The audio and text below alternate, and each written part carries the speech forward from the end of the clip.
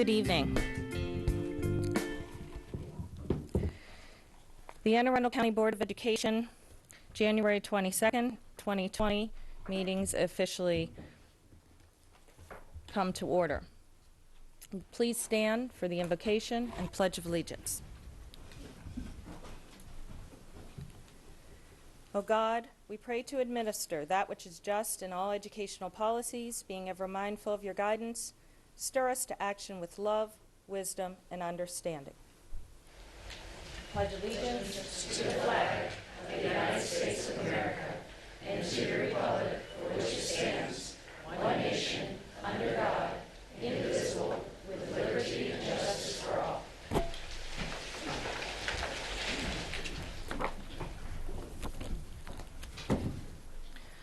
Welcome to this meeting of the Board of Education. This meeting is being televised live on ACPS TV and live streamed on the internet. General information and protocols for the meeting are posted on the sign by the doorway as you enter the room, so please make sure you read those if you have not already. Item 2.01 is approval of the minutes. So moved. I have a motion and second to approve the minutes. Are there any edits from any members? Seeing none, all those in favor moving minutes forward? Aye. We have consensus that the minutes have been established and approved. Establish of the agenda order, item 2.04. Seeing no recommendations for changes, the established agenda order stands. Next is item 2.05. Recognitions. Tonight we do have a recognition. Miss Batten and Miss Dykes and Dykstra. Yes. I knew that. President Corkadel, Vice President Ellis, Dr. Orlado, and members of the board, good evening. I am Michele Batten, Assistant Superintendent for Curriculum and Instruction, and I am here along with Eleni Dykstra, Coordinator of Visual Arts. I have the great pleasure of introducing this evening's board recognition. Before we go any further, I'd like to ask the members of the board and Dr. Orlado to come forward.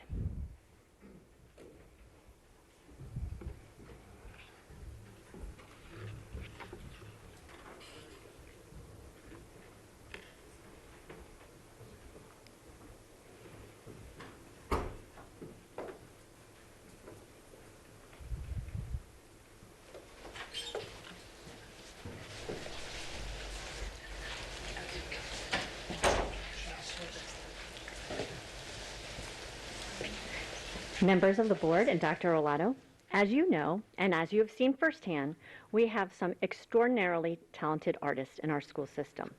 We are here tonight to recognize one of those. Students Caroline Sears, a senior at South River High School. Caroline is the winner of the 2020 Dr. Martin Luther King Jr. Visionary Kids Contest. Her piece was selected among entries by middle and high school students across Anne Arundel County.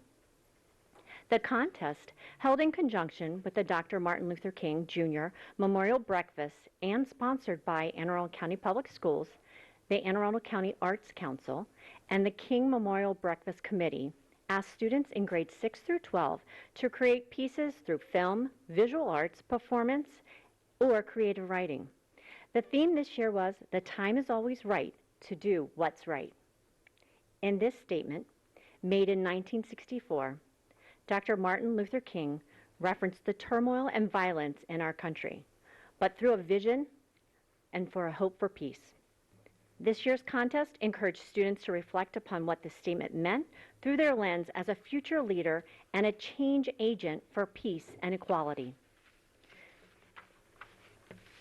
It will be no surprise to you that our young artists conceptualized that idea through their art form, and they did so brilliantly. On Monday, as our nation celebrated Dr. Martin Luther King Jr.'s birthday, Dr. Orlado sponsored 10 Visionary Kids Contest students to attend the MLK breakfast. This was an amazing opportunity for the students to experience the far-reaching vision that Dr. King advocated for during his life. Caroline's piece, titled "The Time Is Now," beautifully capture the theme of the contest by integrating youth with Dr. King's mission. The figures in the piece are AACPS students, including Miss Alvey, and the time on the clock represents the time Dr. King died. As part of the prize for winning the contest, Caroline will receive a $1,000 scholarship to the college, career, or technical school of her choice, courtesy of the MLK Breakfast Committee. In addition to Caroline, her parents, we also have joining with us tonight to celebrate is Janelka Stafford, Anne Arundel County Reverend Dr. Martin Luther King Jr. Breakfast Committee, Will Myers, South River High School Principal, Maisha Walker, Specialist for School and Community Partnerships, Office of Equity and Accelerated Student Achievement. As they all come forward, please join us in congratulating this incredible artist.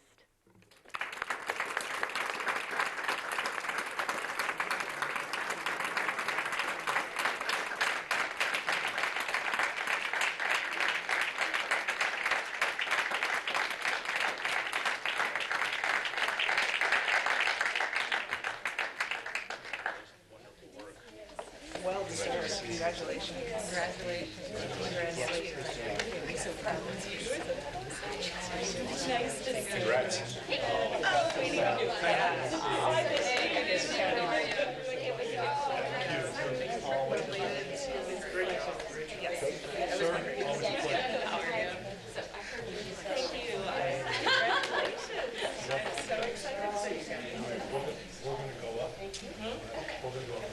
Okay.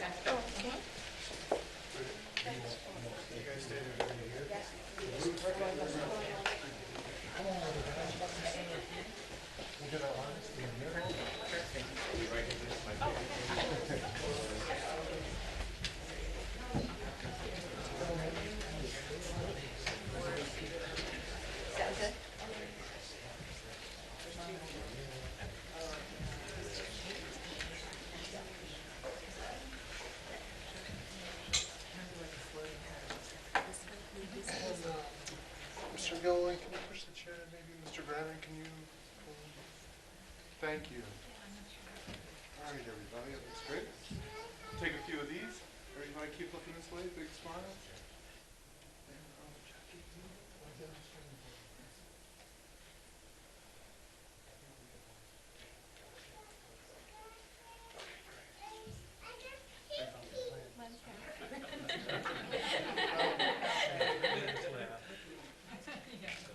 See, that'll get you a smile.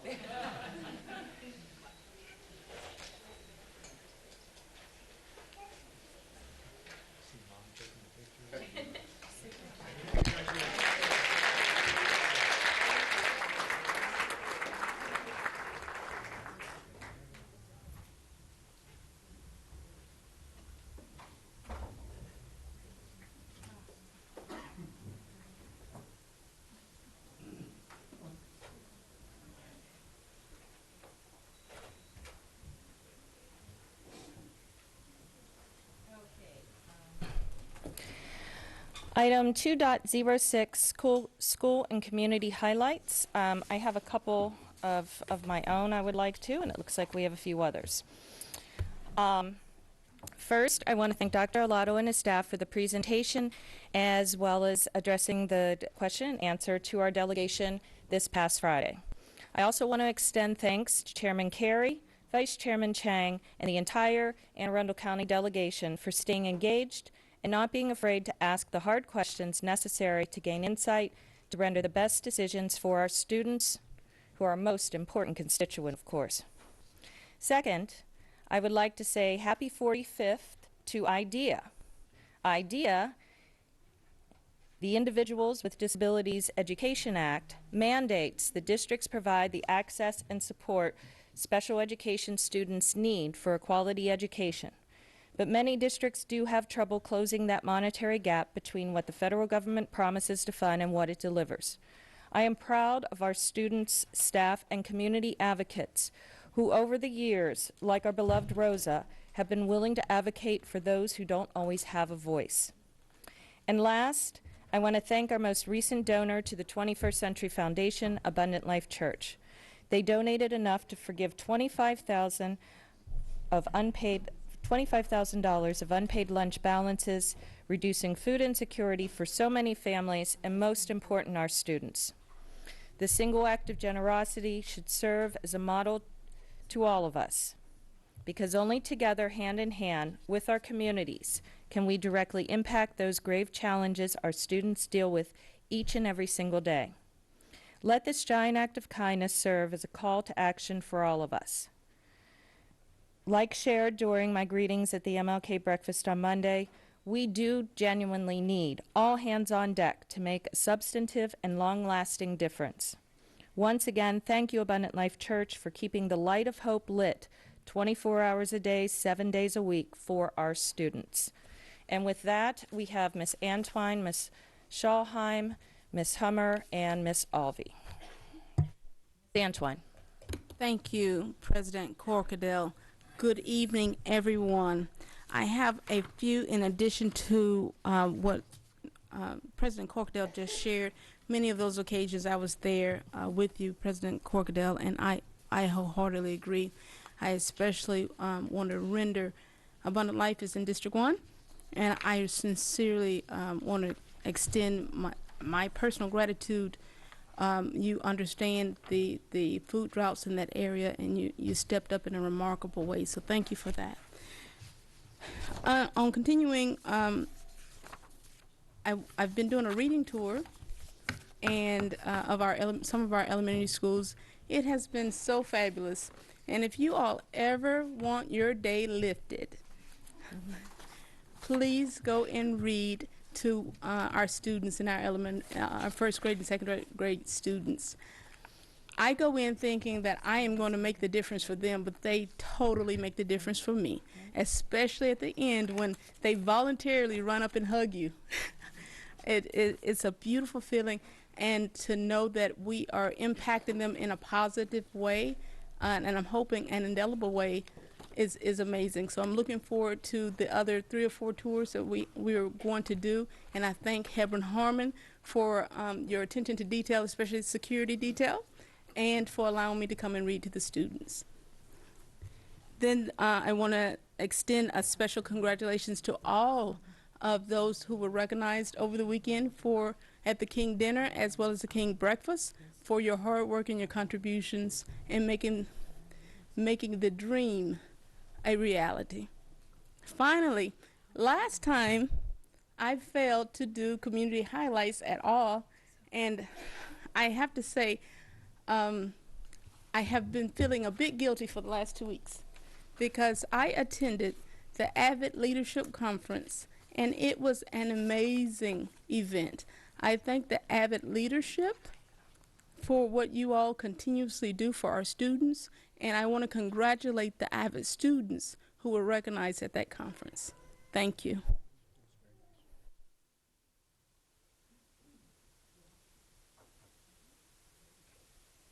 Ms. Schallheim?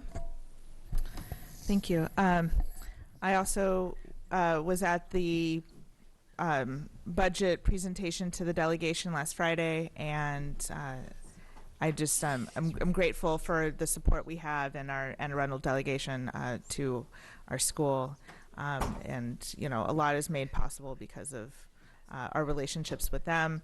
I also was at the MLK breakfast. It's always a fantastic event, and the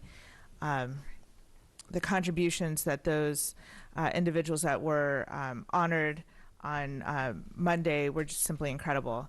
And then lastly, if you want me to be in a good mood at a board meeting, then send me to either Cat North or Cat South that day, because they are amazing. And I went and visited Cat South for the first time and was mind blown. It was just, everything they do is fantastic. The partnerships we have with businesses that then just pick off our students and employ them at the end is incredible. Principal Rose and Assistant Principal Schurhorn, I'm sure I'm mispronouncing that, but Scheinhorn, thank you. Yeah, are amazing individuals, and the facilities are just top notch. I can't stress how much of a fan I am of those two programs. I think I used the words amazing and wow, I think hundreds of times today, and for good reason. Everything they do is fabulous. So I'm a fan, huge fan. If you haven't visited one of those programs, or if you have students that want to work with their hands and do any number of a variety of amazing programs, send them there. And yeah, it's just such an incredible place and such a jewel in our school system. So it was such a treat. Thank you very much, Ms. Schallheim. We have Delegate Bagnell that has joined us. Thank you so much for coming to visit today. And next we have Ms. Hummer. Yes, and since the last meeting, I've had the pleasure to go visit 5 different elementary schools across the county, and I want to thank the principals of Hilltop, George Cromwell, Linthicum, Four Seasons, and Piney Orchard for opening up your doors. Especially, it was great to see George Cromwell, which is entering the last phase of its full renovation, and it is quite a changed school, and I must applaud all the resiliency of teachers that get moved from room to room as renovations are going on through their building. They've been troopers on that, but it is gorgeous, and I can't wait to see the finished product. Today, I serve on the board of directors for the Maryland Association of Boards of Education, and we had our monthly meeting today. And one of the things that I was asked to do was to present a small presentation to them about our global community citizenship class, because other boards throughout the state have heard about this class and wanted to learn more. They are interested in implementing the same type of program in their schools. And so it was a real honor to be able to tout the work of our teachers who developed this class and our staff who's implementing this across the county, and what a difference it's making, and hearing from other school systems that they believe that this is a model for others and that they want it to be implemented. So hats off to all the staff who helps us put together and implement the GCC class. Thank you. Ms. Alvey, did you have? Okay, great. All right, thank you all so very much. Next item is 2.11, which is, am I correct on that? No, I'm not. I didn't think I was. I overstacked. Item 2.07, the Policy Committee update. Mr. Leib. Thank you, Madam President. The Policy Committee met today at 3:30. Policies that we reviewed and discussed included promotion and retention. We again discussed in some detail the policy setting policy, which is coming back tonight for third reader. A new policy was discussed and reviewed, titled Board Member Conduct. What this amounts to, it's a pulling together of various pieces of information that are in the board's ethics policy itself, the board's handbook, and state and county ethics policies into one place to have a governing, an overreaching policy on board conduct in the future.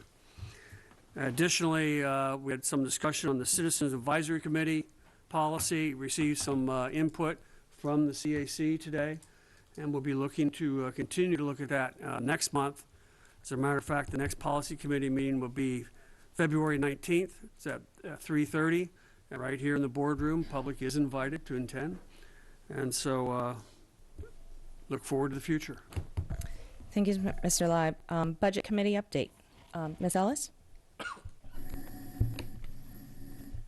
Thank you. The Budget Committee did meet today at 4:30 p.m. and we talked about some procedural things around the budget and the budget process.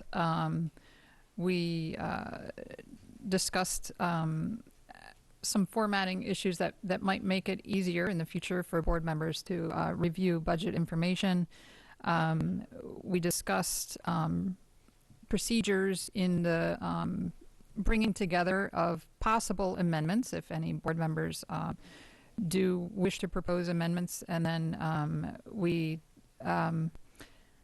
discussed, Ms. Schallheim wanted to make sure that board members are aware that the Comprehensive Annual Financial Report, what we call the CAFR, is an excellent resource to go back to when you're trying to see how follow the money trail over the budget cycle to see how the money was actually spent and what happens with the money at the end of that budget cycle. So we are meeting again in, what is our next board meeting in 2 weeks? I don't have the date in front of me. It's going to be February the February 5th. We are gonna have a budget meeting after the board meeting, after the public board meeting on February 5th, in anticipation of perhaps having some work to do to bring the information together. So we're prepared for that February 19th board meeting where we will be voting on the budget.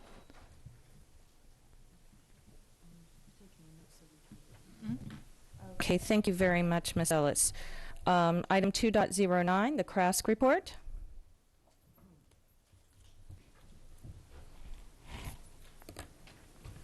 Thank you. Good evening, President Corkadel, Vice President Ellis, members of the board, and Dr. Arlotto. My name is Paridhi, and I'm the CRASC Secretary of Education. A special thank you to the Anne Arundel County of PTAs for extending an invite to CRASC President Connor Curran to speak at their meeting on January 13th. We appreciate the opportunity to connect with the AACC PTA to discuss ways that we can promote each other's work. We are in the process of planning our second middle school General Assembly, which will take place February 6th at the Chesapeake Arts Center. This event, titled Making a Difference Through Student Advocacy, will include breakout sessions on topics such as public speaking, current events, and using social media as an advocacy tool. In addition, we are excited to have Anne Arundel County Council Chairwoman Allison Pickard and Vice Chairwoman Sarah Lacey as our keynote speakers.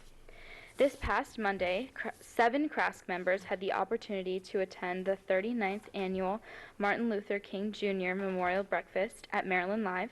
It was a morning to celebrate our differences, drawing inspiration from the work of Dr. King. We enjoyed the breakfast and seeing many familiar faces. Thank you to the Office of Partnerships, Development, and Marketing for providing us with the tickets to this amazing event. On Saturday, February 8th, members of the CRASC executive team and students from several middle schools will be attending the Mask legislative session at Frederick High School. During this time, we will practice learned leadership skills, develop new ones, take stances on youth-related bills in the Maryland General Assembly, and participate in the election of the 2 final candidates for the student member of the State Board of Education. Finally, CRASC will be hosting the Student Member on the Board Information Night at Annapolis High School on February 12th at 6:30 p.m. This meeting is for all interested parties to learn about the process of nomination, campaigning, election, and appointments. Interested 11th grade students are encouraged to attend. The expectations of office will be discussed at this time, and the nomination window will commence. Recently, members of the CRASC executive team, Darsana Olegarsamy and Katrina Monalong, designed new CRASC logos. The top 4 designs from our Instagram poll were turned into stickers. The proceeds from the sale of the stickers will be donated to charity. We have provided a sticker for each of you to Ms. Howell. I appreciate the time to give you an update about what's happening in CRASC, and best of luck to all students as they complete quarterlies and the first half of the school year. Thank you. Thank you very much. Item 2.10, the PTA report. Seeing no report. Oh, she is. I'm so sorry. I thought I saw you out there. Good evening, President Corkadel, Vice President Ellis, Dr. Arlotto, and members of the board. Ms. Riviera is ill this evening, so I will be reading her PTA report. Since we last met, I have a few updates to share. Our scholarship application window is ready to close. Anne Arundel County Council of PTAs offers 2 scholarships to graduating seniors in AACPS. The Phoebe Apperson Hurst Scholarship is awarded to a high school graduate who is planning a career in any subject other than education, which also can be in private trade or a technical institute. The Kenneth Lawson Scholarship is awarded to a high school graduate who is planning to pursue a career involved in the education field. This scholarship program was created by Anne Arundel County Council of PTAs to honor students who demonstrate academic success and have shown leadership in the community. The awards are to be used by students toward tuition and books at an institute of higher ed, or if it is the first award a technical school could be used. The deadline for applications is February 18th, 2020. All prerequisites are listed on our website, aaccpta.org. This January, we held our membership meeting and provided information on CRASC with a guest speaker of Connor Curran. Our next meeting will be held on February 10th at 5:30 here in the boardroom. Finally, most of the council officers are at the end of their term. We will be looking for other council officers to replace them. If individuals would like to take a leadership opportunity and be the voices of AACC-PTA, the information will be posted in a couple of weeks. Please contact Vanessa at info.aaccpta.org. Thank you, Vanessa. Thank you very much. Greatly appreciated. Next, item 2.11, school start and dismissal times. Ms. Ellis. Thank you, President Corkadel. So throughout this school year, since the school year began, we have heard testimony from both elementary parents, families, and high school families. And so I had asked that we have put on the agenda to have a discussion about school start times. Sorry, we're waiting for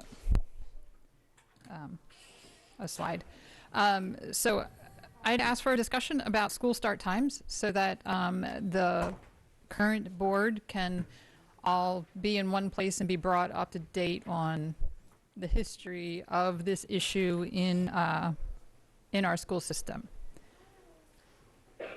And so what I'd like to do is just briefly walk everyone through that history. I might find it easier to read it in front of me, so I'm going to try that. Okay, thank you. So we're going to go back and start with, sorry, this isn't reading well on my phone. So December 2013 to February 2014, AACPS surveys parents about a 13-minute shift to 7:30 a.m. for high schools. I'm going to read from here. My phone's not working very well. My apologies. So 13-minute shift to 7:30 for high schools. Results were split evenly overall, but by school level, elementary was against this shift. It would have moved their start times back, and high schools and middle schools were more in favor of making the shift, indicating that parents of middle school and high school students saw that there was an issue that our start times were had a negative impact on their students. February 2014, AACPS Start Times Task Force was created. AACPS recognized this could be an issue and that this should be investigated. October 2014, Start Times Task Force presents a report to the board. 4 options are presented to the board to shift start times. In November 2014, there's a survey of the AACPS community, and it indicated that more than 2/3 of respondents desired some kind of change in start time. The task force then recommended the purchase of transportation software to address transportation concerns related to start times. And throughout the history of this issue, it has been very closely tied to transportation, meaning transportation has been indicated to be the major hurdle to solve in order to get to healthy start times. December 2014, Dr. Arlotto includes money to purchase transportation software in his response, and his proposed 2015-16 budget. This might work. I'll read this way, then I don't have to turn my back to you. In December 2014, the Maryland Department of Health and Mental Hygiene and Maryland Department of Education issue a joint study recommending schools conduct feasibility studies of no school starting before 8 a.m. So again, this is a growing the issue is growing recognition that it could be a health issue for students. January, February 2015, the County Council unanimously passes Resolution 615 urging AECPS to purchase transportation software and take steps to establish healthy school hours. In February of 2015, the Board of Education adjusts its proposed budget, including $602,000 to shift start times in 2016-17 by 13 to 15 minutes and includes funds for transportation software. In June of 2015, the County Council approves the board's budget request. In August of 2015, transportation software contract is awarded.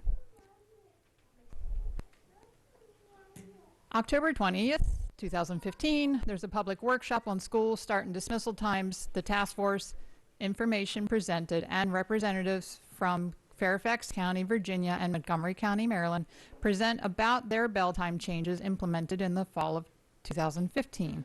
And just for information, there have been school districts across the nation now that have implemented healthy hours, and so there's a lot to be learned, and we can look for those success stories should we wish to make some changes. In December 16, 2015, Dr. Arlotto includes $8 million for his version of Option A from the task force in his 2016-17 budget, which differed from the task force Option A, proposing school hours be changed in August of 2017. In February 2016, start times forums were held, which included a proposed bell schedule for every school and a community survey was done. In February 17th, 2016, the board removes the $8 million line item to change start times as proposed by Dr. Arlotto in the face of community opposition to the single proposal that was offered. $1.4 million was still included instead for later start times by the board for the 2018 school year. In other words, the board still recognized that this was an issue we still needed to work on and do something about. In March of 2016, AECPS asked Dr. Arlotto to develop 2 new start time scenarios, one for the $602,000 that was already funded and one for the $1.4 million that they requested. That totaled $2 million. In April 20th, 2016, AECPS recommends 2 new plans for start times. In May of 2016, County Executive forwards the budget to the County Council with the original funding for $602,000 for later start times, in other words, minus the additional $1.4 million proposed by the board. And then June 15th, 2016, the County Council approves, again, the same $602,000 for later start times. September 21st, 2016, the board votes to delay start times 13 minutes to 7:30, again recognizing that it's still an issue, even though they have not been able to come to a solution to meet the medical professionals' recommendations. All other schools were then delayed 15 minutes, effective 2017-18. On February 15th, 2017, there was a motion by board member Maria Sasso to amend the fiscal year 18 budget to include money for healthy school hours in 2018 and 19, but it did not earn a second by anyone on the board, and the motion failed without discussion. On September 5th, 2017, new school hours were implemented, which created a 13 to 15 minute delay. 13 minutes for high schools, 15 minutes for middle and elementary school. January 8th, 2020, the Transportation Consultants Prismatic Report is released to the board and to the public, and it includes recommendations for changing start times and indicates this can be done at little to no cost.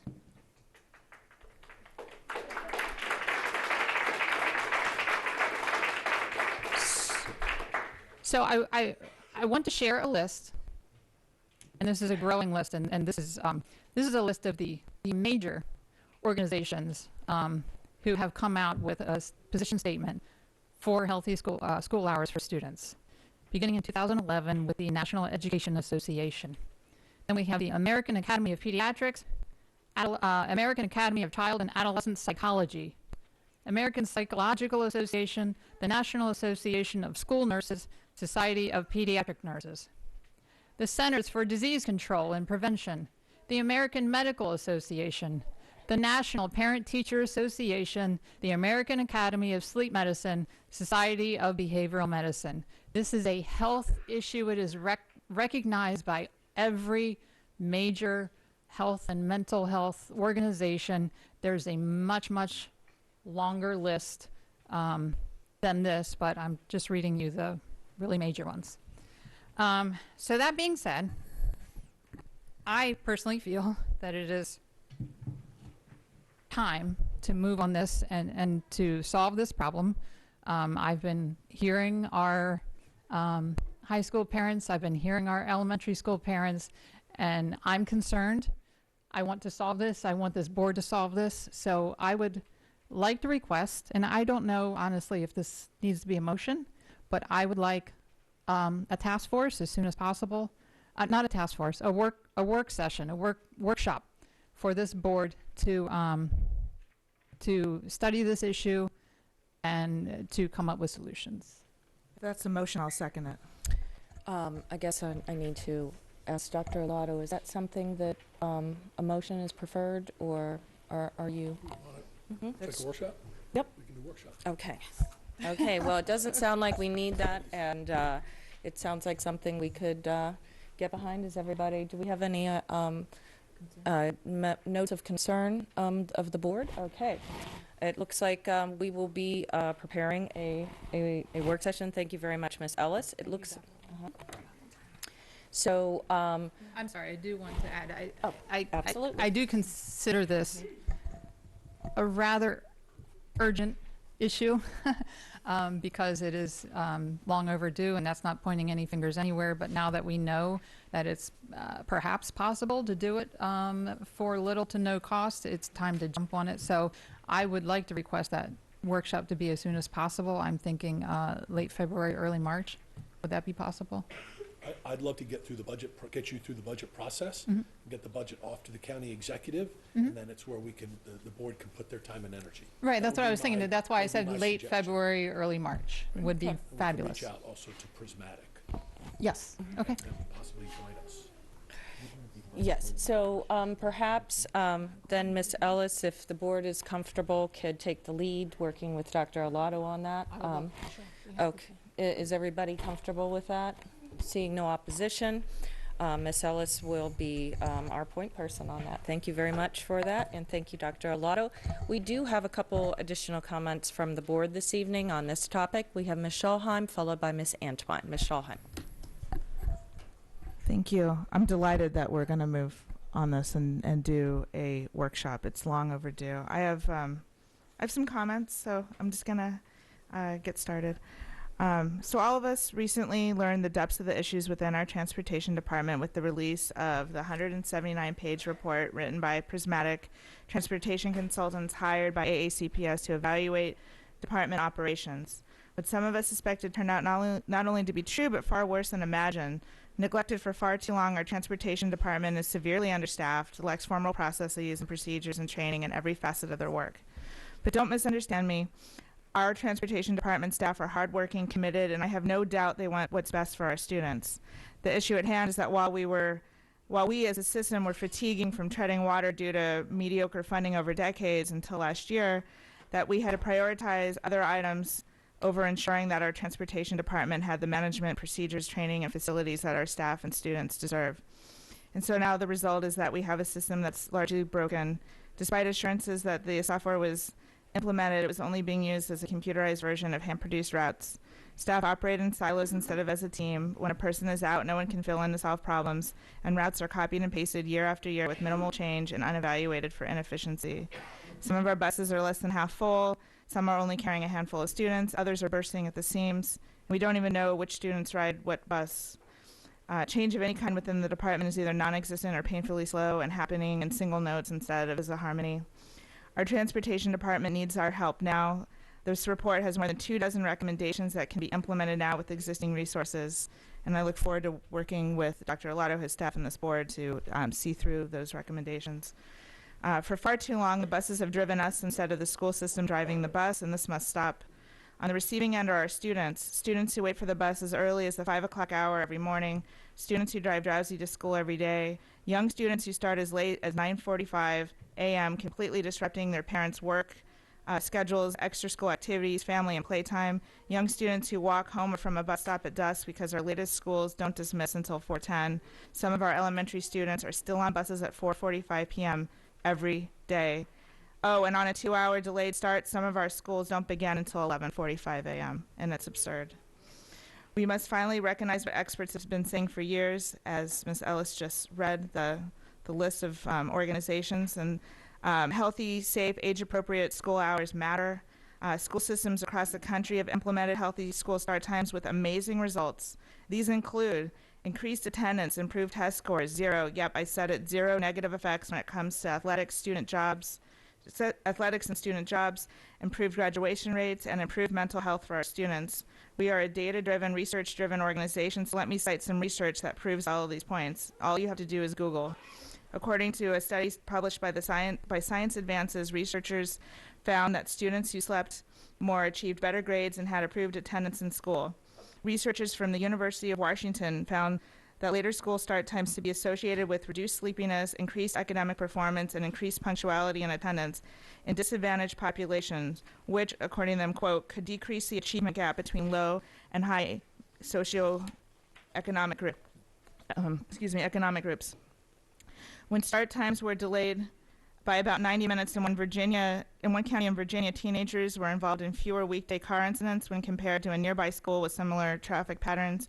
Researchers believe the additional sleep helped to reduce crashes among teenage drivers. In 2014, a 3-year, 9,000 student study from researchers at the University of Minnesota found that students whose high schools changed their schedules to start at 8:30 a.m. or later, improved performance in English, math, science, social studies, and standardized tests, as well as improvements in their rates of continuous enrollment and attendance. Teenagers who have after-school jobs are probably the most in need of sleep, and the same study quoted local employers as saying that later school hours did not affect their businesses or the amount of hours that students were available for work. In a study published by the Journal of School Health, which reviewed 38 reports examining association between school start times, sleep, and other outcomes among adolescent students, found that later start times also generally correspond to improved attendance, less tardiness, less falling asleep in class, better grades, fewer motor vehicle crashes, and found no changes in the number of hours engaged in athletics, extracurricular activities, and homework. An economic analysis completed by the RAND Corporation suggested that delaying high school start times is cost-effective population level strategy which could have significant impact on public health and the U.S. economy. The 1998, I know it's a while ago, Fairfax Task Force found that employers generally rely on students for evening and weekend hours. A poll of 15 Fairfax employers found them unanimous in saying that later school hours would not impact student work hours. More recent local surveys of students show that students often don't start working until later in the afternoon or evening. One respondent commented, quote, I clean office buildings with my father every night from 9 p.m. until midnight, unquote. These surveys confirm other research that shows working students sleep less and need the later start times more than other students. At one Fairfax school, students working 20 hours or more per week averaged 37 minutes less sleep per school night than non-working students, and on and on and on. When are we going to recognize that this is the health crisis that it is? When are we going to put our students first, something that starts with healthy and safe start times for all students? Back in 2014, we thought this was going to cost a whole bunch of money. We now know that this could probably be done with limited costs. And we hired these experts to give us recommendations, and we should now trust them. Otherwise, why go through this exercise? We, this board, are not transportation experts, but the consultant is, and we need to act. So we should put our fear of change aside. The status quo is not acceptable. We were elected or appointed to lead, and that is what we must do now to provide healthy, safe, age-appropriate hours for all of our students. So no more excuses, no more waiting and seeing. I very much look forward to this workshop, and thank you for listening.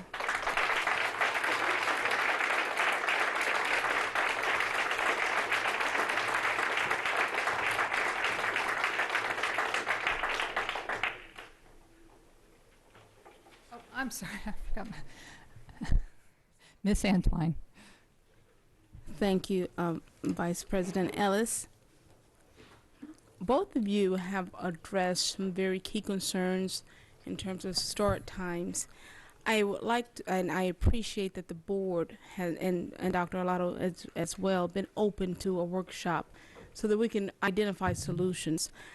To briefly introduce some topics of discussion at that workshop, I am motioning that we, in that workshop, include, but not limit to, Ms. Ortiz, I got that from you, a discussion on flexible start times for our high school students.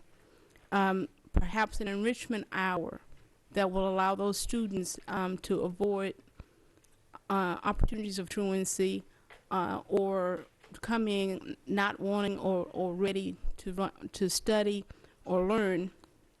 Let's look at time for the first and second breakfast that is offered at almost all of our schools, if not all of them, when we talk about start times.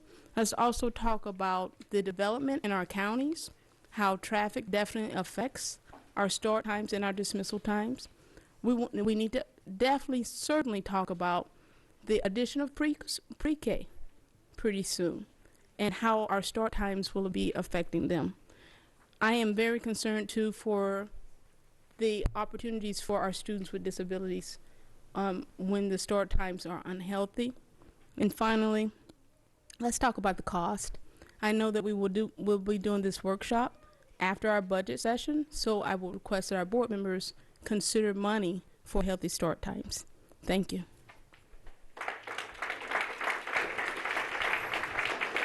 Thank you, Ms. Antwine. Ms. Hummer. So I've been on the board for almost 5 years now and have been deeply into this. Mr. Gill and Mr. Grannon and I were all on the board and voted for the first change in start times in decades when we voted for the 30-minute change. At that time, and every board member I've ever served with has always said, we believe the science, we want to do this, how can we do it?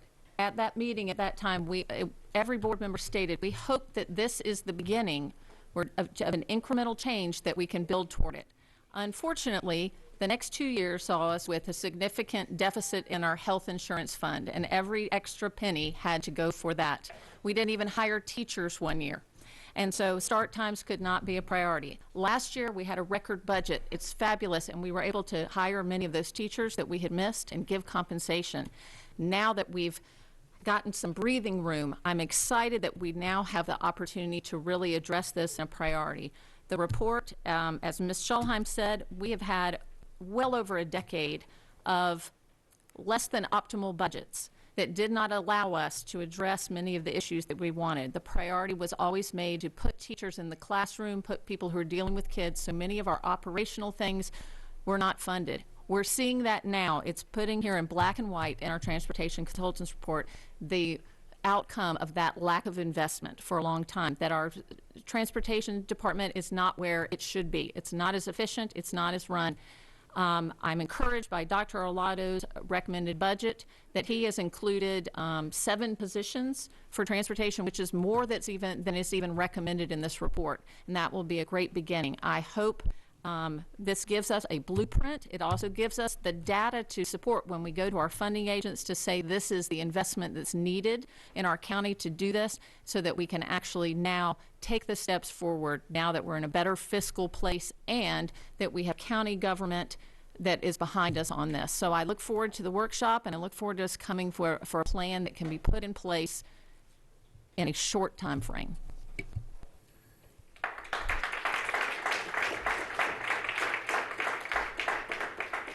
Thank you very much for that history, Ms. Hummer. Are there any other board comments?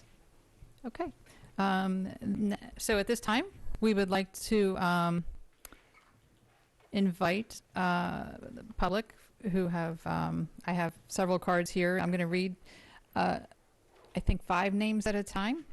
And you may come up and speak in turn, and sorry, I have a little. Speakers are allotted 3 minutes each and may not allocate their time to others. A tone will sound when time has expired. The board asks that comments remain civil and appropriate for the various audiences that may be watching or viewing this meeting. Student-specific and personnel matters are confidential and cannot be discussed in this forum. It is not the board's general practice to engage in question and answer session with speakers. For the record, please give your name before speaking. Handouts should be given to the board assistant. And so at this time, I would like to call Christine Jackson, India Oaks, Lisa Van Buskirk, Melissa Stanton, and Pam Smith.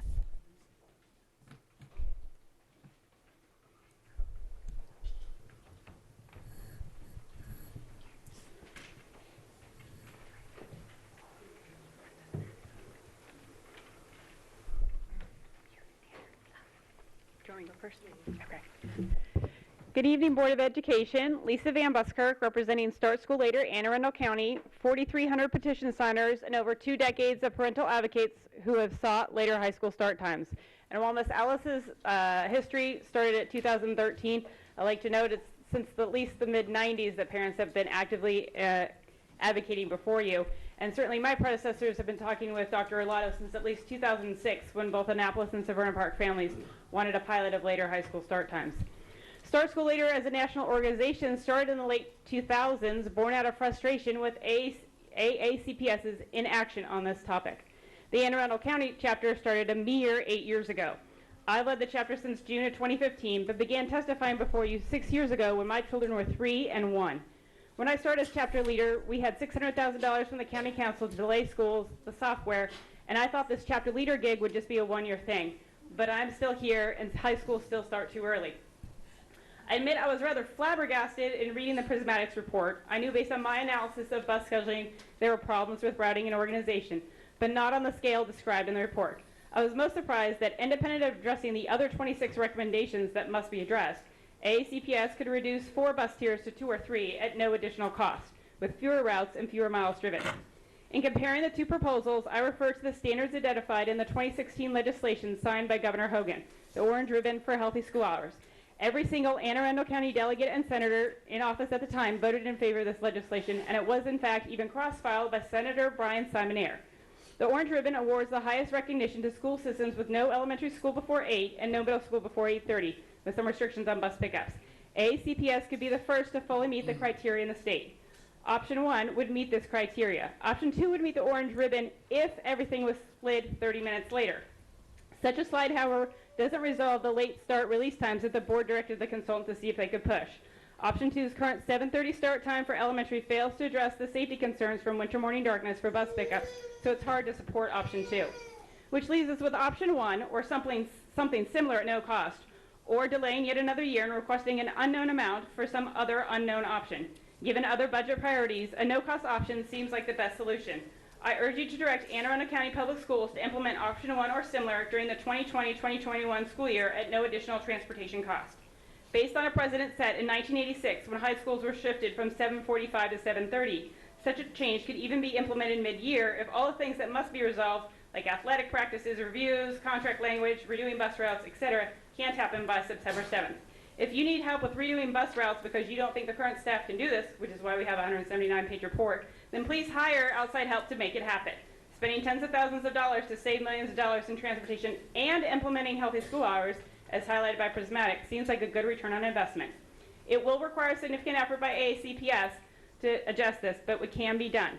And this week, it's a great time to review the words of Dr. Martin Luther King, and I didn't realize it was such a big artistic thing as well. But the time is always right to do the right thing was posted on AACPS's website, and I think it absolutely applies to this as well. Thank you.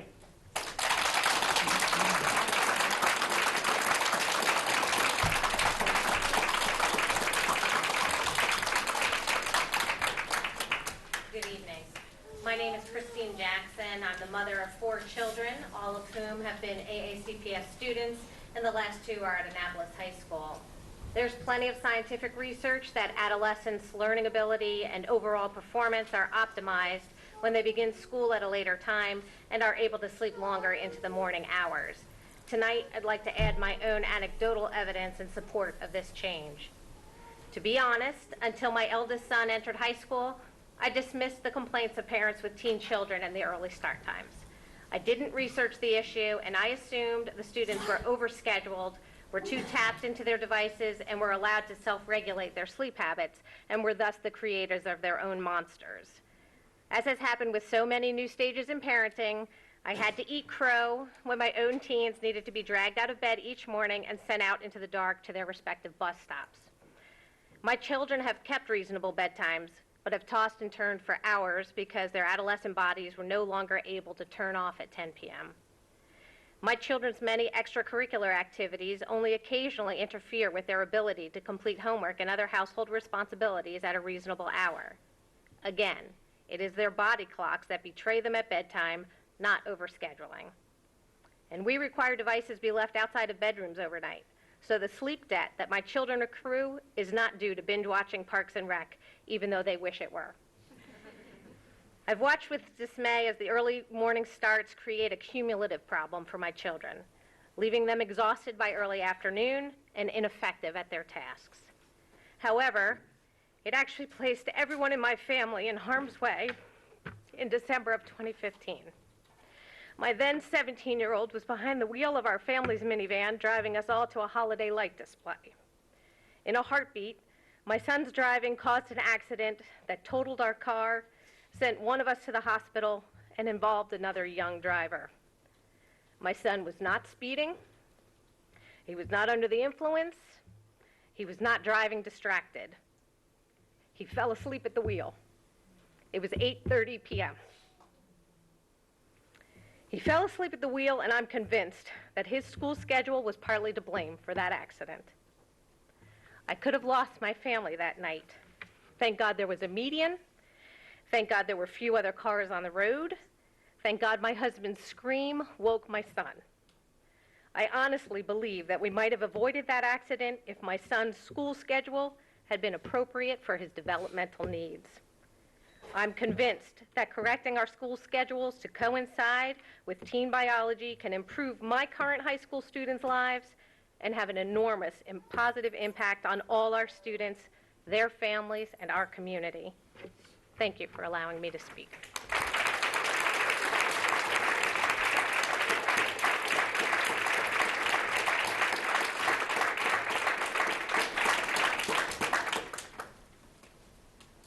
Good evening. India Oaks, Hillsmere Elementary Advocacy Chair and Board of Education candidate for District 6.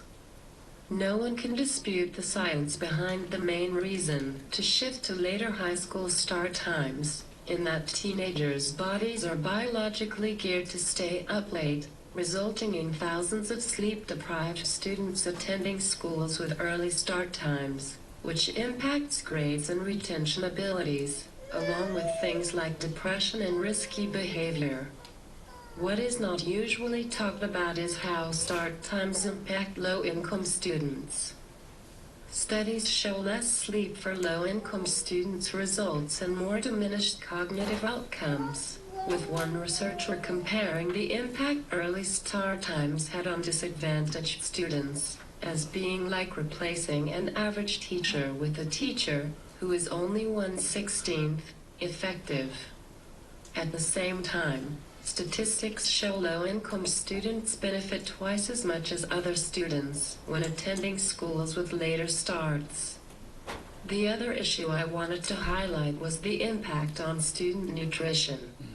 Science indicates if people do not eat breakfast 30 to 60 minutes after waking up, their metabolism never kicks in, resulting in lower attention and cognition skills and constant feelings of hunger, even if they do eventually eat breakfast. Unfortunately, statistics also show minority youth often skip breakfast, making it harder for them to listen, concentrate, and learn. This is why we need schools to start at times per student's biological sleep patterns, so that teenagers get breakfast at a reasonable time after getting more sleep, and our younger kids who qualify for free breakfast, who are prone to wake up much earlier, are not waiting 2 or 3 hours before getting access to that breakfast. And so, I implore the board to listen to science and start taking immediate steps to determine the best solution to move all elementary schools to earlier start times, while shifting all middle and high schools to later times. And if I may close with a quote from a study all the way back 107 years ago, the European custom of beginning school at 7 to 8 o'clock in the morning works great hardship, often causing the pupil to rush away to school in nervous haste and without breakfast. The American practice of beginning at 9 o'clock is far wiser and should never be changed unless for very special reasons. Let's be wise again. Thank you.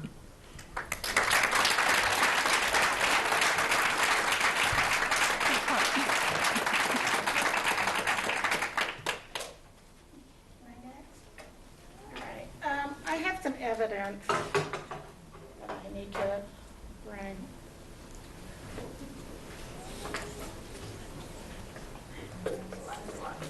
All right.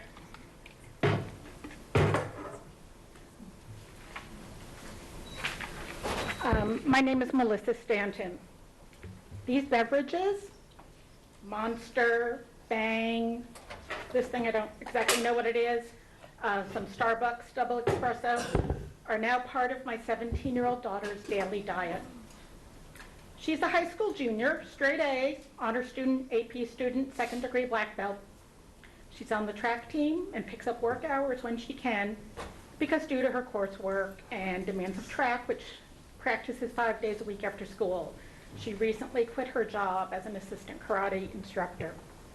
It was no longer tenable for her to be waking at 5:45 a.m. to get to the school bus in time and then not getting home until after 9 p.m., at which point she showered, ate dinner, and then stayed up until at least midnight, often later, doing homework. I don't tell you about her schedule and achievements to brag.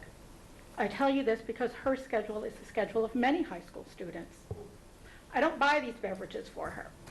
I find them in her room, in the trash, and sometimes in the garage refrigerator. I felt sad when I realized that she was needing to rely on high caffeine drinks to get through her day. I know that parents often discover a lot of worse things being consumed and used by their teens. But just as our children and high school students are children, shouldn't be self-medicating themselves with alcohol or drugs, nor should they be attempting to keep their brains alert and eyelids open by downing highly caffeinated coffees and energy drinks. Most adults I know, and surely many adults in this room and on the dais right now, aren't putting in the 12, 14, 16-hour days many of our high school students are having to do in order to be students, student athletes, student leaders, and part-time workers. When my exhausted daughter misses the school bus, I'm a backup to be able to get her to school. Not all exhausted teens have that option and backup. Having a later, more sensible start time for high school students won't reduce the workloads of students like my daughter, but a later start time, such as an 8:30 or 9 a.m. workday start that's common in the adult world, will make the demands on teams a bit more manageable and a whole lot more developmentally appropriate. Teams don't stay up late because they're goofing off or only because they have a lot of homework, or they don't sleep late because they're lazy. Their developmental stage, their biology, their normal circadian rhythms and sleep are pre-programmed by evolution, or God, you choose, and are different from those of babies, elementary school students, very senior citizens, or many of us adults. A later, smarter school schedule will both waste less time and reduce the amount of unsupervised after-school time this district has given to our county's adolescents. Well, what does that mean? I have a minute? I'm done. Okay, I am sorry. All right, thank you. If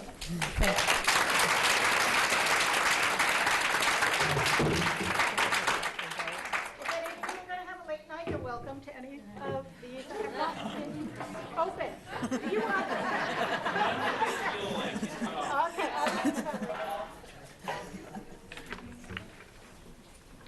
Thank you, Michele. I just wanted to say that obviously everyone has the right to present all of this. I just want everyone in the room to be aware we have 21 more commenters on this issue.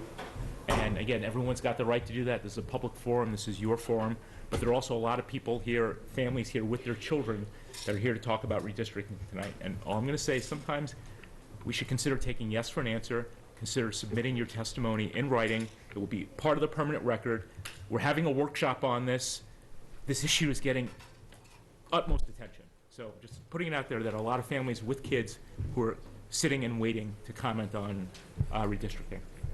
Thank you. And thank you for creating a sense of urgency about this. My testimony has been cut in half because of all of the things that the board members have said, but I do want to share my personal story. I have 2 children, a son who graduated from high school last year, and my daughter who is in middle school, who you will hear from after me. My son was a good student until he reached high school when his grades became very mediocre and sometimes below mediocre. He didn't use drugs or alcohol, he wasn't bullied, he didn't have any issues with any teachers or the administration or any mental health problems. I thought I just had a lazy kid. It was his pediatrician who pointed out the connection between lack of sleep and poor grades. On a good night, he was only getting about 6 hours of sleep. I instituted a be in your bedroom by 9:30 policy, thinking that if he just got vertical, he would surely fall asleep. But that wasn't the case. He was often up till midnight or later. Later, I learned that this is the typical biological clock that is hardwired into a teenager. When he got to college, he arranged his schedule to start classes at 9 o'clock. He ended his first semester with a 3.8 GPA. For the first time, I saw him study with focus and concentration and actually enjoyed learning. My son attributes this change to being able to get a good night's sleep. I think everyone in this room would agree that sleep deprivation is not good for a growing teenager, and the evidence is undisputable that later start times is linked with healthier teens and better academic performance. As you have said, this is not a convenience issue. This is a public health issue. And if there is a willingness, there is a way. Thank you.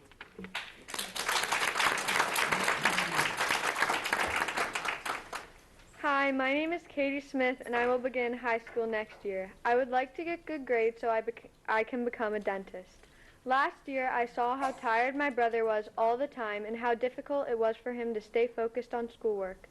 Every day, he would fall asleep on the sofa seconds after getting home, and it greatly took away from his limited time to work on homework and practice piano. I already know I will be extremely tired next year. Right now, I don't have to be on the bus until 9 a.m., but even the nights I go to bed at 10, it is still very difficult to get up in the morning.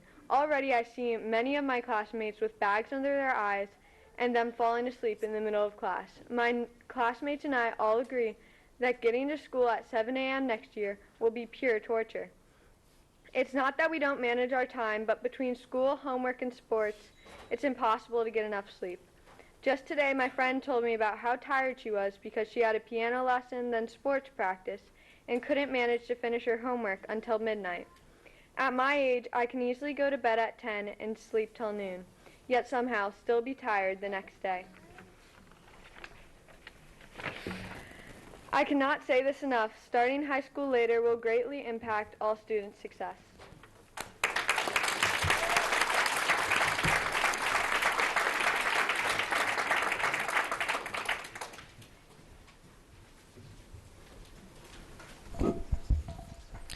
Thank you. And thank you, Ms. Ellis, during my absence.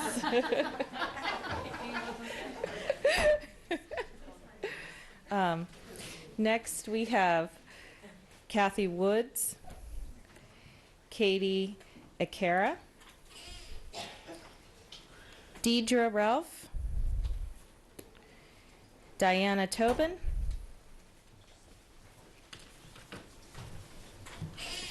we can do one more, and Danielle Gioli, and I may have mispronounced that, my apologies.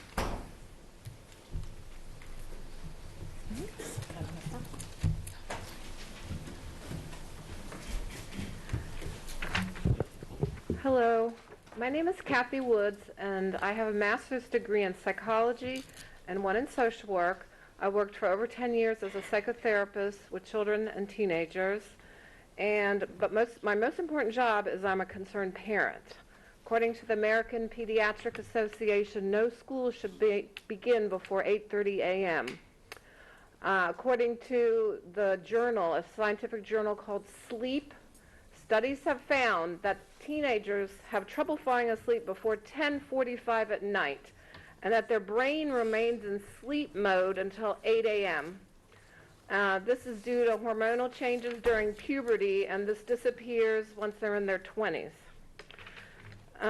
Clearly, this to me explains why very early school start times has such negative effects, such as lowering grades, lower attendance, and lower graduation rates. And that's what I'm going to talk about mostly, graduation rates. According to the National Center on Education and the Economy, 40 to 50 years ago, our graduation rates were higher than they are today. In fact, we were #1 in the entire world. Now we are far down on the list. All these countries are ahead of us. They have higher high school graduation rates. Japan, South Korea, China, Canada, most European countries, the Ukraine, Slovenia, Slovakia, Hungary, and many others. But there is hope. Research shows that by changing the start time dates to later times, we can improve our graduation rates. A big study by McKeever and Clark looked at 29 schools in 7 states and found that when the start times were 8:30 a.m. or later, the graduation and attendance rates were dramatically better. So we here, this group, we're not asking for anything new or anything radical. We just want our start times to go back to what they used to be, 8:30 or 9, no earlier than 8:30. My suggestion, take it or leave it, is maybe 8:30 elementary school, 9 middle school, 9:30 high school. I don't know. So I just ask you to do your best to try to help us and all the adolescents in this county. Thank you. Thank you.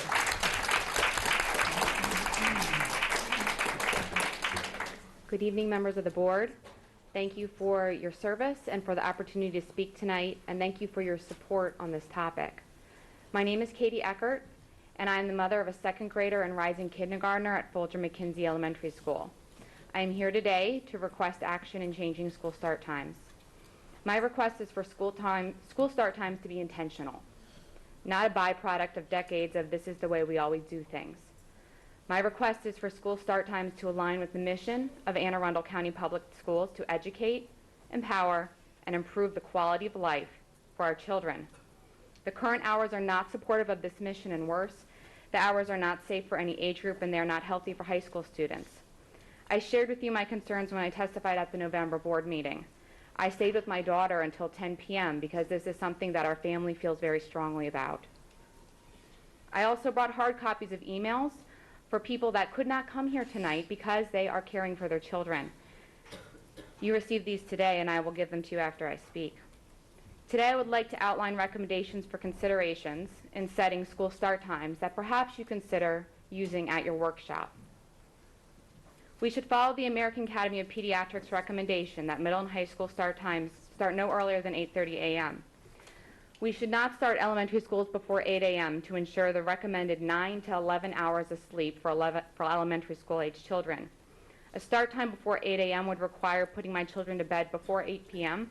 As working parents, we don't get home with our children until 6 p.m., leaving only 2 hours before bedtime to eat, do homework, and spend quality time with our children. I cannot support an elementary school start time before 8 a.m. We should also minimize sending children to and from school in the dark, and we should minimize drowsy teenage driving before 7:30 a.m. as it has the same disastrous effects as drunk driving. The recently completed transportation report reviewed 2 scenarios that decrease bus runs and neutral or lower cost to the school system. I support the first recommendation to move all elementary schools to 8 a.m. and middle and high schools to 9 a.m. start. School start times are a big deal. They impact our children's academic success, mental health, physical health, and family connections. Changing school start times will create more work in the short term, but in the long run, our children will be better for it. I will leave you with the same advice I give my children on a daily basis. Be a leader. Problem solve. We can do this. Thank you.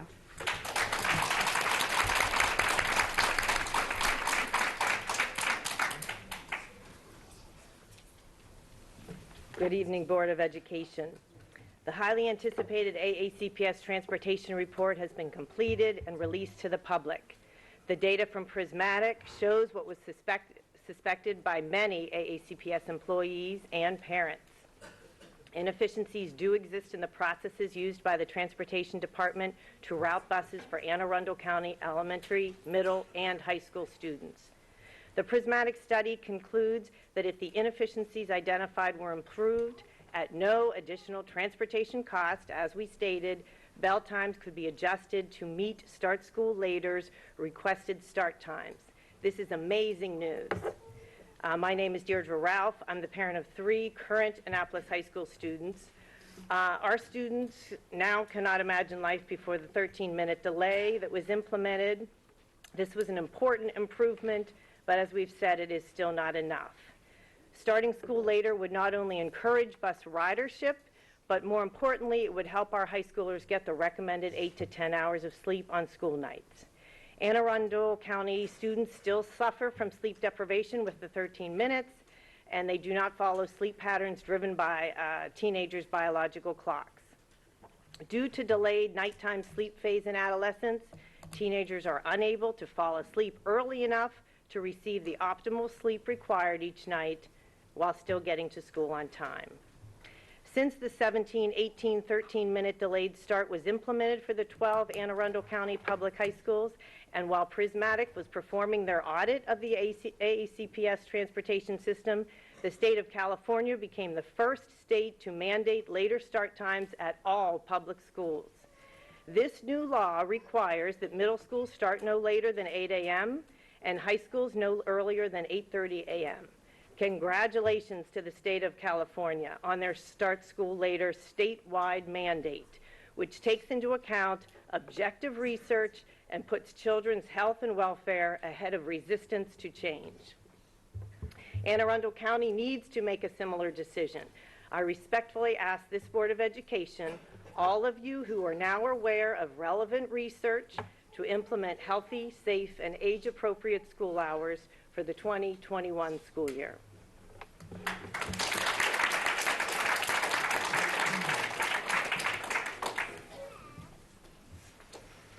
Good evening, members of the board. My name is Diana Tobin, and I am a senior in the IB program at Annapolis High School. For the last 4 years now, I have constantly gone in and both myself suffered the struggle and seen my classmates come in half asleep into first period, regardless if it is my honors elective or IB English. Many times have they ended up getting low test scores. I myself today had to take one of my classes quarterlies first period, even though I should have taken it third on Friday because I will not be here. And I could tell that I suffered much more on that quarterly this time than I have on many tests in that class. And it is a class that I have done well in. But I was so tired, I was almost falling asleep over the writing questions because I could not focus. I had to walk into school today with a cup of coffee from Dunkin' Donuts so that I could stay awake enough to take even half of this test. And I have on multiple occasions gotten sick from constant sleep deprivation because I had to complete projects. I have seen students complain that when they had a class third period, they got A's pretty much without having to worry too much. But as soon as they had it first period and they were in that classroom at 7:30, they were having to do everything they could do to get maybe a 91 or even a high B. And these are the same students that I often see come in with the biggest sizes you can imagine from Starbucks and Dunkin' and thermoses filled with coffee, and many of them also have other caffeinated drinks in their bags. If we know that sleep deprivation isn't good for teenagers, how is making them get addicted to caffeine any better? I was in one of my classrooms today, and I was talking to friends that drive in about if they're if they have ever driven drowsy. I told my teacher this, and he asked everyone to raise their hands in the class if they had ever driven drowsy.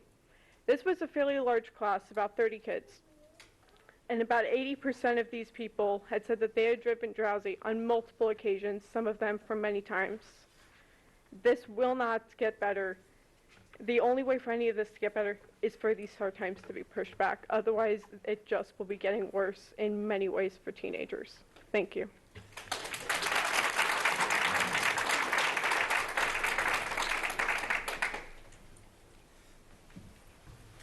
My name is Danielle Gioli. I spoke earlier this month in regards to my children being elementary aged, 2 of them, and one is a 2.5-year-old.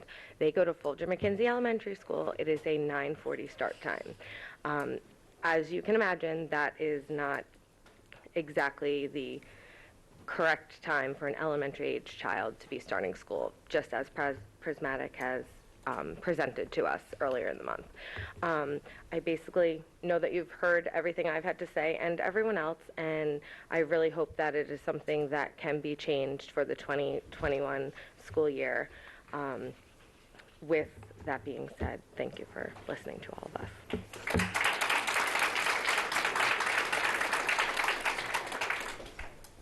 Thank you. Next, Joanna Tobin, Jeanette Norman, John Ralph, Aaron Lorenz, and Vivi Benham.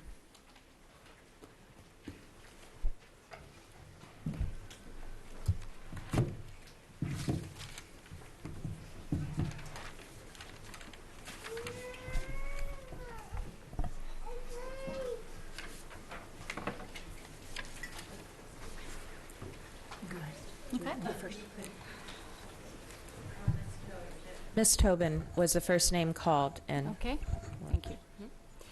Good evening, President Corkadel, Vice President Ellis, Dr. Arlotto, and members of the board. My name is Joanna Bates Tobin. I'm also a candidate for District 6 on the Board of Education. I'm also the Vice President of the PTSA at Annapolis High, where my daughter is a senior. When she began high school several years ago, I was already aware that teenagers' sleep routines differ from those of younger children and adults, and that teens need 8 to 10 hours of sleep at a minimum each night. I understood the research behind recommendations to move school start times later and the recommendation of the American Academy of Pediatrics that schools start no earlier than 8:30 a.m. to safeguard the mental and physical health of our teens. The science is clear. We should not be knowingly putting our children at risk because changing school start times is inconvenient or challenging. Our teenagers live life in the fast lane, growing, studying, experiencing significant brain growth and change, learning to drive, gaining autonomy, and coping with daily pressure and stress. I've witnessed my daughter's exhaustion and even illness stemming from the lack of sleep brought about by these pressures and the early school start times. To compensate for early morning starts, our family has resorted to new routines. My husband and I often drive our daughter to school so she can get a precious extra 20 or 30 minutes of sleep each morning. She's lucky that way, but many of her classmates have not been so fortunate. Also, like many other parents, my husband and I have tried to follow the advice of our child's physician. But with regard to proper sleep, the doctor's recommendations brush up against AACPS policies. This concerns me for several reasons. Our children trust us to do what is in their best interests. We coach them on healthy lifestyles and putting health first. But then, as adults, we model a different pattern. As a parent and an educator, I know firsthand the choices we make for our children, good or bad, are apparent to them. Make no mistake, they are watching us. Change is uncomfortable and even hard, no doubt, but our actions or lack of them are a roadmap for our children's future. We can show them we believe their health is important enough to brave the challenges of solving complex problems of bus routes, traffic, and funding, or we can show them that mental and physical health are important as long as they do not inconvenience us. Please change these school start times following option 1 as laid out by Prismatic, and help us to restore our children's trust and show them what it means to truly value living a healthy, balanced, and productive life. Thank you.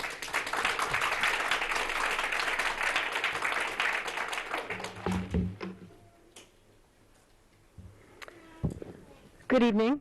As you may know from my prior testimony to the board over the past decade plus, I'm Janet Norman, an Annapolis High parent of a 2018 graduate, a hopeful 2021 graduate, an AHS PTSA advocate, and Annapolis cluster advocate. My grandfather came to Annapolis in 1917 on a train to embark on his Navy career at the Naval Academy, a classmate of Hyman Rickover's, and born 6 years before Rear Admiral Grace Hopper. Admiral Hopper, for whom the Naval Academy's Hopper Hall Center for Cybersecurity Studies famously warned us. She said, "The most dangerous phrase in the language is, 'We've always done it that way.' I ask you to apply this to AACPS transportation and school hours in need of transformative change. As documented by the consultants, it's undeniable that the system does not work as it should for anyone. Neither elementary schools like Mead Heights, 9:40 a.m. start, who came to you 3 years ago with no relief from you and whose military families predominantly populate that school. They came to you begging principal, teachers, parents for change, and nothing has been done for them. The CDC and the American Academy of Pediatrics are clearly telling you what you're doing to our students in their bodies, minds, and futures. Sadly, our military is also telling you that they don't want our students with these impacts. I'm a mom and an Air Force Academy cadet and Annapolis High School 2018 graduate. You routinely wrecked him every day. He was so crashed he could not function without a 2-hour nap that he was lucky enough to have that his classmates did not get. Okay. There's a 49-page DOD instruction 63130, medical standards for appointment, enlistment, and induction into the military services. Tells you the disqualifying conditions that you are not allowed to have if the military is going to take you. I want to see more students. My son has phenomenal opportunities available for him at the Air Force Academy. I want more students to be able to have that in the regular enlisted Army and serve our nation with all their talents that our nation needs. The 49-page list, sleep-deprived athletes are more prone to injuries. These are disqualifying. Depression being treated for more than 6 months, disqualifying. Substance abuse and addictions, disqualifying. Teen pregnancy with a dependent child you don't renounce parental rights over, disqualifying. There are so many things on the internet right now. There's a great video on what Monster drinks can do as a scientific experiment. Google it tonight, and you'll see how bad this stuff is for us. I ask you, Please what summarize. are you doing with your time and efforts on the board, and what do you want to be remembered for? We're waiting to see. Thank you. Thank you. Thank you. Sir? Good evening. It seems like we're all agreeing with each other, so I'll be very brief. My name is John Ralph. I'm the father of 6 kids who have either gone through or are going through Anne Arundel County Public Schools. I'm also a psychologist and a Navy guy. I just retired. My last job was as the director of the counseling center at the Naval Academy, so I feel very personally, intimately familiar with the impact of sleep deprivation on young people who are stressed out and trying hard to succeed, like many of our students. And the only thing I would like to add, as something that hasn't been talked about very much, is that sleep deprivation is a mental health issue, as well as an issue in many ways that we've been talking about. A lot has been said about rising mental health rates, particularly among our high school and middle school students, rising rates of depression, anxiety. Sleep is a big part of that. Among at-risk people who may be sleep deprived, that may be the difference between someone who is vulnerable and someone who is now in a crisis. You know, sleep does reduce problem solving, judgment, and really reduces one's ability to cope with stress. I've seen it over and over again. So as you pursue this in the workshop, which I'm glad you're going to be doing, please keep that in mind, that one very important side effect of improving the sleep of our students is that you will be improving their mental health as well, which is sorely needed. Thank you.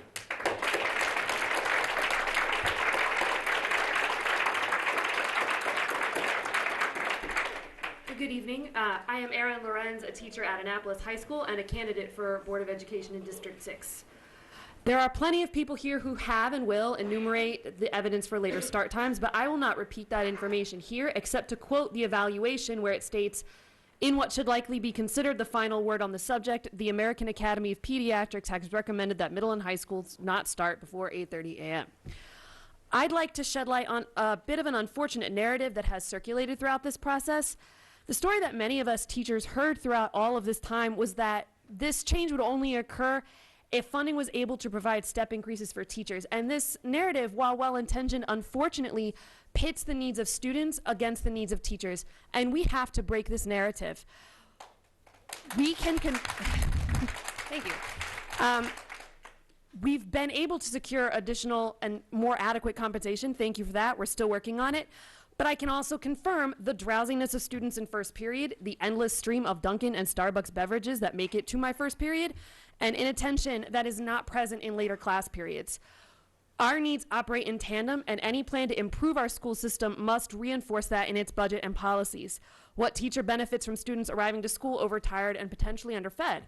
What student benefits from being taught by overworked and burnt out teachers? Recognizing that student and teacher needs are ultimately symbiotic is part of naming what it costs to best educate our children, and this is exactly what we must do. There will be plenty of concerns regarding significant change in start time. Extracurricular groups, after-school jobs, childcare arrangements, traffic, they'll all see an impact. These are not trivial concerns, and I say this with particular attention to students whose income helps support their families. I hope that everyone in this room will be a part of that solution, and in particular that these challenges will be addressed in the upcoming work group, and including voices of teachers who will be able to offer insights and solutions as well. It's also important to note that changing school start times won't fix everything. Racism, poverty, and trauma will still wreak damage on our students, and I hope again that everyone in this room will advocate for policies to counteract these forces at the county and state levels as well as within this school system. We must lead with the premise that the well-being of the people in our system takes priority over, and here I am paraphrasing too many instances in the report, the way things have always been done. And I'd love to stay and chat with everyone here about the many ways we can serve our kids, but you may have to excuse me, I'm gonna need to get up for school in the morning.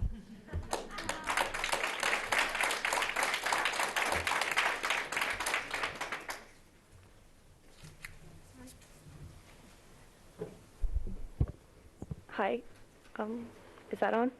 Yes, thank you. I'm Vivi Benham. I have 2 kids at Folger McKenzie and a husband who's also in the Navy, and I'm also a clinical psychologist, so I have a lot in common here. But I'm not going to repeat all the stuff because I agree with everything everyone said. The only thing I wanted to add is that I also am a substitute teacher for Anne Arundel County, and I am only able to substitute at Folger McKenzie because of the start time. So I can't help in the way that I want to be able to help with another problem that we have, which is not enough substitute teachers. So maybe if we can make the start times work better, be more consistent, then I can be able to be available to help at more schools where I'm needed. That's all I wanted to add.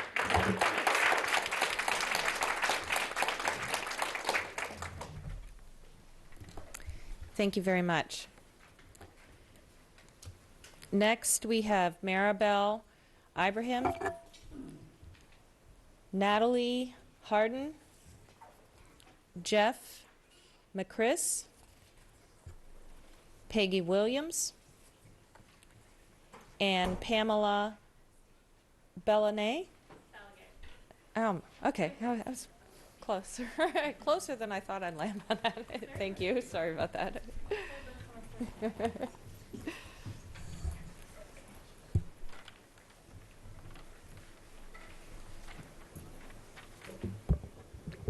Hello, members of the board. Thank you for having me speak. My name is Maribel Ibrahim. I am the Operations Director of Start School Later National. I am also your friendly facilities manager at the Anne Arundel County Public Library System. So go to Annapolis Library. It's going to be opening in May, and it's going to be beautiful. Anyway, I did want to talk and share a lot of information. Wonderful testimonies have been shared tonight. I won't repeat all those, but I wanted our workshop yes to be a yes. With respect to Board Member Grannon's comment about the redistricting information and school start times. I wanted to share some quick anecdotal information about my experience with childcare and traffic with regard to school start times. As an 11-year Folger McKinsey parent, I underwent the school start time change when we went through construction in 2016. Actually, it was 2015. Our school start time changed 45 minutes. We were not really given any notice. We just had to sort of deal with it. And the public did, and the community did. And the whole point that I'm trying to make here is that when a change happens, the community revolves around it, and things can happen. Now, I certainly am not thrilled about a 9:40 school start time, but the point that childcare becomes an issue is really a moot one, because in that change, all of the aftercare and before care programs slotted time for the Folger kids. All of the accommodations that needed to be made were made because the demand was there. And so that is the kind of thing that's going to happen when we make school start time change a positive thing. Now, with regard to traffic, I just want to share a note that I received from Severna Park High School this morning. Much of the morning traffic are car riders who are essentially bus riders and foregoing the use of the school system's provided bus transportation. We encourage bus riders to ride their assigned bus as to minimize the amount of unnecessary vehicular traffic coming into the school each day. Now, another common argument or a reason why we shouldn't do school start time changes is, oh, the traffic is going to be terrible. I submit that the traffic is actually going to improve because many parents and students, especially at Severna Park High School and other high schools, and I will be doing that with my two children when they go to the high school, they'll be letting their kids sleep in for 20 minutes and they'll be driving them in, especially me. I will not allow my kids behind the wheel as long as I can help it. But again, this comes at great cost to a parent and great cost to a community, not only great cost to many of the families here with the moving testimonies. So I would submit to you the main comment that I wanted to share is when we have these workshops, it's critical that our yes is a yes. We need to remove false constraints, such as starting every high school at the same exact time or not accounting for geographic factors. We need to be able to lay the groundwork with these workshops to say that we will set a baseline of a healthy school start time and work from there to come up with community-based solutions. It's been done all around the country, and I know we can do it here. Prismatic says we can do it with no cost, so let's do it. Thank you.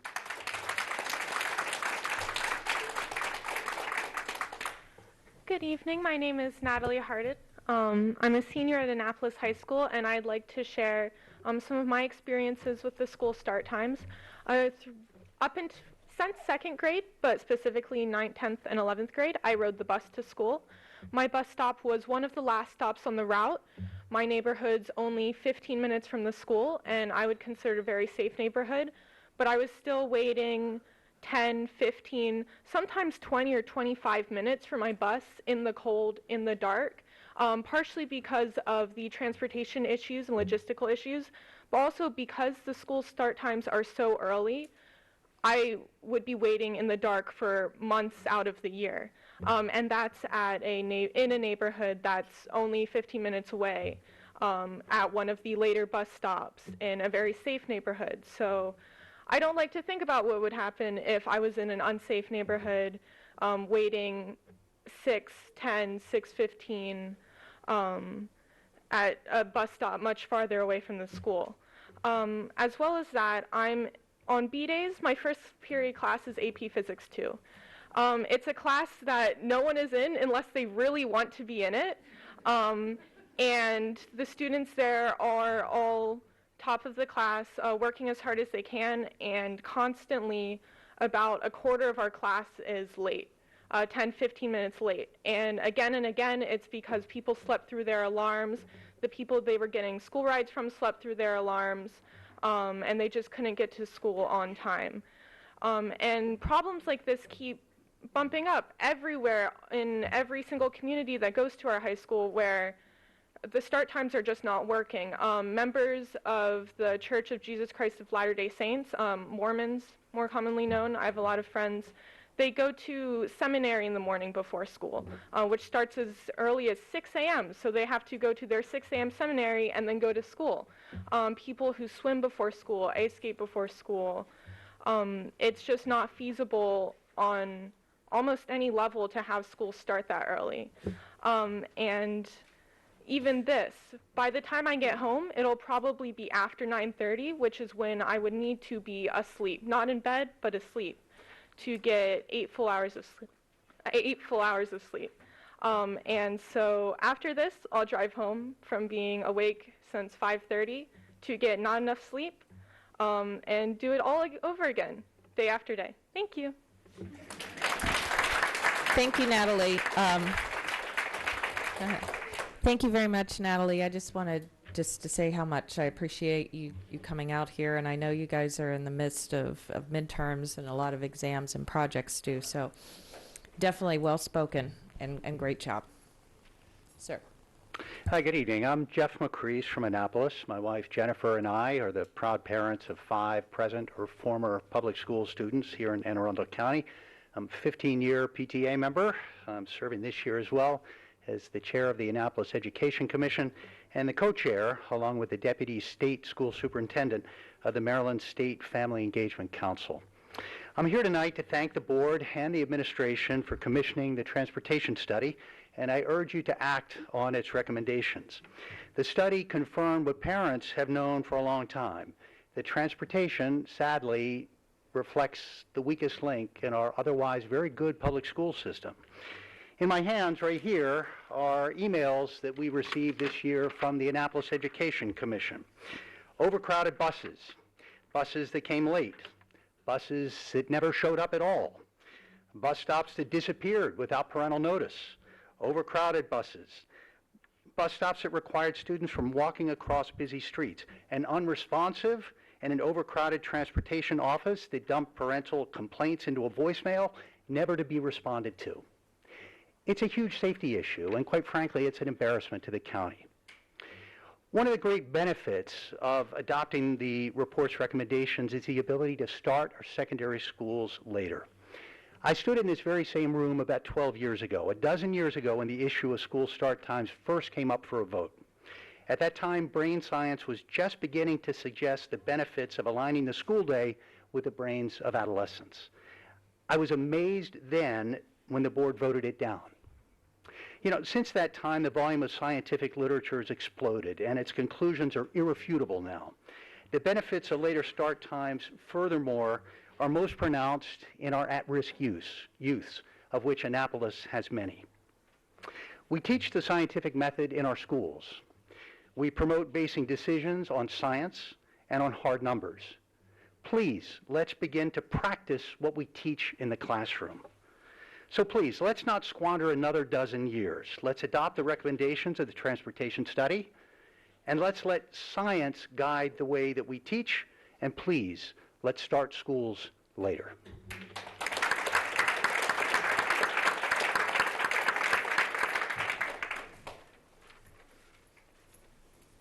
Good evening. My name is Pamela Balagay, and I'm the mother of a rising 6th grader and 4th grader in AACPS. While I'm indirectly supporting them and supporting later start times for my own children, my being here tonight is not only about them. I am standing here to share my observations of and to support the mental health and well-being of the nearly 120 students who take French 3, French 4, and Advanced Placement French with me at South River High School and at Southern, Old Mill, and Arundel High Schools through Anne Arundel County's distance learning program. Clearly, students at South River High School and across the county would benefit from safer, healthier, and earlier start times.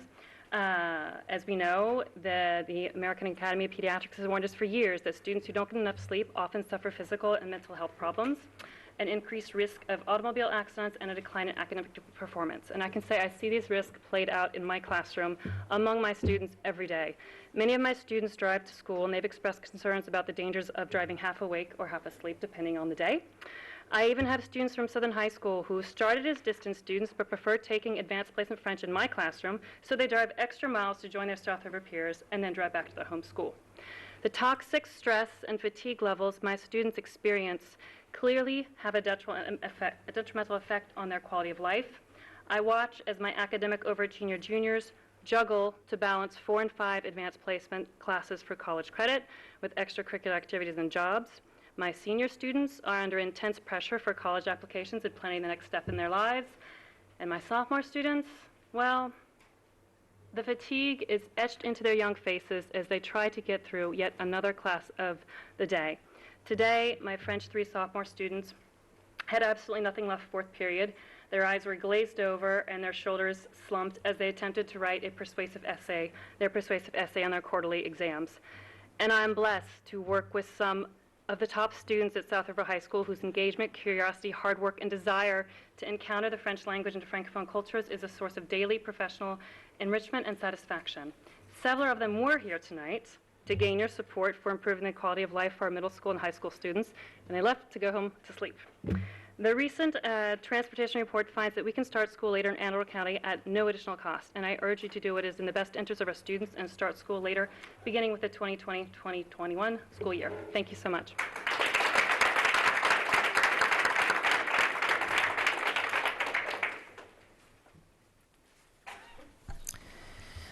Okay, we have 3 individuals, and then Miss Claudia O'Keefe. Oh, I do need these glasses after all. Okay. Sarah Jameson and Lisa Bogan-Rohr.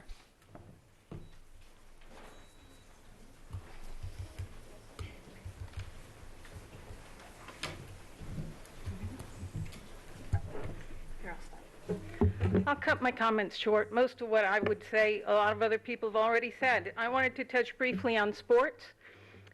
The benefits of healthy school start times for elementary school, middle school, and high school are far-reaching beyond just student health, student safety, and other issues.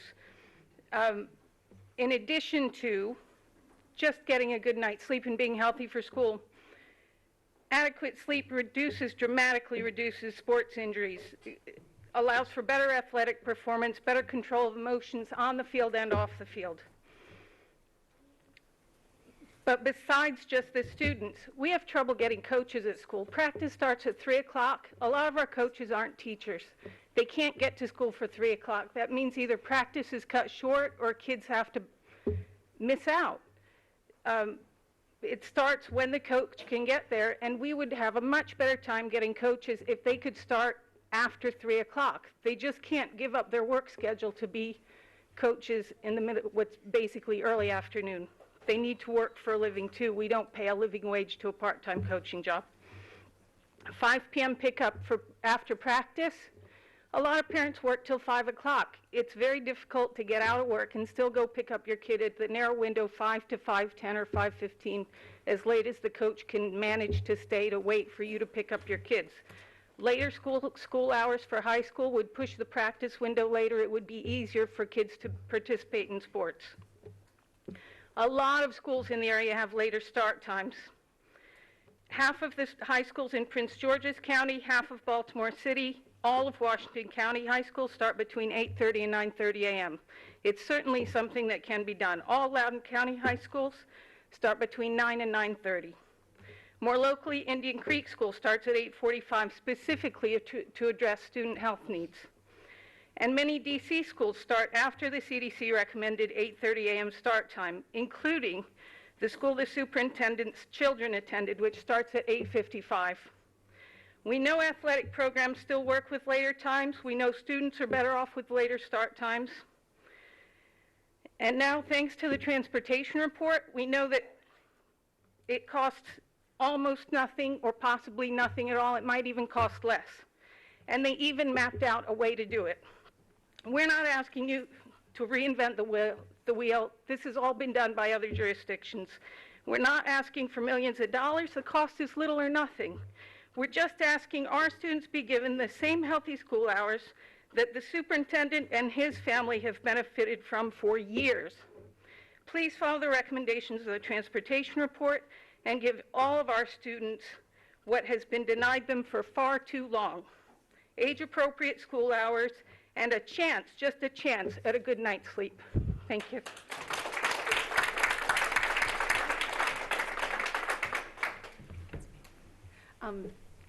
Hi, I'm Sarah Jameson, and I have been fortunate. Actually, I chose to live in Severna Park based on school test scores. And my children both did well. My son was valedictorian of Severna Park High School and a National Merit Scholar. But it came at a cost. Both children suffered from depression, and I think probably that had a lot to do with sleep deprivation. And now that they're away and they have normal sleep times, they encouraged me to come tonight. That my children are out of school, but I do care enough that this issue is resolved. And I'm so happy that you're going to have a workshop, and I really, really look forward to seeing this change. Thank you.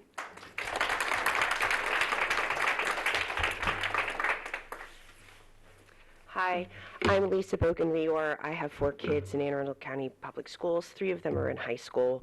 1 is a 6th grader. Everybody has said a lot of what I would say. My only personal anecdotes that I would like to add is just that in our family, we've tried to take school start times into our own hands by, as some others have said, letting the kids sleep in an extra 20, 30 minutes and driving them every morning. And I have to tell you, the line of cars down Benfield to the Severna Park High School is out of control. It is insane because a lot of people are trying to get that extra time. The other thing I do is I have a son who has learning differences. He has an IEP. I have tried really hard to get him to have a second period start time because he's a senior and he's only taking a couple of classes. They will not do that. He is tardy every single day. He cannot get there. He does not process things quickly. He cannot get to school on time. And all of my 4 children, if they're tired, I will go wake them up and say, if they say, I'm tired, I need to sleep in, I will let them sleep in through first period, and I will write them a tardy note excusing them for being late, because I think it is so important that they get the right amount of sleep. That jeopardizes their first period classes. Their teachers don't like it when they miss their classes, and the first period teachers are routinely the ones who get kids late and missing classes. So, and the other thing we've done, taking into our, when they do try and go to bed early, and they say, Mom, I'm really tired, I'm going to try and go to bed early, their bodies, they cannot fall asleep.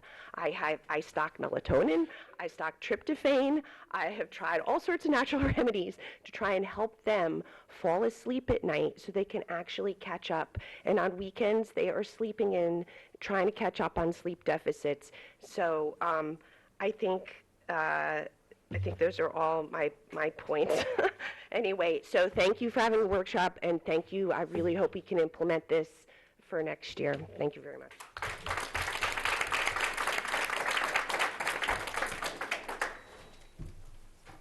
I signed up online. So did I. No worries. I was just getting ready to announce if anyone's name has not been called and anyone still would feel compelled to testify, to please come to the table in an orderly fashion. Mm-hmm. Does this work? Okay. Thanks. So I'm going to take a little different approach than everybody else. Sorry. So my name's Stephanie Mikens, and I have 3 children at the public school here. My oldest is special ed, and that's kind of what I'm going to concentrate on tonight since most people haven't talked about it. And then I also have a middle school and a high school child. My daughter has ridden an 800 bus for the last 9 years, so owned and operated by the county. The doors of her school open at 8:20. The school is 11 miles, and the county picks her up at 7 a.m. Our medically fragile daughter is on that school bus for 2 hours and 40 minutes every single day. This is across the board for almost all special needs children. So why such a long commute? Well, the bus comes an hour and a half early so it can be first in line to get to their next route. They arrive to her school 20 minutes before the door open. This multi-tiered system is failing our children who often cannot fully understand or who do not have the mental capacity to tolerate this much time on a bus. Last year, my daughter's bus came as early as 6:35. Her and another child were both getting very sick on this nearly 2-hour commute each way. Both girls experienced everything from seizures to vomiting from being on the bus, often with broken AC. After months of bus problems, parents had to turn once again to lawyers to advocate for our children. The county conveniently found a way to pick up just these 2 girls for a whole an hour later. But we were told that it would only be for this year, and so That was last year, so this year we're back to where we are. Unfortunately, the bus situation last year was so torturous for the first few months, it caused my daughter to fear all buses, and she now suffers from anxiety and panic attacks most mornings and cannot physically get on the bus. This caused her to miss 74 days of school last year, and for me to miss 74 days of work. Routine is the key for special ed children and all children, and it's broken, and there's no chance coming back once you've broken it. My daughter really wants to go to school, but once that bus comes, she freezes and starts panicking and crying, and she feels like she's going to get sick or have a seizure based upon her past experience. The transportation has irreversible repercussions on every member of my household. When the bus is 20 minutes late, which it was today, and it happens more than you would think, her fear and anxiety take over, and sadly she melts down, refusing to get on the bus or then cannot make it to school that day. So therefore, my whole day has to be canceled, and we're just stuck. Today I had her home. I couldn't go to work. The transportation for special ed covers a large geographical area, so they encounter more traffic, and the buses have, 800 buses have GPS on them, so why not provide a tracking app for at least the parents of the special needs bus? As far as my other children, both are picked up at dangerous intersections in the dark, as everybody else has talked about, but the biggest thing with them is for Annapolis High and Annapolis Middle, Ma'am, please summarize. Okay. They're picked up 15 minutes earlier than they were last year. They get to the school at 15 minutes before the doors open, and they're standing around unsupervised. I'm curious because we were going to take public testimony after this, and your testimony was a lot about transportation. Did you perhaps put transportation as your item when you signed up? Correct, I did but these wouldn't. I'm not really sure. I thought I did for start times. Oh, okay, no worries. Because I So- thought I was just curious. Okay, So yeah. if your name's called again, just Okay, thanks. we're Sorry about that. already good to go. I wasn't quite sure, but thank you. Okay, ma'am. Good evening. I'm Teresa Sutherland. Sitting through decades of budget hearings as the county auditor, I repeatedly heard the AACPS administration assert that its transportation services are among the most efficient in the state. And if that's true, the bar must be awfully low, as the recently released Prismatic report discloses that the transportation services are anything but efficient. Prismatic dispels the myth that shifting start times will cost $8 million. An estimate they found was developed informally with no guidelines and no vetting. And maybe that's why the administration was either unable or unwilling to provide support for that estimate to the county council back in 2015. When Dr. Arlotto included $8 million in his proposed FY17 budget, he said, "I am not opposed to shifting school start and dismissal times. I do not argue with the science of circadian rhythms or sleep needs." And then he laid out 4 conditions. He said, "I believe very strongly that any changes we make must be instructionally sound, must not come at the expense of other parts of our educational program or our employees, and any plan must also take into account the logistical considerations that exist, especially with regard to the time it would take to acquire buses and adequately certify drivers and aides." Fast forward to today. Prismatic notes that AACPS still determines bus routes manually using the software purchased in 2015 only as a picture display. They report that the existing bus routes are so inefficient you could shift start times to 8 a.m. for elementary and 9 a.m. for high school and middle school at literally no cost. Because no additional buses or drivers are needed, the shift would not come at the expense of other programs or employees. And we've known for years that such a shift is instructionally sound. Healthy start times result in better attendance, less tardiness, improved grades, improved test scores, better graduation rates, improved physical health, improved mental health, fewer vehicle accidents, fewer sports injuries, fewer teen pregnancies, and fewer risky behaviors such as drug and alcohol use. Healthy start times can also help close the achievement gap because children of color are disproportionately affected by too early start times. Shifting school hours is an educational and leadership decision, as Prismatic noted. But they also wrote that the American Academy of Pediatrics' recommendation to start high school and middle school at 8:30 or later should likely be considered the final word on the subject, and while districts may feel it is important to take the pulse of stakeholders, at some point a district should give the recommendations of experts the consideration they deserve. Now that Dr. Arlotto's 4 conditions have been met, will he champion a shift to healthy hours next fall? Will he propose hours that ensure no child has to walk to or from the school bus stop in the dark? Or will he continue to obstruct healthy, safe hours as he did in 2016 when the only option he chose to present to the community was the one least favored by parents in 2014?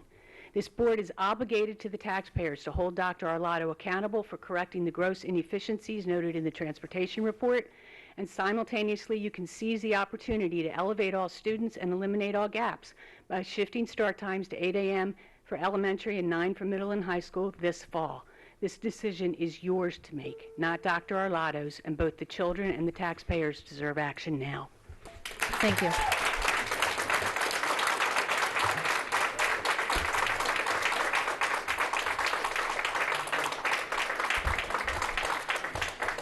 Okay, seeing no additional testimony, we're going to move along to public comment.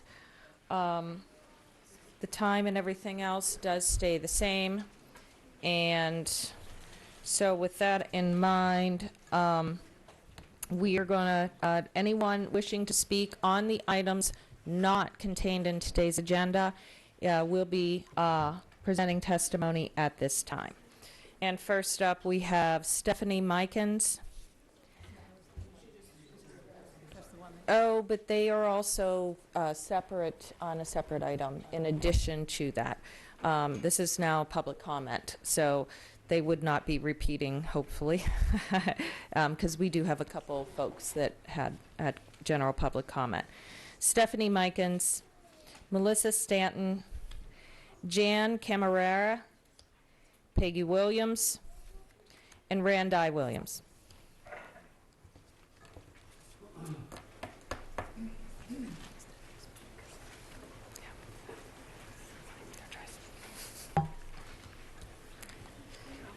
I got a kid at home. I'd like to go first. I need to get home. Good evening. My name is Jan Camarada. I have no certificate or degree in childhood education. My Guatemalan adopted daughter and I moved to the Broadneck Peninsula 12 years ago, primarily because of the school system. When my daughter was in the first grade, I became concerned about her lack of progress, both scholastically and socially. I met with the lovely principal who had been in the education system for 25 years, and I will never forget her words to me about my daughter. She said, quote, "When the kids are lined up in the hallway, Carly doesn't stand out."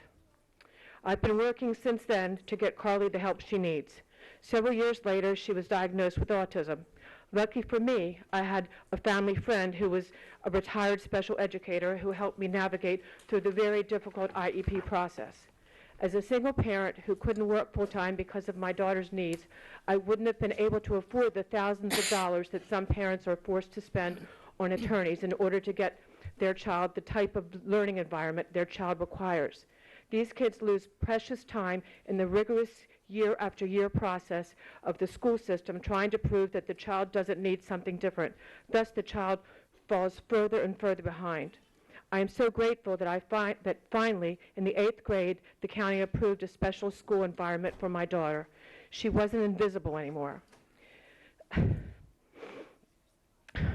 A few weeks into the new school year, my daughter sang a line of a Madonna song to me. "Harbor School feels like home." How many kids don't get the opportunity my daughter finally got because their parents can't afford thousands of dollars for legal fees? These kids unfortunately remain in overwhelming environments which for some could lead to worse problems like addictions, possible suicide, and certainly 7:30 a.m. starts for teens can't help either. I can see this. Why can't the professionals? I see very little in the budget addressing special education and get sick to my stomach every time I drive past that Severna Park High School monstrosity. Also, why is so much money going toward teaching non-citizens English when my daughter, a legal citizen from Guatemala, has to wait years for the special education she needed? That's it. By the way, the bus that I may have missed a page, my daughter's school starts at 8:30, and this year her bus is supposed to come at 7:15 in the morning, which means she's got to be on the bus from 7:15 in the morning to when they let the kids off school at 10:30, at 8:30, and I live 10 minutes from the school. And there are countless other children that live I missed a page. There are countless other children in all the different counties that since they're oh gosh, I missed a really important page. Please bear with me. Okay, I'll permit another 30 seconds, ma'am. Okay, But I cannot go beyond that. Okay.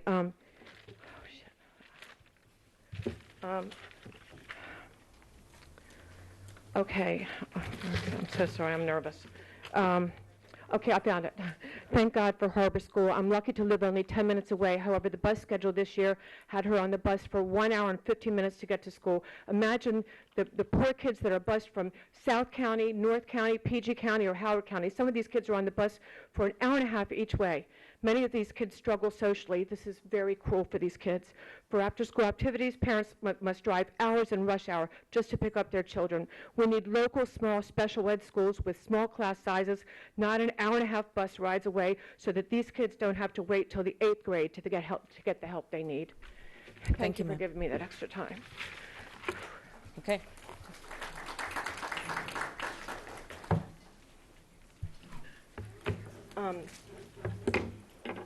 Randy Williams, Shadyside, Maryland. I wanted to come today to thank the board, Dr. Arlato, the board members who pushed a resolution through on the Shadyside cell tower. It's wonderful for our community's voices to finally have been heard in another positive way 2 times with this board.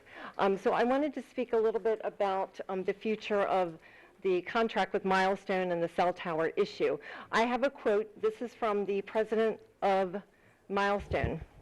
When my son was 9 years old, in 3rd grade, he was diagnosed with leukemia.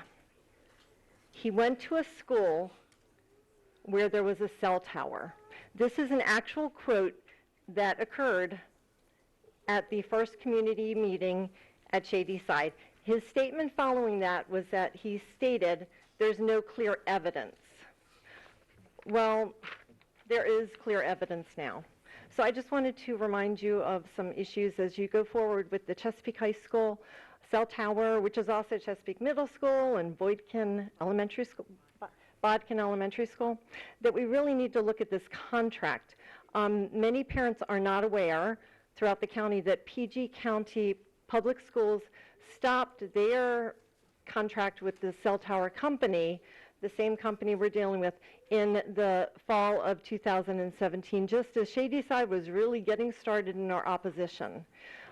Recently, Roanoke, Virginia Public Schools stopped their contract with Milestone as well. You might want to look into the reasons why they stopped the contract, whether it was parental opposition or issues related to the contract itself and the steps that maybe weren't followed by the cell tower companies. Please research that.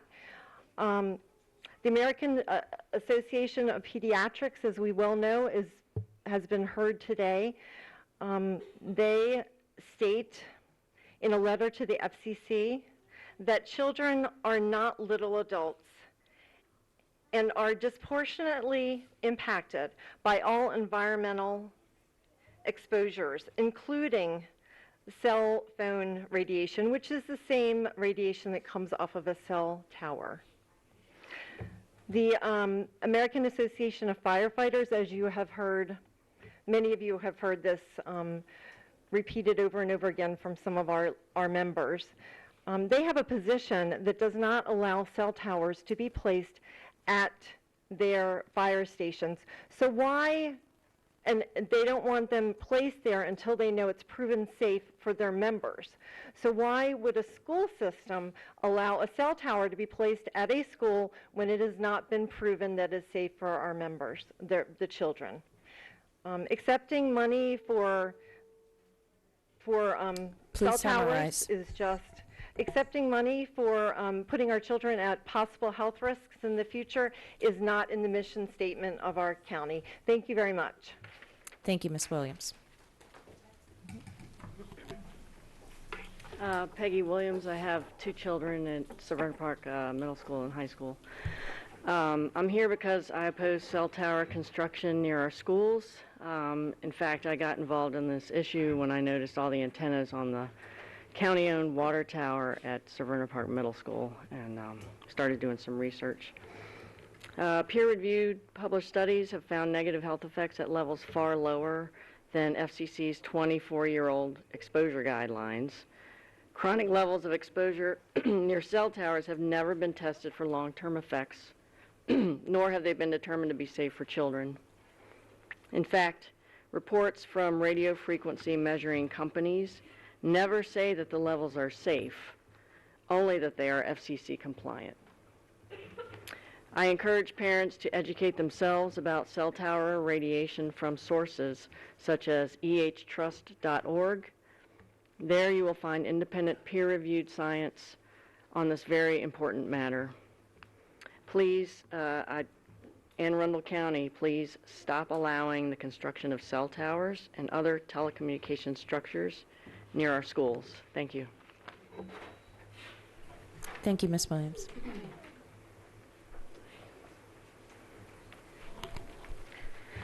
Melissa Stanton again. I haven't been here in years, so I apologize for my 2 appearances.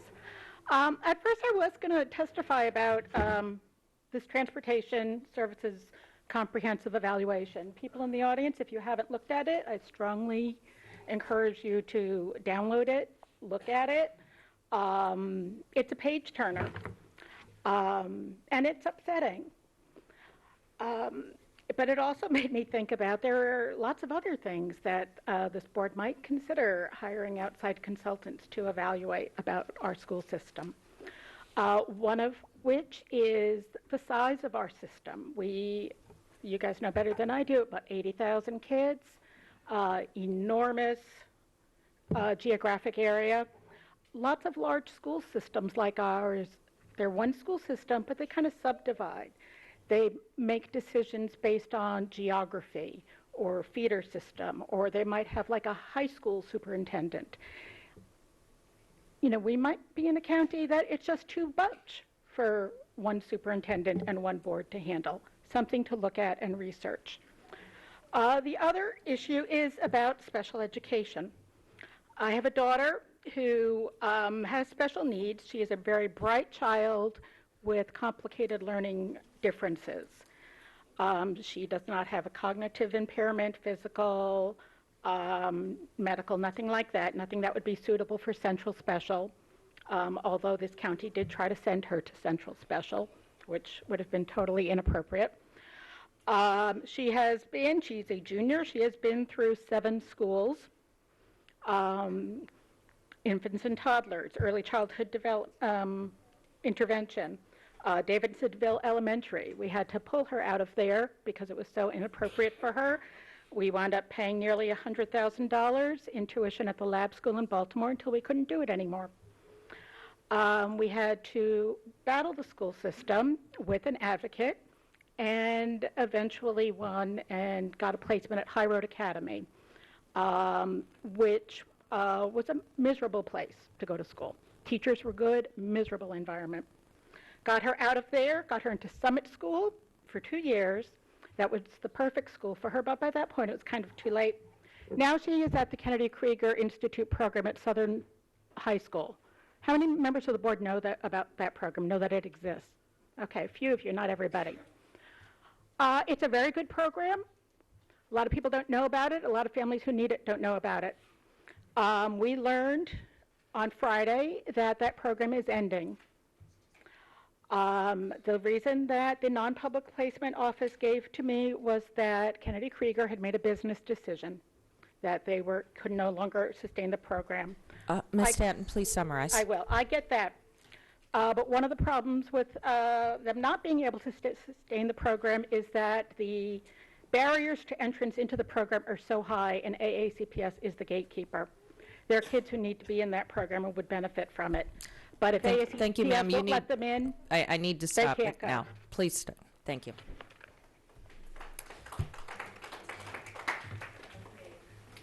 Public testimony has now concluded. Item 4.01, Superintendent's recommendation on redistricting and the proposals specifically I want to make sure everybody understands that this is a vote on for discussion on the proposals to take to public hearing. Dr. Olato, your recommendation, please. Yes, ma'am. I am recommending board approval of redistricting of the broad neck feeder system as attached in your packet for this evening. Let me read through that, if I might. I'm Yes, sir. recommending that recommending option D as approved by the committee and sent forward to the board with several changes to it. The committee voted at that time and sent option D, as it appears in your packet, to redistrict neighborhoods as labeled on the map before you: 600, 601, 602, 603, 604, 605, and 606 from Broadneck Elementary School to Cape St. Clair Elementary School to begin in the 2020-21 school year. No changes would occur to the middle school or high school boundaries. In consultation with my staff, and looking and reviewing that recommendation, I am recommending that we would include only neighborhoods 603, 4, 5, and 6 be moved from Broadneck Elementary School and Cape St. Clair Elementary School to begin in the 2020-2021 school year. The reason being that this would provide better balance between the two elementary schools relative to occupancy. No change would occur to the middle or high school boundaries. I'm also recommending that rising fourth graders be given the option to be grandfathered to remain at their current school for 1 year. That would be their fifth grade year. Okay. And with that, I leave it to the board. Thank you. We have several lights here. We're going to go Ms. Hummer, Ms. Schallheim, and Ms. Ellis. We didn't make a move on superintendent's recommendation, but I would like to offer the motion. I move that the superintendent's recommendation for the Broadneck cluster redistricting, as well as the option for no change in the current districting plan, go forward to public hearing so that we can hear from the public on both options and to get a full representation from the potentially impacted communities. Second. Okay, we have a motion and a second to move Dr. Olato's recommendation forward, as well as a no redistricting option moving forward to public hearing, correct? Okay, Ms. Schallheim? Okay, thank you. As you all know, I'm the elected rep for District 5. That includes the Broadneck Peninsula. I would like to not send any plan forward for public comment, and here's the reasons why. I have several. So bear with me. This plan tears a community in half, literally in half. The community shares amenities, and these kids have grown up together. Slicing a community in two doesn't make sense.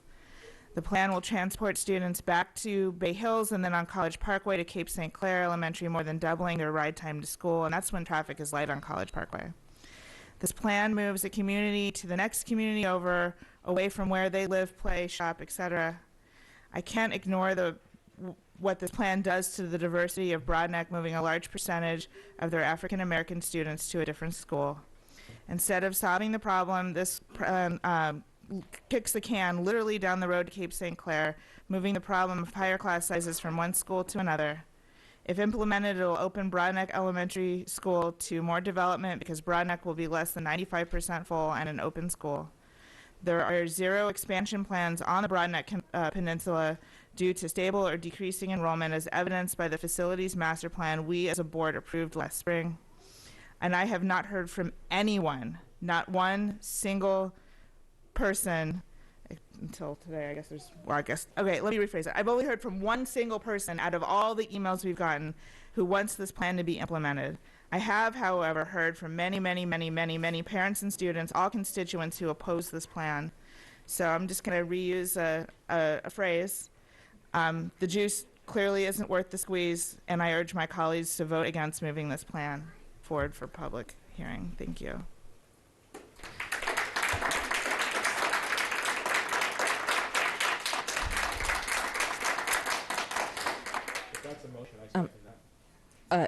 It was not declared as a motion. We have a motion to move both of them through right now.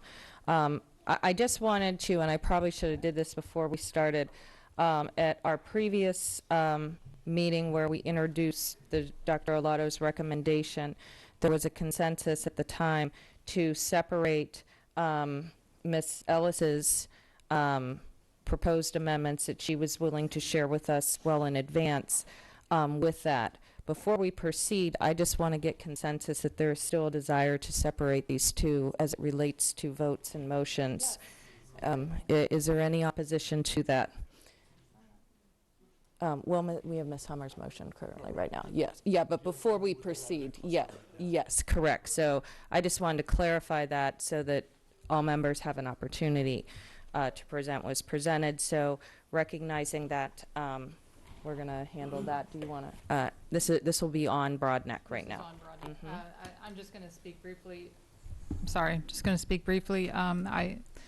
I was asked to meet with some parents about this plan, and I just want to thank them for taking the time to share. They gathered lots of information and shared with some board members, and it's very helpful to hear ahead of time and not just get all the information right here in the board meeting. So I always appreciate parents reaching out.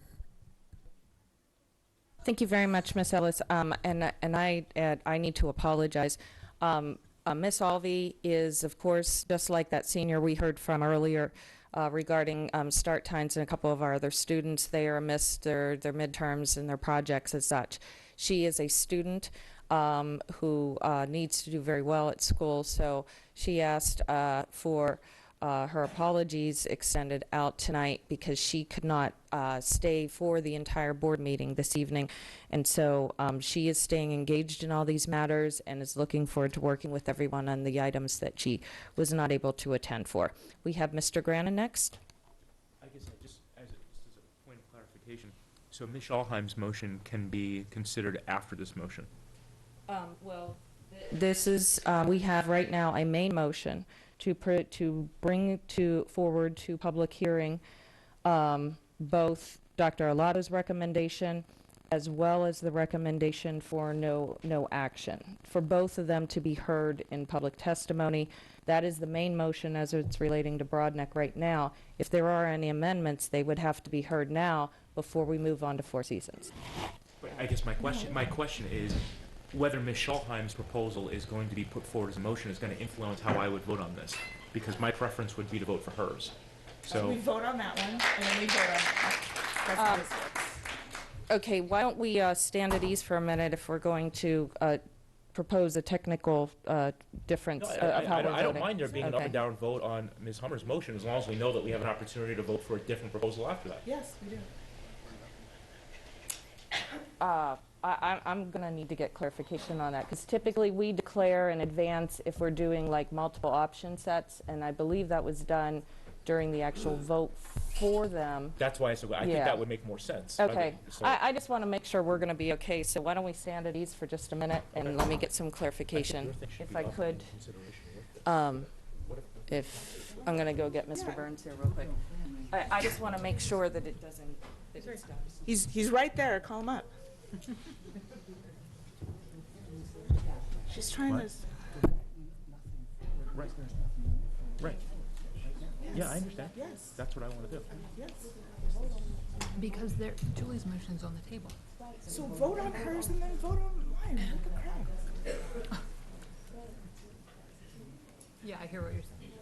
I guess I don't want to take it. I don't want to take a chance that Julie might pass and then both go forward, and then we don't have a chance to vote on hers. Exactly. She's not going to vote on hers. Right. Vote on nothing. We don't need to vote on that? No. No. The case fails. Nothing goes. Oh, okay. No, actually, we still do. We still do because we.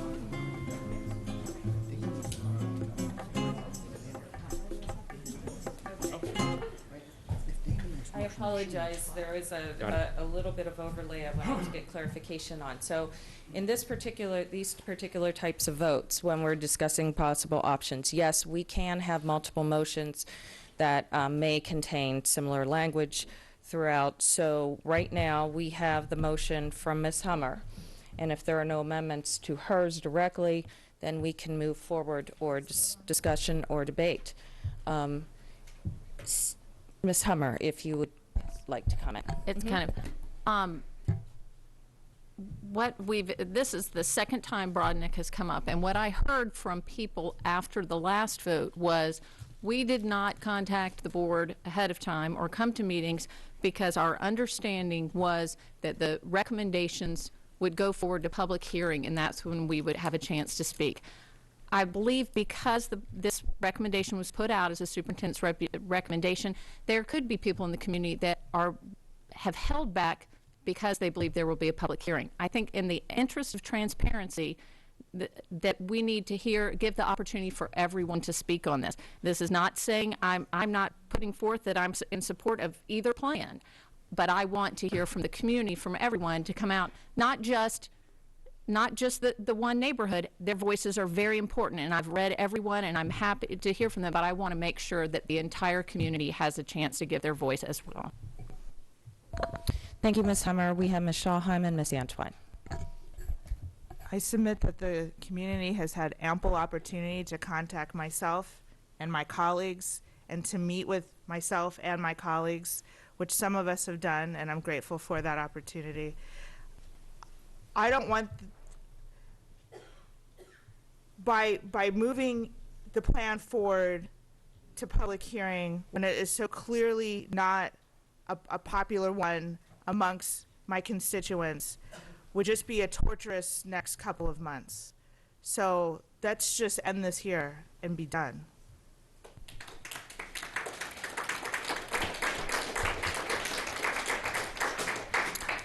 Thank you, Ms. Schallheim. Ms. Antwine.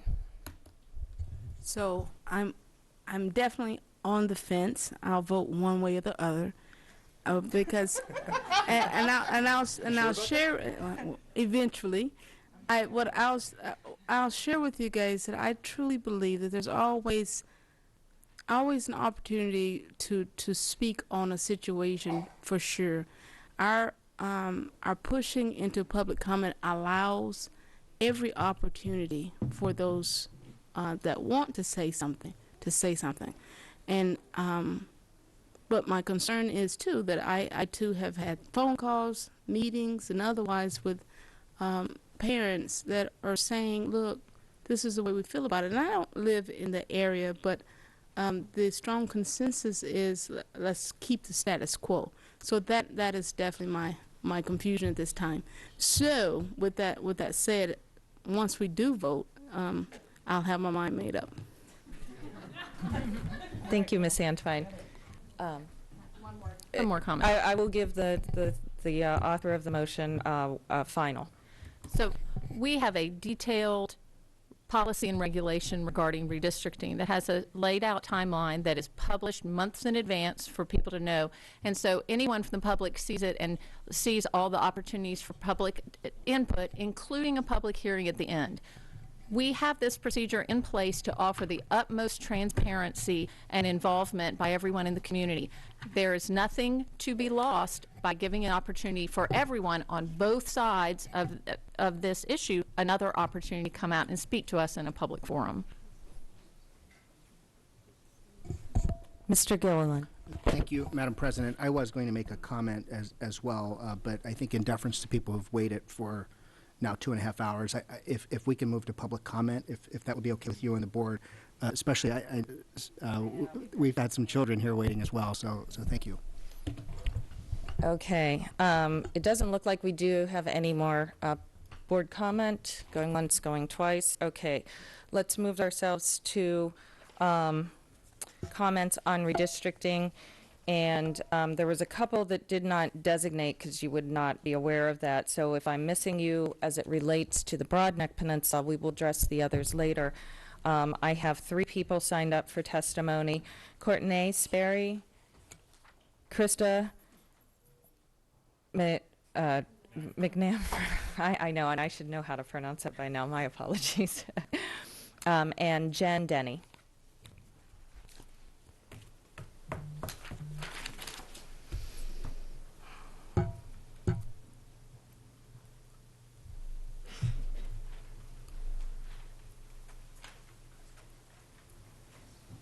Good evening. My name is Krista McNamara. I have provided some visuals and a petition to support my testimony that you'll receive after the meeting. Thank you again for taking the time to hear our concerns. Countless hours have been spent analyzing all the potential effects, both positive and negative, related to the current proposal. The data continues to demonstrate that moving 108 students from Broadneck to Cape would indeed balance the SRC on a spreadsheet, but would ultimately be a short-term solution. The redistricting committee of 14 members was formed to address the capacity issues on the peninsula. Belvedere is at 97%, Arnold is at 96%, and Broadneck is at 108%. However, due to higher than expected enrollments at Arnold, Cape, and Windsor Farm, inaccuracies in projections, and a strong opposition to a larger peninsula-wide redistricting, creating a long-term solution to the capacity issues was limited. In fact, it was stated by school personnel that regardless of what action was taken, redistricting again in the near future would be inevitable. Proposal D, which was the so-called preferred option of the committee, was the preferred choice of 4 out of the 13 voting members. There was no obvious solution to the current capacity issues. The superintendent's proposal is repetitive of the 2016 proposal. In 2016, the redistricting committee voted unanimously that maintaining the current boundaries was the most beneficial for all affected. The Board of Education agreed. The reasoning today remains the same as it did 3 years ago. Transportation. Students would be taken halfway to Broadneck before turning around and heading to Cape. Diversity. Community. The negative effects of splitting a community are indisputable. Yet what differs today from 3 years ago is the strong evidence that demonstrates this is a short-term solution. Broadneck's population is trending down faster than anticipated, while Cape St. Clair's is increasing faster than anticipated.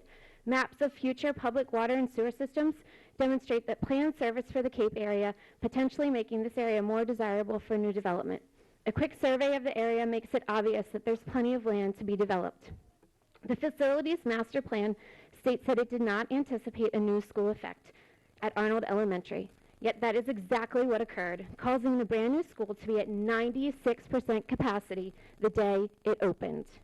Projections for Belvedere demonstrate that capacity will continue to be near 100% for the next 10 years. Furthermore, due to a 2-year lag time in data, Bill number 8419 states that both of these districts are open for more development. If you drive through these neighborhoods, you'll see developers are taking full advantage of the open opportunity. It is only a matter of time before these schools are over capacity as well. The current proposal as it stands does nothing to address that. Even more concerning is that this proposal would again make Broadneck an open school. I strongly urge you to recognize that this is a short-term, band-aid solution to the long-term capacity issues that we are experiencing on the peninsula. Thank you. Thank you.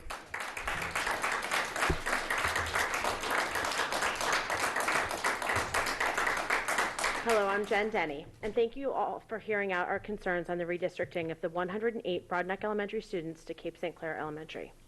While we now understand that the superintendent's initial concern with the Broadneck Peninsula's equalizing of elementary resources was largely in response to the state's funding of the new Arnold Elementary, it is disheartening that our families are once again brought here to discuss the moving of 4 neighborhoods, when in fact the peninsula as a whole needs to be looked at to ensure our county resources are best serving our students. As we've mentioned in previous meetings, the neighborhoods that are affected are part of the Bay Hills Broadneck community and interconnected to the local parks, pool, shopping center, and Broadneck Elementary by sidewalks and neighborhood roads. The superintendent's plan uproots these families and transfers them to Cape St. Clair Elementary, which is only connected via College Parkway. And though this community has its own unique and established neighborhood areas.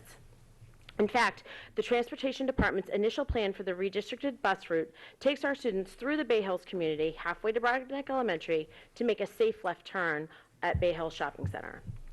If the moving of these students was a permanent solution, I think many of the families would be able to understand and get behind changing their children's routines, friends, and communities.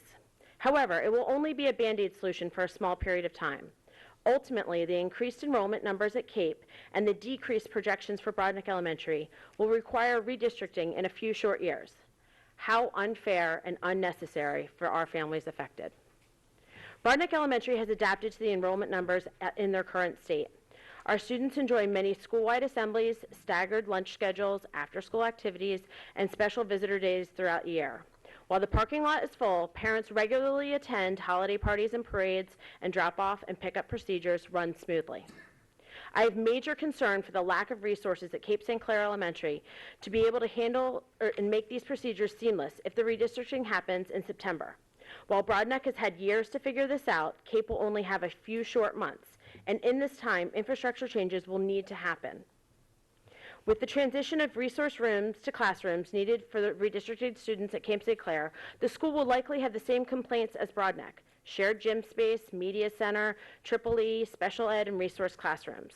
Effectively, the concerns from one school are just transferred to another school that has not had the time or the experience to work out the kinks. I thank you for considering the Do Nothing proposal. I would encourage you to vote against taking the plans to public hearing. I have not heard one person testify for the proposed redistricting plan. You'll hear even more opposition at a public hearing. Do we really need to spend county resources and our families' times and energy on this when the numbers are clearly in favor of leaving the status quo at Broadneck Elementary?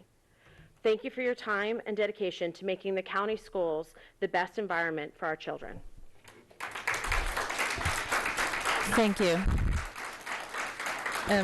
Any other testimony not previously signed up for Broadneck?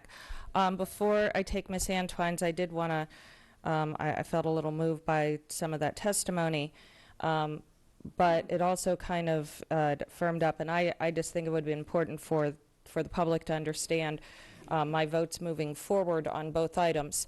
I made a commitment the last time we went through redistricting for Crofton to establish its boundaries that I was going, I believed that any member who wanted to propose an option should have the opportunity for the full vet, which can only occur through the public hearing, and the full information of an informed board can only occur through a workshop, which the board has not yet had.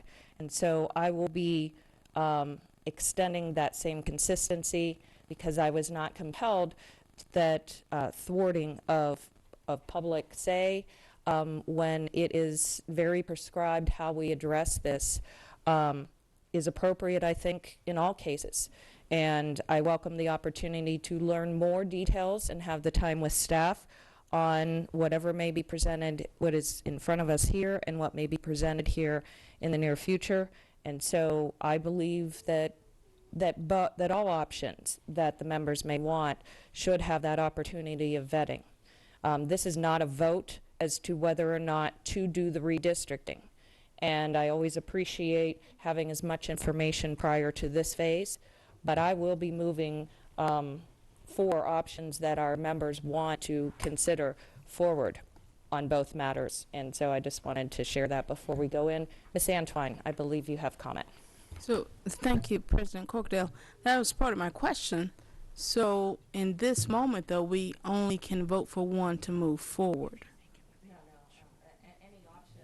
We can move as many options forward as we want. You could make one up right now. So then why, so could we then get on, repeat the options that are out there, please? So the Ms. Hummer has proposed a motion. The motion on the table is to move not just Dr. Olato's recommendation, but also an option that was presented to the committee, and that was to take no action.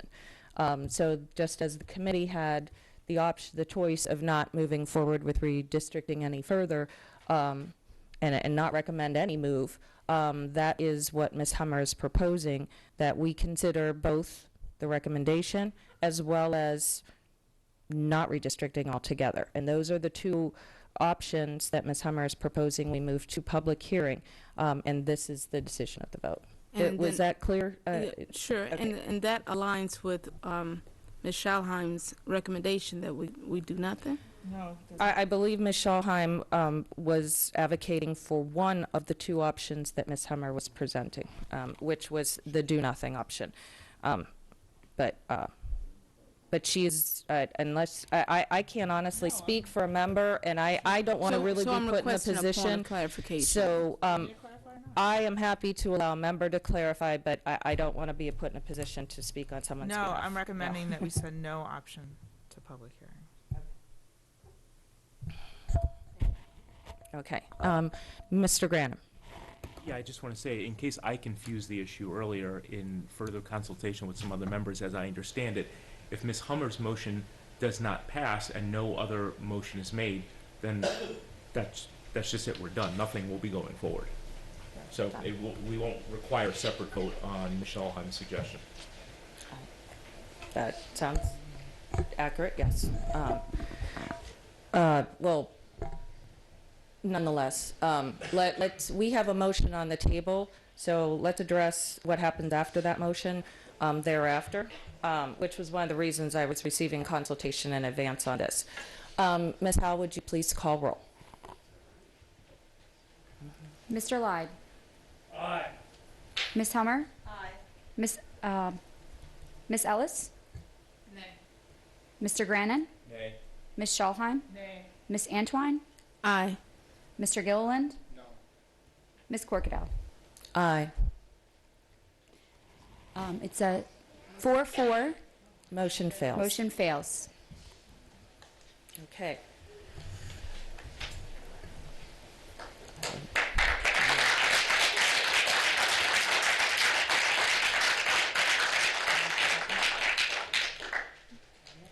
Okay, I want to make sure. I just want to make sure. Ms. Ellis. Thank you. I am proposing an amendment, as I indicated in December, to Dr. Arlotto's proposed redistricting for, was it 2021?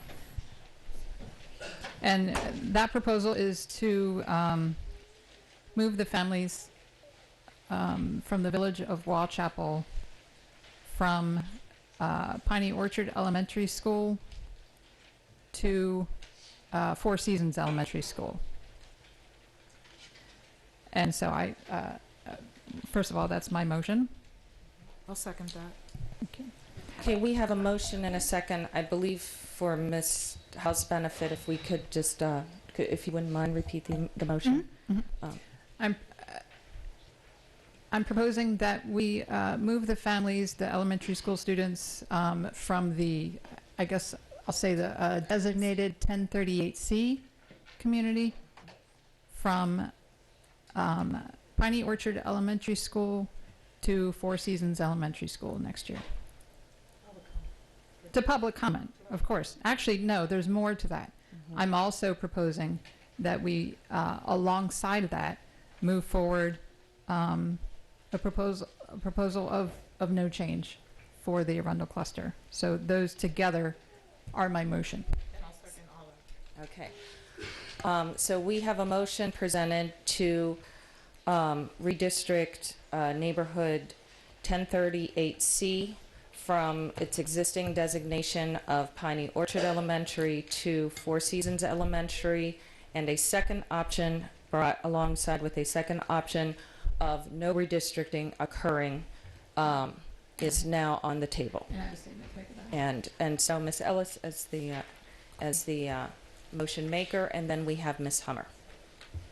First, I would like to thank my fellow board members for hearing and considering my proposed amendment to move the elementary students of the village of Wall Chapel to Four Seasons Elementary School in the fall of 2020 instead of to Piney Orchard. I would also like to thank the many members of the community throughout the areas impacted for reaching out and sharing your concerns and your perspective. This information is critical to deciding the way forward. In November of 2018, I was elected to represent District 4, all of District 4, on the Board of Education. Running for office was a humbling experience, and serving in this seat is something I take very, very seriously. I confess that I have found it challenging to balance the many priorities of the board, my position within this body, and my role as a parent. That being said, I will always put all of myself into being a voice for our students, especially those that seemingly have a smaller voice, and ensuring the best possible education for all students. The easiest thing for me personally would have been to accept the defeat I experienced in last year's redistricting of Crofton that greatly impacted the Arundel cluster and to move on. But it is my responsibility to continue to seek solutions that will best serve all students in this cluster. To quickly recap, last spring, the board voted on a redistricting plan that moved students from the communities of Two Rivers and the surrounding area and the village of Walchapel from Crofton schools to Arundel schools. One recommendation of that redistricting committee was the suggestion to redistrict the Arundel cluster. When I looked at the current plan to move all of those incoming students to one elementary school, I saw a need to move forward with the redistricting committee's recommendation. I reached out to our superintendent and COO, involving multiple conversations and a meeting with planning and development to work through some of the issues. Despite my request, and I'm just one board member, no action was taken by AACPS to initiate redistricting. Knowing this community deserves options, my plan was formed. All along the way, my mind remained open to receiving a message of why this would not work. Any insurmountable roadblock, and none was given. As with any action impacting our schools, there are challenges, but we are here to work through those challenges, the board and AACPS together. In retrospect, AACPS choosing not to engage in redistricting through the process indicated in the regulations is probably a good thing for all involved. A full comprehensive redistricting does not necessarily make sense in an area that will likely go through this in a few years when the new elementary school is opened.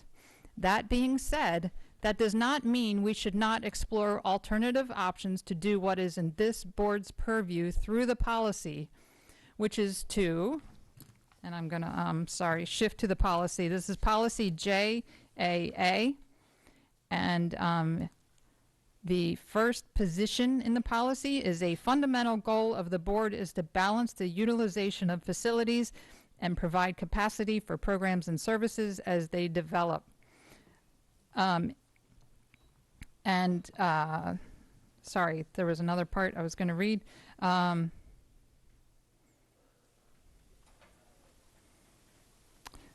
The Board of Anne Arundel County recognizes enrollment patterns, program changes, school openings, closes, and building additions are dynamic and may require student attendance areas to be adjusted over the course of time. It may be necessary, therefore, to balance the utilization of existing schools. The education article of the Annotated Code of Maryland and the board recognize the need for an orderly and public process for the formation and adjustment of school attendance areas.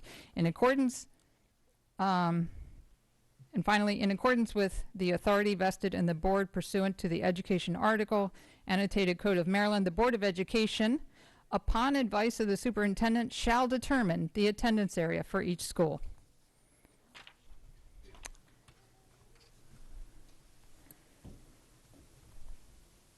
So that being said, that is, I'm sorry, where am I with the policy? Okay. It is important to note that my proposal does not displace students from their current home school. We are not removing students from their school. I understand the passionate voices that have become involved in this process. We all want the best for our children. Me being a passionate parent is exactly what began my journey to becoming a board member. But it is the responsibility of this board to sort through the information gathered from those voices and not make decisions based on which group is louder or more passionate or more organized in their testimony. I am prepared to answer questions or concerns brought by my fellow board members and to listen to those here to testify this evening. I just ask that everyone be compassionate and respectful when delivering your message this evening and moving forward. Please remember that every parent wants and deserves the best for their student. I did not refer to the community of the Village of Walchapel as 1038C because they are not numbers. They are people who want the same for their children as anyone here wants for their own. And that being said, I just want to make a couple points about why I believe we should explore this. I asked for updated numbers. I got updated numbers a couple days ago. So, the Piney Orchard and Wall Chapel, Four Seasons elementary schools are essentially the same. They have the same student capacity. There's a difference by 4 seats. Piney Orchard can accommodate 4 more students. The projections for next year currently are that there will be 662 at Four Seasons and 808 at Piney Orchard. If the families of villages at Wall Chapel do end up shifting to Four Seasons, that would bring Four Seasons to 722 and Piney Orchard to 748. But here's what's really important to know. In the area designated as 1038C, the area I'm proposing that we shift to Four Seasons, there are an additional 104 proposed homes in various phases or actual planned construction, which could increase the enrollment. However, in 1038B, which will be going to Piney Orchard, there are an additional 987 potential homes in various phases of actual or planned construction. So what will happen is my proposal will very closely balance these 2 schools, and then Piney will continue to grow at a much greater amount before the new elementary school is opened. And so, again, back to our policy that involves balancing our facilities, this seems like a reasonable plan to explore. In addition, sending the families from the village of Wall Chapel to Piney Orchard Elementary School separates the community from their community, which includes the ability to play on sports teams with their schoolmates and accessing local services like childcare. The Wall Chapel community will likely be redistricted to Four Seasons in a few years anyway. It is the closest school in the cluster to them. So why move them twice, creating an unnecessary additional hardship? Creating a massive elementary complex in Piney Orchard is not desirable. That would not be desirable for any family. Not only does this impact common areas such as the gym and lunchroom, it impacts the community feel of an elementary school, particularly during school-wide events. Piney Orchard already has significant parking shortage, and even with this proposal, this problem will grow worse in the next few years. Wall Chapel Elementary, which is right around the corner from Four Seasons, already has 4 portables, which have been there for years. Piney Orchard is going to have a large portable complex, the size of 8 units. We need to balance our facilities as best we can. Four Seasons, when I look at a topographical photograph, there's an area that appears to be able to handle 2 to 3 portables, which creates equity in the cluster. Four Seasons is teetering on being below capacity. If the Arundel Middle Addition creates an open school, this could open the area for further development. It is better to spread the crowding across the cluster until we can get a handle on this and catch up to the development that's happened. And finally, we're creating a further transportation inefficiency by busing students twice as far to a school that's farther away. And once we've heard from those here to speak, I would like one more opportunity to speak. And I appreciate the time of everyone here. Thank you. Thank you, Ms. Ellis. Additional time will be granted. We have Ms. Hummer and then Ms. Schallheim. So before I say anything on this, I would request that we that the board hold back their comments and go quickly into public comment. We have a number of families who've been sitting here for hours who have little children that are sleeping on them and all this, and to give them an opportunity so that they can get home to their families. So if the board would kind of hold back and let the public speak, I think that would be respectful for them. Thank you, Mayor. Ms. Schallheim? I'm gonna wait until after the public speaks, so my light will go back on for after they're Ms. done. Schallheim, absolutely. And Ms. Ellis will still have that last. You'll go back in this one. She was just I'm sorry. commenting on that.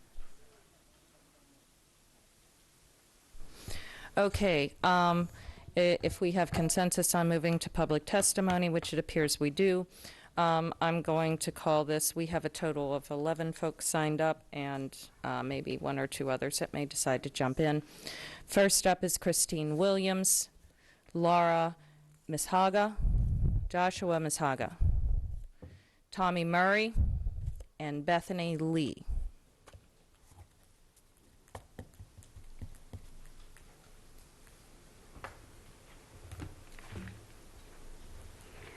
I guess we'll get you started. Hello, my name is Christine Williams. I'm here to speak on behalf of Four Seasons Elementary School. My family has had a student at Four Seasons since 2011. We love Four Seasons Elementary. I'm here to discuss really two topics related to the Four Seasons Piney Orchard redistricting proposal. The first is the treatments of the families that are from the village of Watchapel, specifically, as we stated, the 1038C families. Many families have spoken to me about how they feel that they've been mistreated. The whole process has left them feeling very dejected, discriminated against, and I can definitely empathize with them with this. The last thing we want to do is make this seem like a us versus them type of argument. This could not be further from the truth. One of the reasons we purchased our home in Odenton-Gambril's community was that our children would go to a school district where inclusion is one of the main ideologies. If we had the space at Four Seasons for these children, I would never have batted an eye to welcome them to join our community. Unfortunately, as we all know, we do not have the space. As such, this is not a Four Seasons Elementary against them, but rather Four Seasons against a proposal that seeks to weaken instructional capabilities in our school. When I advocate for Four Seasons and speaking out against this proposal, I include those families from the village of Watchapel. The children will be facing the same challenges in the years to come if this proposal goes through of overcrowded classrooms at Four Seasons. The second topic that I wanted to talk about was transparency. As the Crofton High School redistricting process took place last year, a lot of the elementary schools were included in the process with people at the table represented from their schools. Four Seasons was not, Piney Orchard was. Four Seasons was not included, in which I assume we were not because we were already overcrowded. No empty classrooms, no appropriate land in which to place modular classrooms, whereas the opposite is true. Piney Orchard has open classrooms, has more shared space, and ample land upon which modular classrooms can be placed. This proposal before you tonight almost entirely bypasses the entire community input process, includes no committee process or prior notification of the submission of this proposal. It seems to go against everything that Anne Arundel County Public Schools is designed to promote: transparency, parent input, and a healthy two-way communication between the school system, parents, and the community. So I would just ask for you to vote to not move this proposal forward.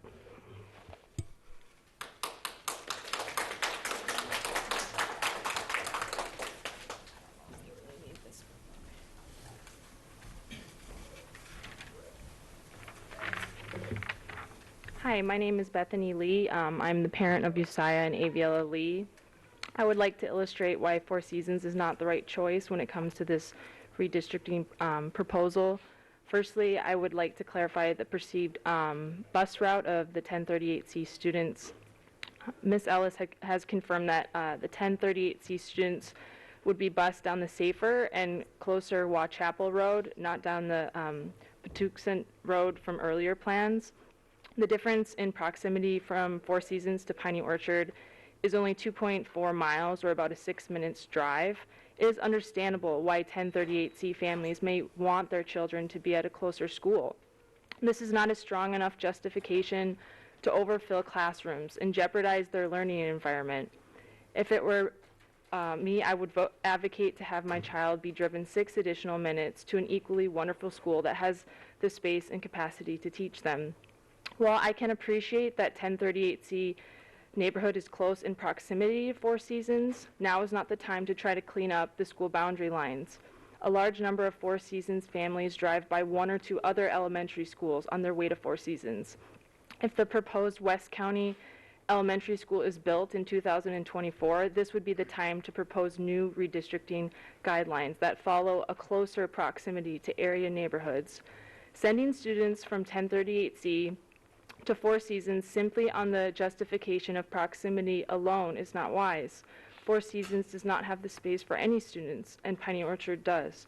This proposal may also jeopardize future funding of West County Elementary School. AACPS facilities team has said that by changing our enrollment and projected enrollment, the state may delay or deny funding altogether according to their strict funding equation. There is a movement across the state to prioritize projects statewide in lieu of countywide. If this occurs, West County Elementary School is the type of project that could be bumped on the list. Any threat to the proposed West County Elementary School should be avoided at all costs. Lastly, it was brought to our attention that not all board members, although I heard you recently mentioned it this evening, have been made aware of the Summerfield, which is on the paper, I believe, townhome community that is currently being developed within the Four Seasons boundary. Homes are finished and are in the process of being sold, site map from Lennar Homes attached. This townhome community is adding 225 homes within our boundary lines and may dramatically increase our enrollment.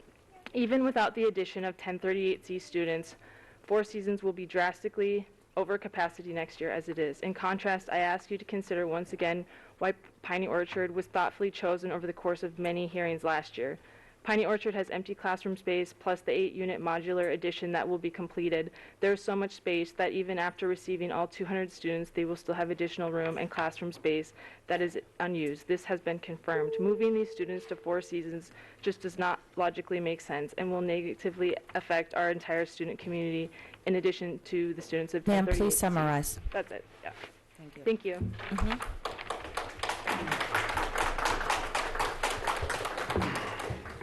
Good evening, Dr. Arlotto and members of the board. My name is Tom Murray, and I'm a member of the Four Seasons community. I currently have 3 children enrolled in Anne Arundel County Public Schools. 2 of them attend Four Seasons. One a 4th grader, the other a 1st grader. My oldest daughter attends Arundel Middle, and my 1.5-year-old son will be at Four Seasons in a few years. We searched for a long time and did a lot of research prior to moving to this community. The driving factor for our choice was the school system. We were very impressed. Coming from a school system with overcrowded classrooms and terrible graduation rates, we were looking forward to having smaller classrooms and a better opportunity for our children in Anne Arundel County. This plan that has been suggested threatens the very reason we were so attracted to the community we now call home. I understand enrollment numbers are a constantly moving target. Oftentimes, the numbers change daily. These numbers are then compared against the state-rated capacity, or the SRC, that Ms. Ellis spoke of. However, that can be misleading. The SRC is calculated using only the physical school building itself, meaning portables are not accounted for in this calculation. This is explained on page 388 and 389 of the 2019 Master Facilities Plan. In addition, the Chief Operating Officer, Alex, and forgive me, I cannot pronounce his last name, confirmed via email that this cannot happen. He said, and I quote, "The state's prospective methodology for arriving at the state-rated capacity for a building does not, nor can it account for portable classrooms. Only fixed permanent spaces within the walls of the school building are accounted for in the SRC analysis," end quote. You will hear how placing portables at Four Seasons is not physically an option due to the fire lane behind the school. Piney Orchard is already receiving 8 portables, as Ms. Ellis said, to handle the additional students proposed in this plan and the ones that were going based on last year's redistricting plan. Currently, we have no empty classrooms in our school. In addition to the K through 5 students, Four Seasons also has a pre-K and an ECI program. Many of you that attended the tour of the school saw the lack of space firsthand.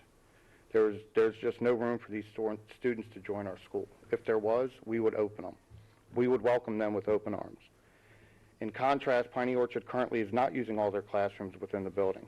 When you factor that in with the portables they are getting, they have the space to welcome these students. By allowing this proposed plan to go through, you are without question going to cause class sizes to grow unnecessarily. The result will not only affect our children currently enrolled, but it will also affect all of those students that would be joining our school. I urge you to please vote against this proposal. Thank you for your time and allowing me to speak.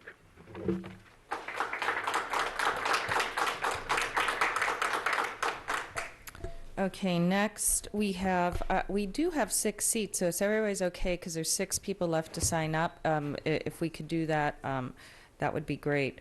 Naomi Ray Delaney, Kaylee Jack and Rachel Jack, Mason Karen and Adrian Karen, and Dustin Hedgepath.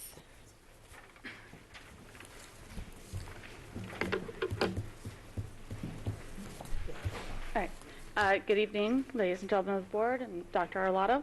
My name is Naomi Ray Delaney, and I have 4 children, a 7th grader at Arundel Middle, a 4th grader at Four Seasons, a 2nd grader at Four Seasons, and a 5-year-old who will be going to Four Seasons in the fall. Both of my boys tonight were singing at the joint chorus concert at Arundel High, and I was not there. I'm here instead because this is important. I've been mostly thrilled with both of the schools so far. The one year I wasn't was when my oldest was in 5th grade. That year, they just missed the enrollment for having 4 5th grade teachers and instead had 3. So every class had more than 30 kids, and they had great teachers. They had a great curriculum, really good assignments, and a supportive administration, and it was horrible. Communications from the teachers dropped. Those assignments, they take a really long time to grade. Teachers didn't get them graded in time. And the whole year was overwhelming and exhausting. And if we put all these students into Four Seasons without the space to do that, that is what every grade is going to be like. And I don't want to do that. Four Seasons does not have the capacity to add more children or more classrooms due to the topography of the school. It just doesn't. If it did, we would welcome these families, just like I said last year. And I'm very frustrated that for the second time in as many years, I have to stand before you and ask you to not put this particular neighborhood into one of my children's schools again. And I'm frustrated with the entire process, starting with building a high school that's too small for the cluster that it's supposed to serve, a redistricting committee that excluded 3 elementary schools because we were closed and therefore couldn't be affected by the redistricting, so we weren't allowed to say. Even though all of our kids are going to Arundel Middle and all of our kids were going to Arundel High, but we weren't allowed on the committee. And now this, here, out of the blue, we're going to go ahead and have these people come to your school because of these completely unreliable changing numbers. What was it, 640 in December when Ms. Ellis made her proposal? 649 in the master facilities list. And if you talk to people who work at the school, they'll say it's much higher than that. I have no idea where to get reliable enrollment numbers because they aren't here. If we're going to just randomly pick schools that are under enrollment one year to move neighborhoods to, my understanding is that Crofton Meadows is currently under enrollment, so why don't we move some kids from Crofton Elementary over, and then we can let this neighborhood go back to Crofton Elementary, which is where they wanted to be last year. That doesn't make any sense, right? We can't do this every year. That makes about as much sense as this proposal from Ms. Ellis. So I ask you to please not send this proposal forward. Thank you.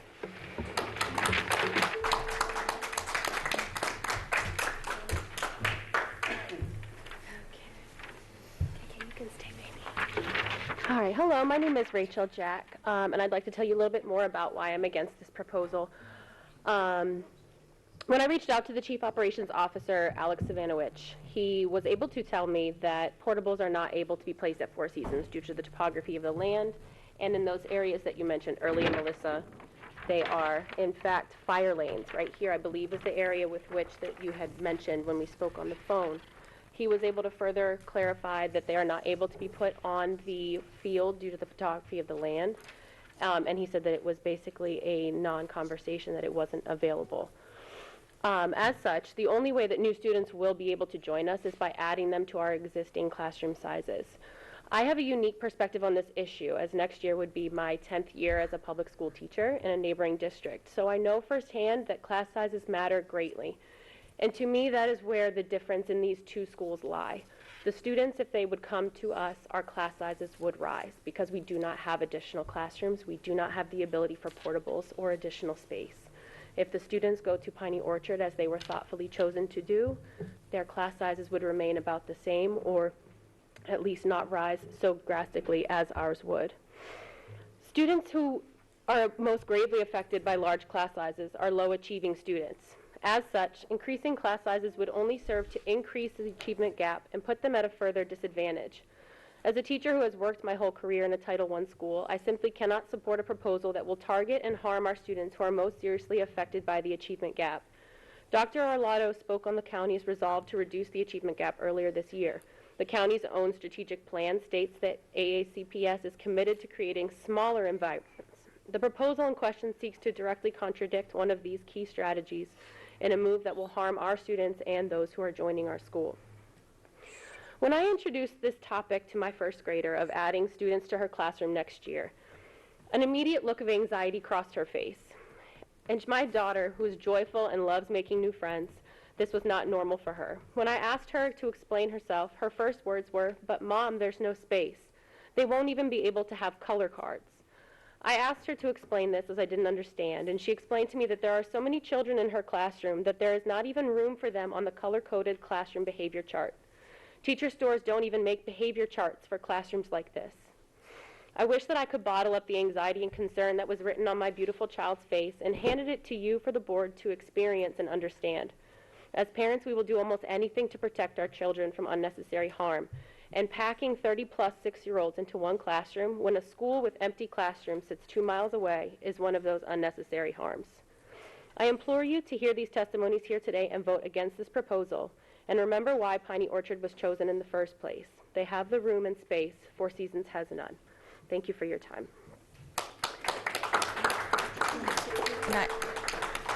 I understand Miss Kaylee would like to perhaps share a couple thoughts, and she can, of course, take her time, and we'll see what we...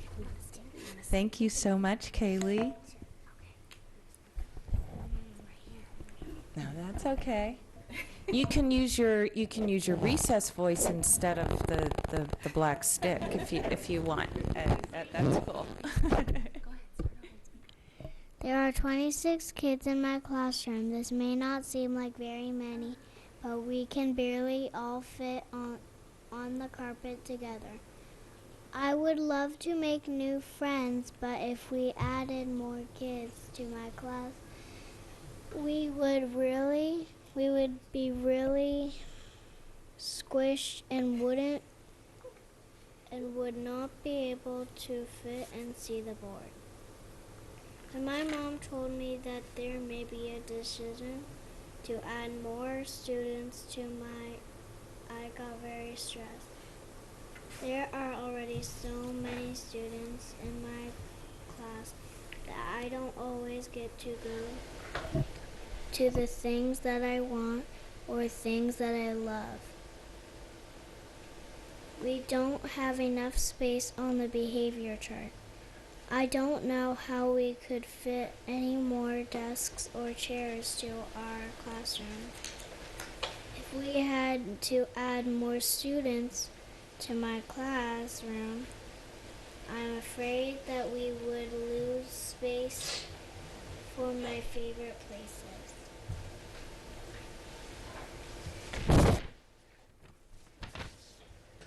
There are so many kids in my classroom right now that I sometimes When I raise my hand, Mrs. Ross can't even see me to call on me.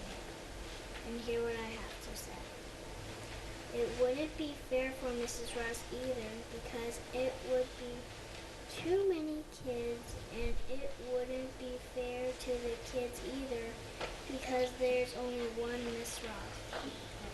My little brother Cam will go to kindergarten in 2 years. I worry about Cam because he needs lots of attention and rules because he is so energetic and smart. I am afraid that Cam will not be able to learn like I do if he is put in a ginormous classroom. Please do not vote for this proposal because it will really affect kids like me and Cam. Please think about me and Cam when you vote on this. Thank you. Miss Kaylee.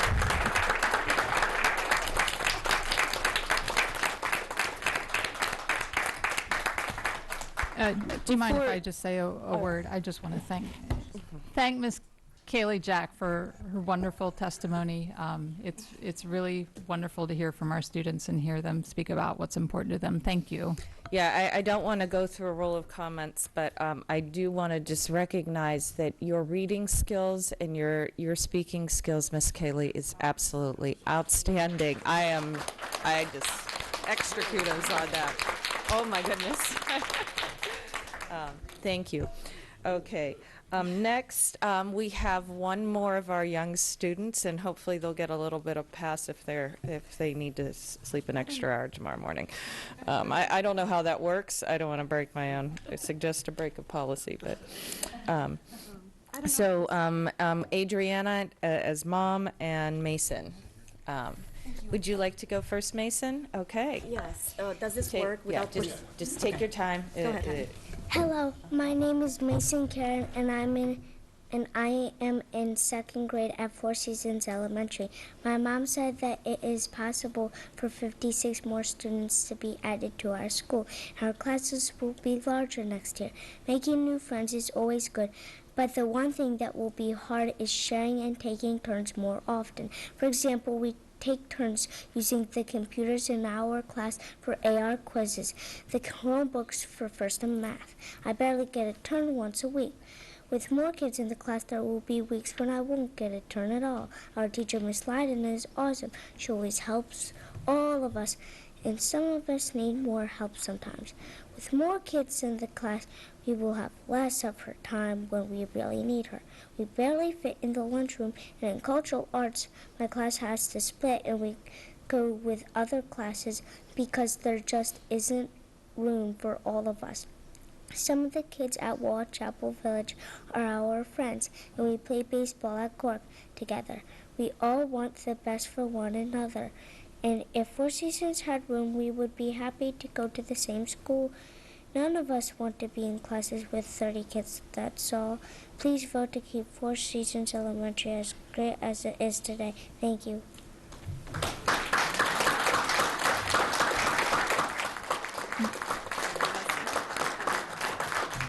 Mason, I just have to thank you too for your testimony.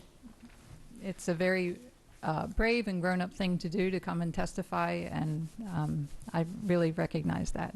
Thank you. He's very shy, so we appreciate that. Oh, wonderful. Thank you very much, Mason, and you are always welcome to come and visit us at any time. You're a very savvy man, and I appreciate your share.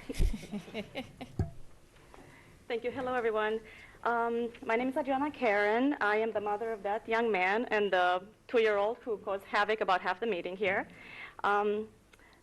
I want to say that, honestly, both of these schools, Piney and Four Seasons, are really great schools. I actually live closer to Piney, but I belong to Four Seasons. We're all friends here. It's not like we play baseball separate. Everything is together. You know, it's not like anybody has anything against anybody else here, but we're all scared of being 30 in a classroom. That's really, and you will see we have a lot of documentation about the fact that we cannot have trailers out there. So we have no classrooms that are empty. Our people can't even fit right now in the lunchroom, and our music room is so small, and we know that we're going to have to miss one of those cultural arts rooms will go away if we have to get more children. With the Summerfield community coming up, we're going to miss our music or art room, and we're going to have 30 kids in the classrooms, and none of us want that. So you're hearing us here emotional and crying and scared because we love our community and we love our kids, and we don't want to see them go through this. And I know the best intentions come to the table here, and everybody wants the best for everyone. But hearing the misinformation around the potential of trailers, where we have black and white documentation saying that we cannot do that, that is what scares us here, is hearing that part of the solution are things that we know are not real. The only solution to bringing our friends from Whitechapel to Four Seasons is having 30 kids in the classroom, and we're terrified of this. So forgive my emotions here. I won't repeat what other people have said, but that's really why you're hearing us very, and we haven't been part of the process. We haven't voiced anything because our school we're at 107% capacity today. This would put us at 116 with no possibility of portals, no empty classroom. We would lose the cultural arts room most likely. We've had plenty of conversations around that. And this is not the school that we want our kids to grow into. This is terrifying for a community as well-funded as ours and as friendly as ours. And it's setting walls between us that shouldn't be there when our kids are friends. My son has 2 friends at Whitechapel. He'd love to go to school with them, but not with 30 kids in the class in 2nd grade. So please, please, please vote against taking this proposal to vote. Thank you.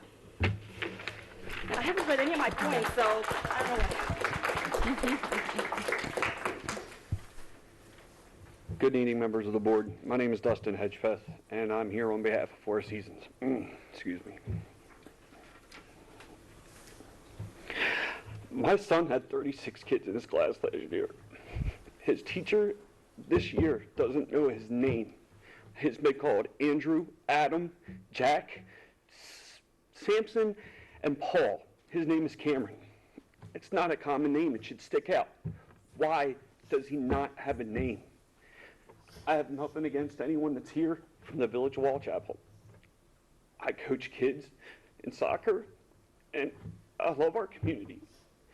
But I can't see my kids that don't even go there yet already being set up for failure because there's 30, 40 kids.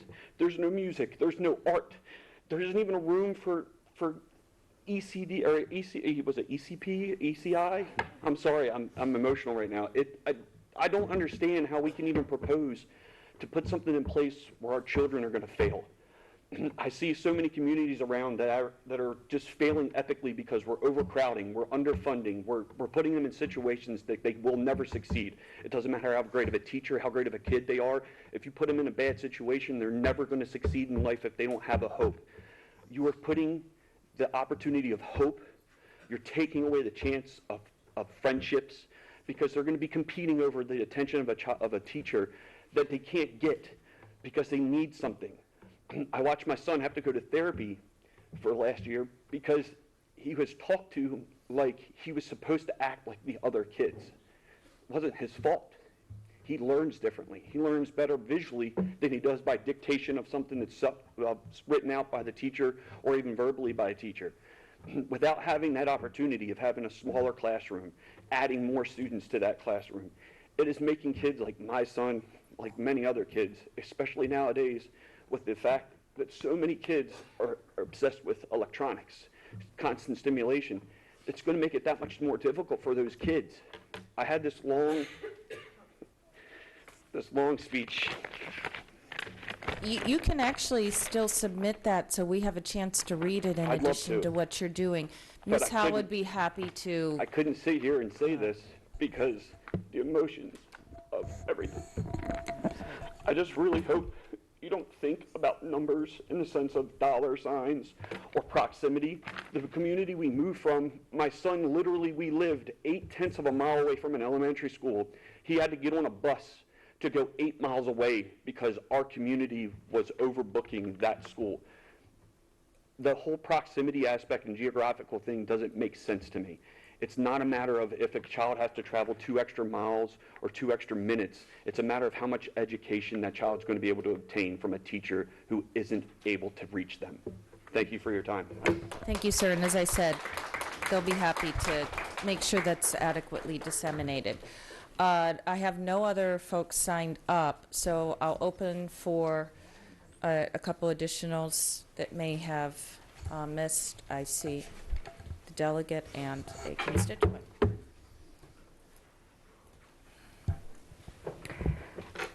Hi.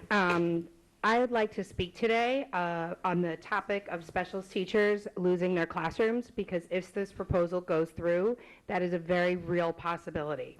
My name is Jill Schechter, and these are my props. This is my first grader, Teddy Schechter, and this is my second grader, Hunter Schechter. And I also have a rising kindergartner who is taking a nap and now is taking a nap on the couch out there. I'm speaking with the lens of a professional cultural arts teacher, as I've worked as a school library media specialist for the past 15 years as part of the specials and cultural arts rotation in both Baltimore City and DC public schools. Throughout my career, I have been employed at both overcrowded schools and schools were not at capacity. Therefore, I have personal experience working in a school where specials teachers had to teach off of a cart. I can tell you firsthand, very limited learning happens from a cart pulled around from classroom to classroom. As a library media specialist, I have been asked to give up my space for a district meeting, or if a teacher was displaced from their classroom for a heating issue, for an air conditioning issue, if a water pipe burst, I'm usually the first one to go. Obviously, circulation is halted because I cannot carry my entire library collection from classroom to classroom. Students do not have access to the library technology and the lesson material that I have planned because it's not feasible for me to carry my instruction from classroom to classroom. As a certified library media specialist, I have 4 master's degrees. Students enter my space. I have my rules, my rewards, my consequences displayed, and as a teaching professional, I deserve my own designated space. I know I cannot do my best job off of a cart. In addition, the homeroom teacher whose class I'm in rotation for ultimately loses his or her own classroom for their instructional planning time. Just as I do, the art teacher is a certified professional who has dedicated his or her career to teaching art concepts.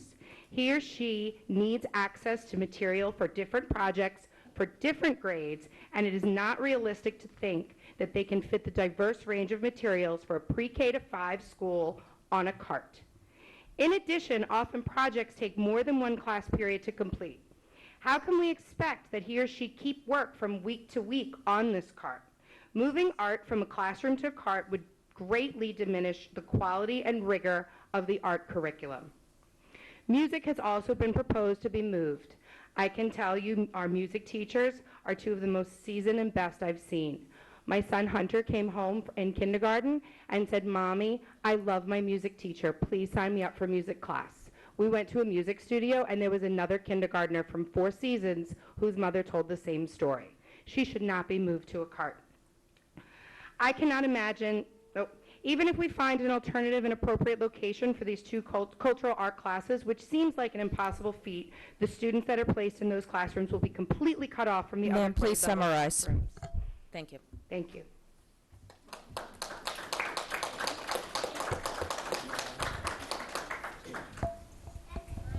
I just want to say thank you once again, Delegate, for taking the time to join us, and please, it's all yours. Thank you. I am Delegate Heather Bagnall, and I will confess I find myself in a very awkward position tonight.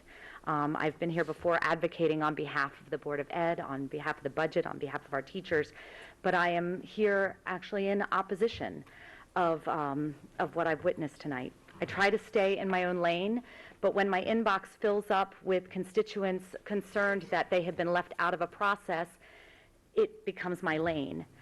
I understand, as a newly elected, we want to make change. We want to make substantive change. But redistricting is emotional, and it is not easy. Much like making laws, it's not easy by design because it shouldn't be. Because we have to make sure that all of the stakeholders are engaged. That not only are we hearing from the people that are proponents, but people who are opponents. And it's not just to give the public an opportunity for comment, but it's to anticipate unintended consequences of our actions. I ran, and quite frankly, I won because my predecessors blew up a process, and they prioritized special interests over public comment. And tonight, I witnessed the board doing something very, very similar, voting to eliminate public comment, something that was done in my district. If we don't like the process, that's okay, but we need to have a public process to change the process, because we don't want even the appearance that private access that private access can be in lieu of public comment. So I just wanted to go on the record and say I don't know what the answer is in terms of redistricting, in terms of Broadneck, or in terms of Four Seasons. But I would urge caution as you go forward in completely disrupting and disregarding a process that people are familiar with as we are trying to get more community engagement. Thank you. Thank you, Delegate Bagman. Hi, I'll Sir. try to be brief. President Corkadel and Dr. Arlotto and board. I'm Art Yates. I'm the president of the Four Seasons Community Association. I've seen a lot of you before. And anyway, my cookie supplier and her mom asked me if I'd show up here. Rachel, Kaylee is my Girl Scout cookie supplier. She helps keep me from starving to death. Yeah, but anyway, I've been a resident of Four Seasons for 35 years, and I've also been one of your substitute teachers for the past 12. I'm a retiree, and so I'm in a position to actually kind of compare apples and oranges and everything else around here. So I sub occasionally at Piney Orchard. That was quick. Okay. I thought maybe this was America's Got Talent or something there. Okay. Okay, so anyway, yeah, so I have actually seen firsthand over the past few years the stresses that the school has been experiencing as the classrooms get more and more overcrowded, and I mean more overcrowded. They were overcrowded 3-4 years ago, but I've seen situations now where the kids are really having difficulties, like at lunchtime and all. That's one of the fears I have. Their cafeteria facility. Well, the school was built to be a little neighborhood school, just like Watch Apple back in the 70s, and the basic structure of the place can't support a whole lot of additional people. If you go in there at lunchtime, these kids are jammed in there, and also on those rare occasions that I wind up with playground duty, it's rather interesting because the kids are so jammed up, and there's no place to put more kids. And I also happen to live at the bottom of that hill that you see in that topographical picture. So when they did the parking lot and all, I've been getting water and all from all the improvements there. So I've got mixed feelings on that as far as that. Yeah, I've got sort of a love-hate relationship with the parking lot. But anyway, as far as the portables, these folks are not exaggerating. It won't support the portables. Everything that they've been talking about, I've actually seen firsthand. So anyway, thank you very much. Thank you, Marco. It's a pleasure to see you. Anyone else? Okay, we have some, we do have? Oh, by all means. Okay.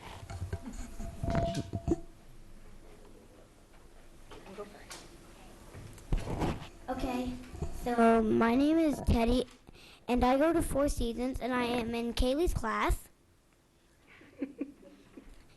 And so my class has 26 kids in it, and it's very crowded.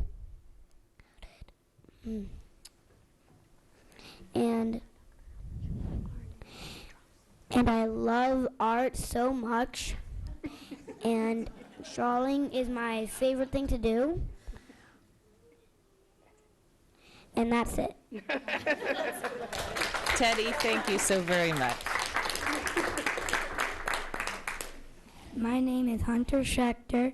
I am in second grade in Miss Vaselli's class.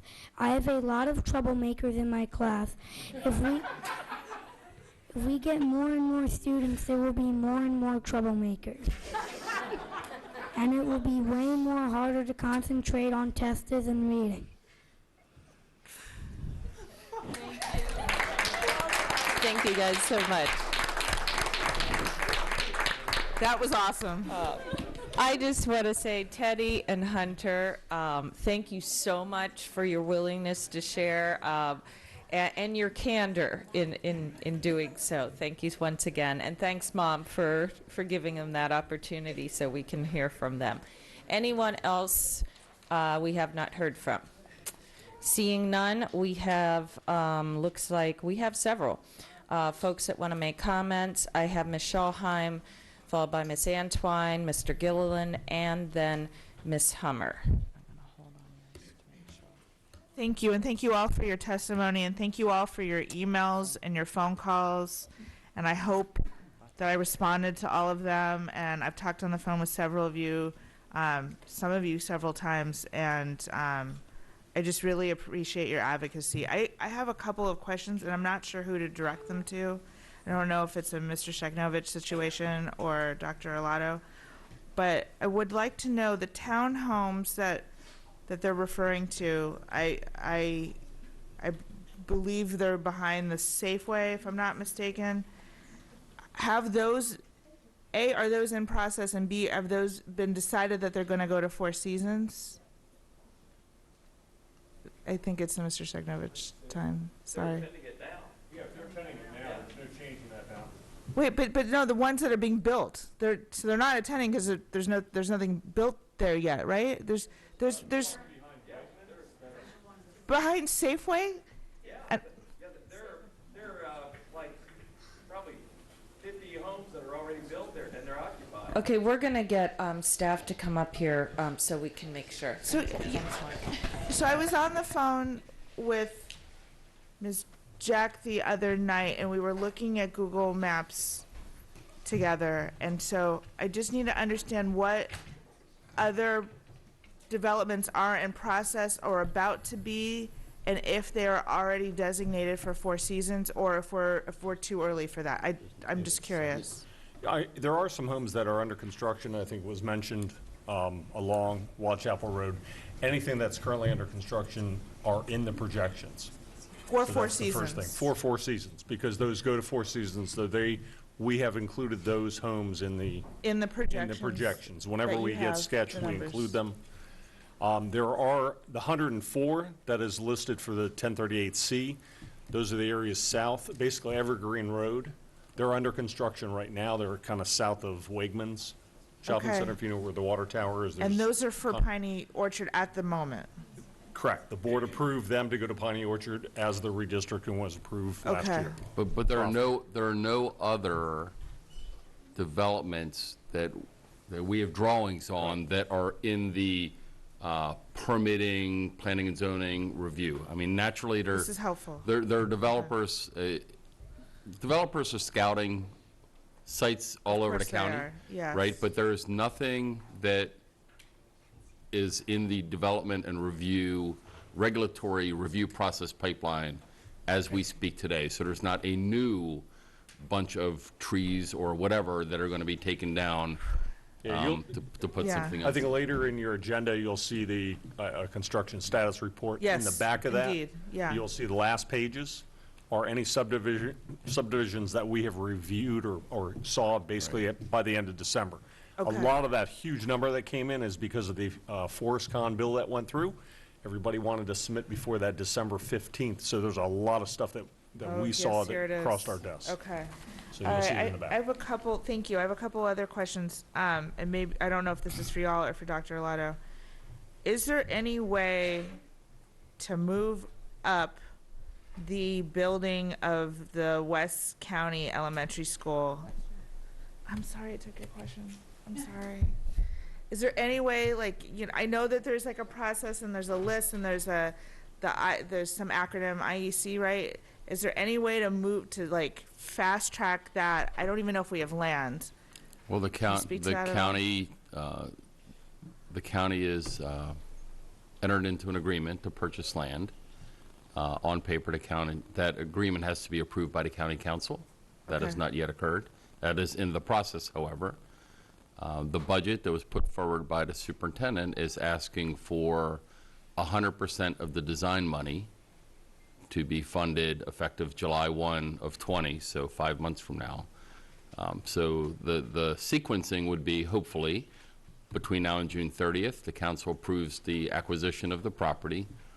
The county holds title to that. It's a very simple matter. They would have to convey that over to us, the board, by operation of law and deed. We would begin design efforts July 1, assuming that we are funded by the county government. There is no state funding at all involved in design. It's 100% local, so that decision is, again, all upon the recommendation of the county executive and then, of course, the funding authority of the county council. So that the design of that building, the design and permitting of that building typically takes, let's say, 9 months or so, 9 to 12, depending on whatever regulatory challenges or whatever. The proposal that's in the superintendent's budget then would be asking for construction money to come that following July, so July of 21. So July 20, we get the design money. Hopefully by then we have land. We spend that year getting the permits, getting the drawings done, getting all of the regulatory approvals, and tee everything up so that we can bring on a construction manager and do everything we can prospectively, such that if the construction money comes July 1, again, we'll get underway. Okay. And does moving anything around at this juncture, could that adversely affect funding for West County Elementary School as it stands? It depends on what you're moving. I mean, Ms. Ellis's proposal as put forward today, likely not. Okay. Likely not, because they're going to look at that feeder, that catchment area. Whole cluster. And so specifically, they look at something called the adjacent schools. Okay. So they would consider both Piney Orchard and Four Seasons as adjacent schools. So if the youngsters were in the one building or the other, they would essentially still be counted. Now, if any of the youngsters were moved outside of that adjacent school designation, moved somewhere else, then they would not be counted, and therefore that would impact, our both approval and funding schema. Hypothetically, if this were to move forward, and I'm just throwing it out there, hypothetically, would cultural arts lose their room? Would teachers go on carts? We don't know that yet. We don't know that We yet. haven't done any study of a proposal because we're just now hearing an official proposal. It's a challenging site with the slopes. And because of the proximity, there are certain regulations Setbacks. with also International Building Code. I need bathrooms within 500 feet. As those portables get pushed out, that becomes issues. We have issues with security. If we want to do fencing, how do we maintain fire access? There's a lot of complications with doing anything at Four Seasons. We do not have those restraints over at Piney Orchard, as we testified last year when we did the redistricting. And I saw both schools, and I'm very glad that I had the opportunity to see both schools because I'm a visual learner myself, and I needed to see it. I have one more question. Regardless of what we do here tonight and what ultimately happens, I heard from several students tonight that spoke about a lot of kids in their classrooms. I know that those classrooms are sized under previous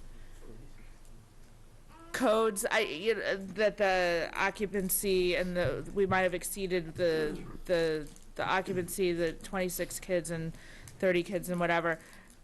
Regardless of what we do, is there, and I know this is a programmatic decision, I still, given the fact that they literally don't have a coat closet available, is there a way to free up space by evaluating whether or not the ECI and pre-K, since it is a regional program, can get moved around? I want to throw that out there as a possibility, regardless of what happens tonight, for, against, whatever happens eventually, now or in April. if that is a means of having lower class sizes at Four Seasons, I mean, I think the kids that go there now would appreciate that. Just something to look into. I would look to Dr. Olayo to make that decision, obviously, but I just wanted to be kind of on the radar as another solution. Anyway, thank you for your time. Good? Okay. Ms. Antwine, Mr. Gilliland, Ms. Hummer, and Mr. Leib. Ms. Antwine. Thank you. I sincerely want to thank the families and everyone that came out today, spent the time with us tonight to express concern for this proposal and the other testimonies as well. Even tonight, I have not heard from the people of 1038C since Ms. Ellis's proposal in December. However, prior to that, even up to the top of December, many of the parents that live in that area were coming to me with concerns.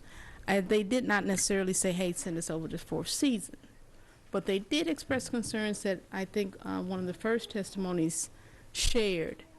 They felt mistreated. They felt overlooked, and in some cases of discrimination. So I want us to be careful if we decide to move forward, that they don't continue to feel that way. That's unfair. These are students still in our school system who, as has been pointed out, deserves to have the top in education. And I've heard comments like, we'll welcome them. I've heard comments about, too many students in the classroom. Overcrowding is a safety issue that we must address way beyond any redistricting. It needs to be continuously addressed. My question was about the West County, when that's going to happen, what we can do to push it. Once we get the acquisition of land that you've talked about and the permits that come along with that, I would like to know, is there a process for requesting it be expedited due to some of the major concerns that are already identified? So the superintendent's budget for that project is already pretty aggressive, and about as aggressive as it can become. We know it's a priority school, so we've already tightened up the timelines for that project beyond what you would see at Edgewater or R.H. Lee or a school like that. So again, there's the constraints of, we got to get the land, we've got to do the design. Right. We can certainly, I think the county government understands the position we're in. They know that very clearly, both elected and appointed leaders. I think they are trying to accelerate the land acquisition. I am hopeful that the county administration would have the regulators, that being the permit review authorities, try to expedite the reviews of the project. We're not asking for any breaks. We want to comply with every single code under the sun. But certainly we don't want the drawings to languish somewhere in an inbox for weeks at a time, right? So Understood. we will continue to advocate to try to push those levers where we can to accelerate the project as best we can. I'll circle right back to what I said though, Ms. Antwine. It really all hinges upon, money and the regulatory permits. Two things outside of our control. We need the county and the state to help us with the money part. We clearly are very good at advocating for capital construction money, and we welcome every last bit of help that we can have from you and your colleagues and members of the community to advocate at our delegation, advocate at our county council. When the council has its budget hearings, et cetera, it's important for them to hear that, this is an item of concern from them. And then, again, I think Dr. Arlotto meets with the county executive on a monthly basis. Between that executive level conversation and our staff level conversations, that we've already conveyed that sense of urgency. Yeah, Public Works Department knows, Planning and Zoning knows. I was going to say also, just to let you know, land, it sounds like talking to the county, it should go to council in February. They've already done a phase one well, March at the latest. They've already done the appraisals have been done, the phase one environmental study has been done, and that looked clean, and we have a feasibility study for it. So we've done the stuff needed to get it to council for that, basically that vote for acquisition. Excellent. Thank you. And the last thing I'll say, it's a partnership, and I don't know if the board knows this, but we have been working collaboratively. The county recreational master plan has identified that area specifically with a huge deficiency in recreational opportunities. And so over I'd say now close to 3 years now, we've been having rec and parks in every one of our meetings with them. We're jointly designing the property so they can support not just our use from, 8 to 4, but that the gyms and the fields, et cetera, can be utilized by the community for youth athletics. And then there is an adjoining piece of county property that the county already owns. And we've been in conversations with the county about, again, working together so that, some of our fields may go a little bit onto their property. Their fields can certainly go on our property. We're happy for that to happen.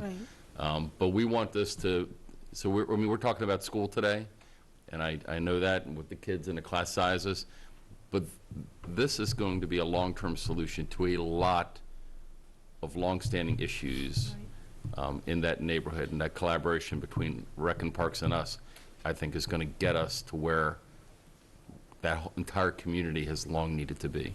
Excellent. Thank you. Thank you both. Okay, Mr. Gilliland. Thank you, Madam President. And I'll echo what Ms. Antwine said. Just everyone, thank you for staying here now for over 4 hours in some cases.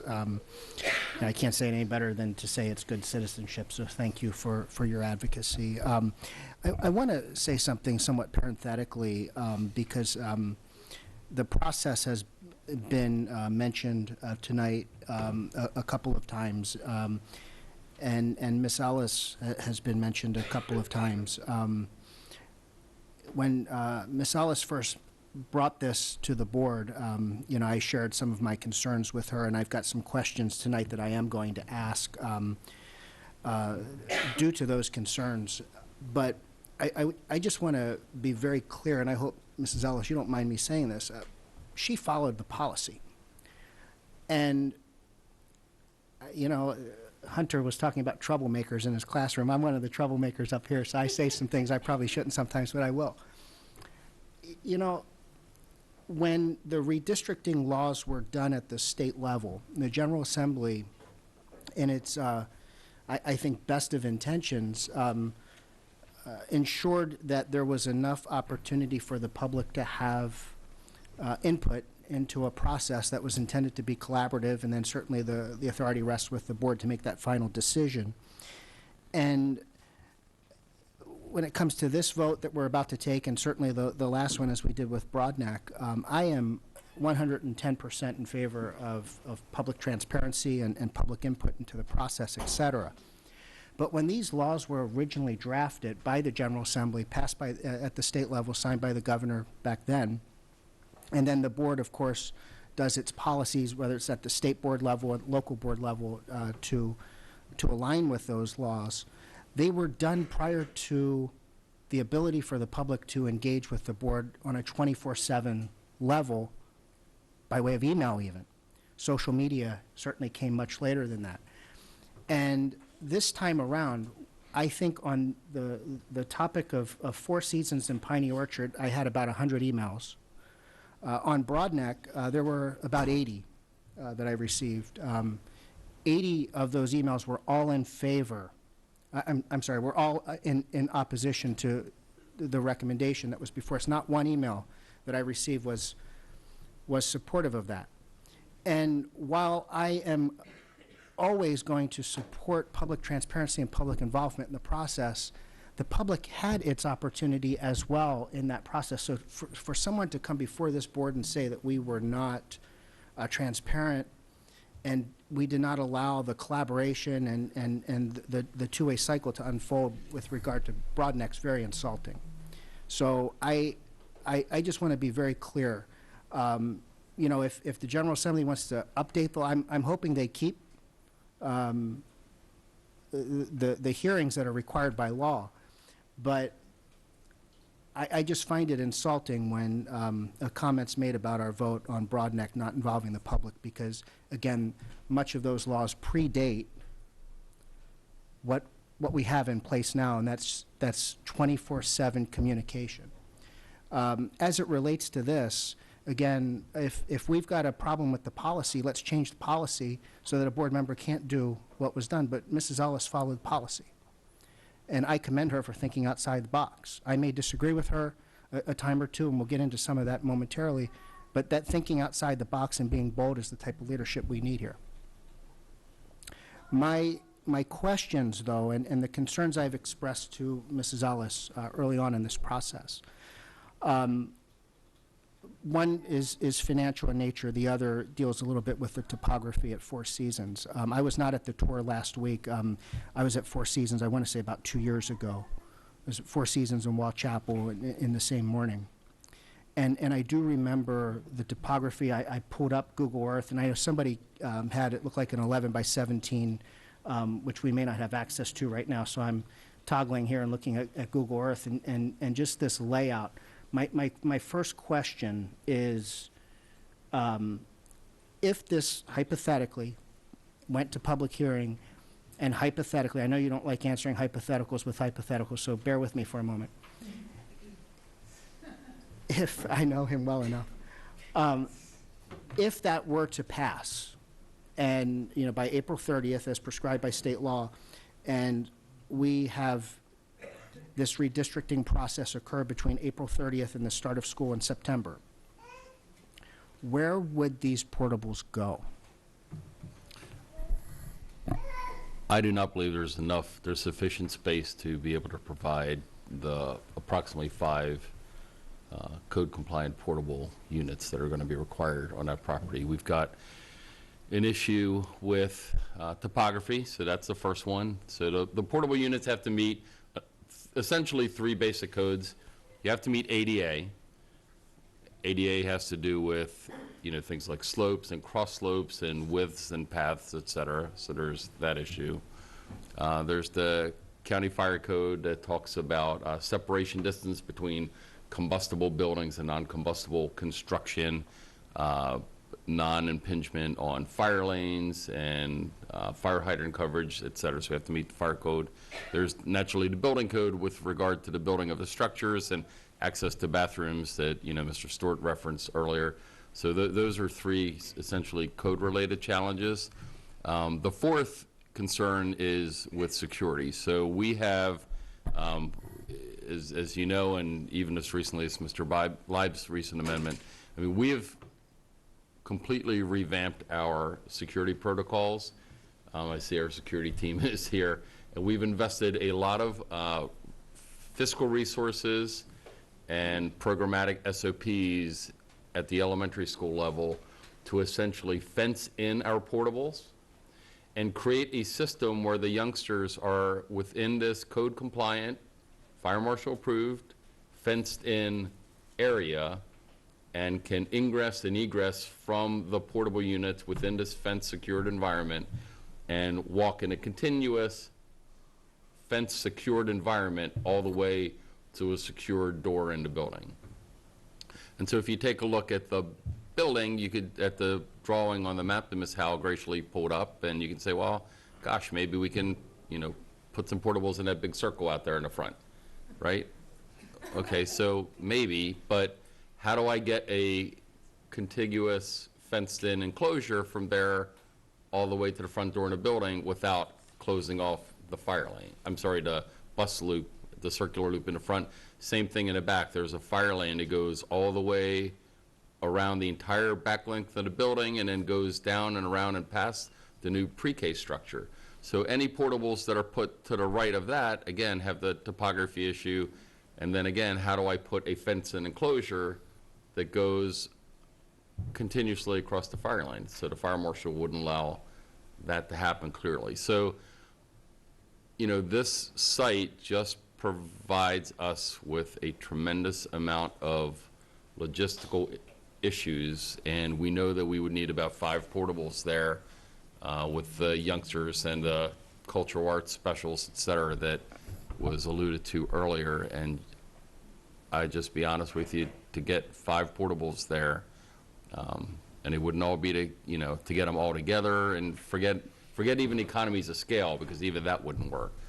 So how to get them there, period, how to get them there in a code compliant manner and meet our systemic safety protocols.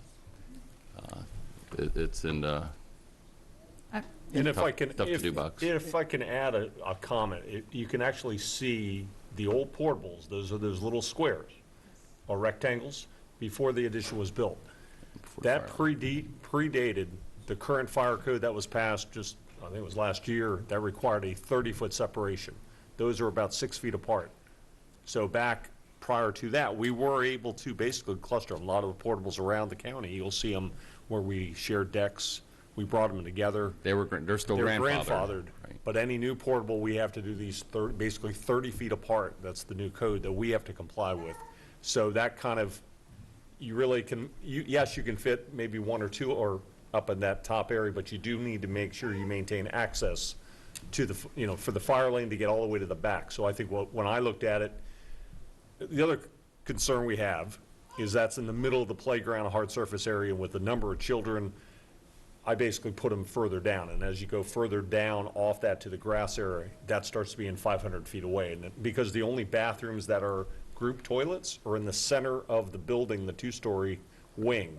The rest, that whole K addition has individual bathrooms in every classroom, so it really doesn't allow other classrooms to kind of come in, disrupt that classroom. They actually have to go back to the group toilets, and there are basically 4 of them in that 2-story section. There's also 2 more in the front, near the front office, across from the cafeteria. And my Google Earth image, I don't know which is newer, because that looks like it was taken in the fall or winter because there's no leaves on the trees. But just to verify, because I have looks like a series of trees just north of that lower parking lot. Are those trees still in that image? Oh, yeah, there's some very large okay, trees in there. Now, there was probably a 60-inch tree that has been cut down, but there are still some very significant trees that I probably wouldn't want to put portables directly underneath. Understood. And that, I just think that looks deceiving only because from my distance now, and some of this is my eyes, so forgive me, but we would not be able to put portables there. It looks like because we've got tree stumps. There are. I'm a finance guy. I'm not an arborist, but trees are in the way. So I'm just trying to figure out where that stuff where it would go, and it seems like the answer you're giving me right now, your professional expert opinion, is it would be a nearly impossible task. Yes. Okay. My next question, if I can follow up on something that Mrs. Schallheim asked, and I'm toggling now to the CIP. Mrs. Schallheim asked the question about the funding implications, and naturally we know that design funding that we're asking for, the $3 million, is county funding, and then it looks like FY22 the ask is going to be about 16 and then 14 the year after. So that $30 million is going to assume state dollars, and you just clarified that you don't think there's a funding risk there. One of the, just a follow-on to that, and I appreciate that, but it was mentioned about ECI possibly transferring out. If, again, hypothetically, if this were to go forward and pass in April, would there be a funding risk to the ECI dollars at the state level? Absolutely. Unless ECI was moved to an adjacent school, so if the ECI got moved to from Four Seasons to Piney Orchard, for example, it would still be within this adjacent school model and count the state funding. But I'll just pick 2 schools randomly. So if you took the ECI and you moved them out to Millersville or over to Crofton Woods or Crofton Meadows, it would no longer be an adjacent school. The state will pull those 38 youngsters out of the calculation, and we'll get 38 students less worth of state funding that the taxpayers of Arundel County would have to backfill that gap. Thank you for answering those questions. I'm sorry, while the picture is up, I wanted to ask a clarifying question. So when there were 4 of us that visited both Piney Orchard and Wild Chapel, and sorry, I lost my train of thought for a second. So Piney Orchard currently has a plan where there's a fire lane, and right outside of that there's a blacktop, and we were told by the principal that on that blacktop is going to be built an 8-unit portable complex, and they're going to use the new fire lane as a blacktop for the kids to play on. So I've asked a lot of questions about this leading up to this. I never went into this willy-nilly whatsoever. I was told there was a concern with the fire lane and that there needed to be a turnaround place. I had asked the question about where there had previously been portables, because there's outlined 3 portables that are not within the fire lane that had been there previously, and that seemed like a location that could work. Is there such a thing as a 3 portable complex, which wouldn't require distance between the portables? Clearly we have an 8 portable complex coming.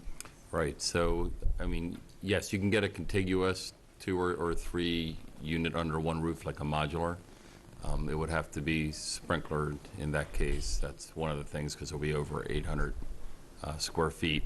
But the other piece, again, we still have the issue of how do we have the kids within a fenced, secured area and get them from where those dashed lines are to the right of the building, the playground surface right there near the access, walk down to the wood chip play area. How do we get them from there back into the main building without building a fence right over a fence twice over the fire lane?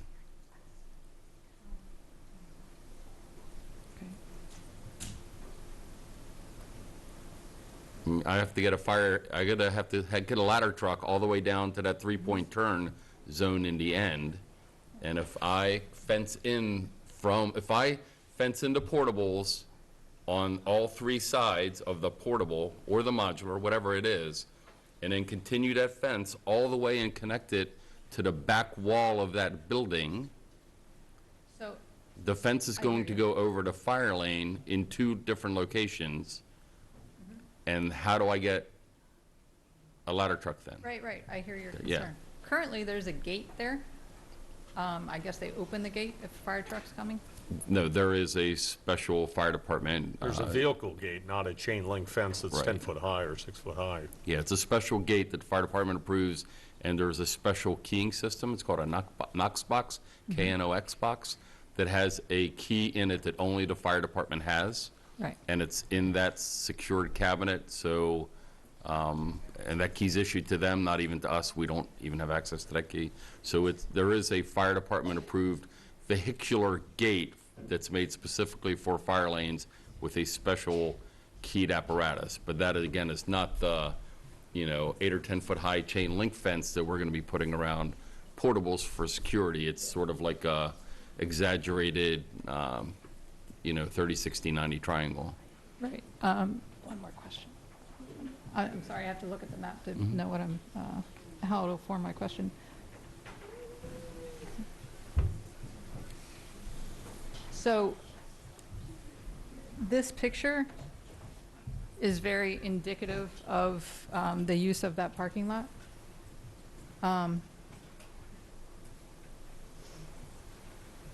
So the area to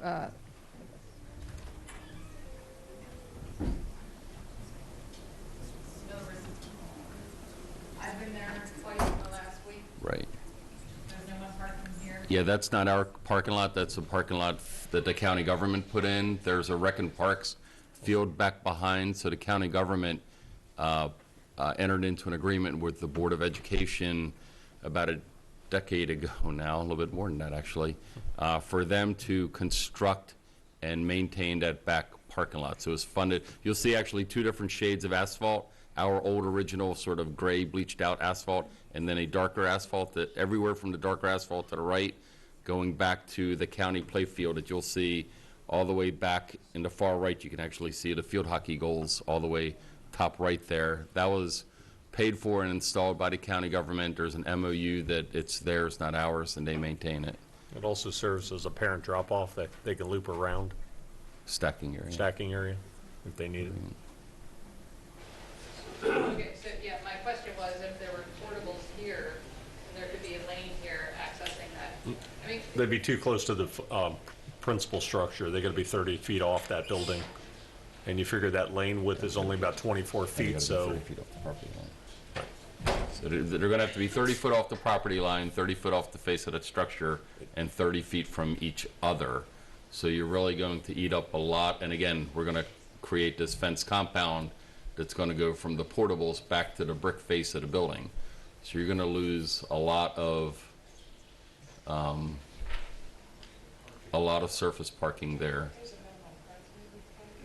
Yeah, the county code requires, there's a certain ratio that's written into the county planning and zoning code that governs the ratio of parking spaces to the occupant load of the building. Yeah, there's like a rule about it's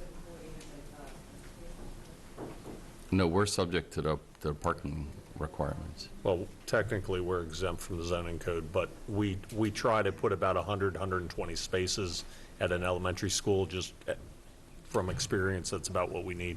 does Piney have that? Because I know they have real parking issues.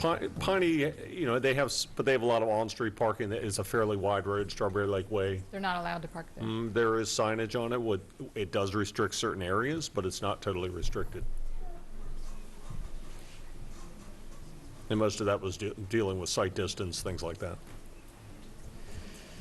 Okay, we have Ms. Hummer, Mr. Leib, and then I do have one more question for Alex and Ms. I want to thank all the people from the Four Seasons families that came out today. You presented about your school so eloquently. I think you highlighted all the things. There was certainly nothing that was against policy in presenting this. That is certainly in our policy, but there is a reason that we have a committee process. Many of these questions that we're addressing tonight would have been reviewed through the committee process, and people would have been able to consider it. And I would dare say that some of the families from the Villas of Wall Chapel, when they heard these concerns, may have been less eager to come to Four Seasons knowing the restrictions are there. In fact, I've been in communication with some, and as I shared with them some of the things, I had multiple of them come back and say, thank you, we didn't realize that, about what the risks could be there. Given the physical restraints that we're hearing, there's not any real practical way or possible way to add portable classrooms. We toured Four Seasons and Piney Orchard last week. There's really no comparison between the two buildings. Piney Orchard is a newer building, beautiful, great light, lots of empty classrooms. So many classrooms right now, even without the portable, they have 2 art rooms. They have 2 music rooms. They're going to get an 8-room that's basically an addition to the school, complete with a bathroom, so those children are not going to have to come inside. They're still going to have space. We toured Four Seasons. Four Seasons has an art room, the same number of art teachers as Piney Orchard, but they're already having to share the art room. They've had to be very creative in their scheduling to share the art room. They have our ECI students. I've got to say that to me, moving those students is dangerous. Our ECI students are our most vulnerable. Next to our children in our special centers who are most severely disabled, the next most disabled of our children are our ECI students, and they're our youngest. They are 3 and 4 years old. These are students who thrive on routine and consistency, and to move them out of their home school is very disruptive to their education. All of their IEPs are written specifically to attend Four Seasons. So we would have to redo the education plans for every one of those students. We would have to redo their transportation plans to move them somewhere else. And to me, the word has been used before, is the juice worth the squeeze. We're looking at a new school being built in the next 3 years, that we will be looking at redistricting this entire area, and moving many of the Four Seasons parents who are here tonight will probably agree with me that you very well may be redistricted out of Four Seasons because you live closer to Piney Orchard or Watchapel or Odenton even. That's going to happen. Why would we disrupt our most vulnerable children for a couple of years that this is going to happen? After touring Four Seasons, it's very clear that the impact on class sizes will be significant there because there's nowhere to grow. Piney Orchard is not. And Piney Orchard, they are excited to have everyone. It is so unfortunate that some families are feeling like they're not wanted, because when we met with the staff, with the principal at Piney Orchard, he was talking about how they're planning to, what events they're planning to welcome the new families. They're encouraged to have them.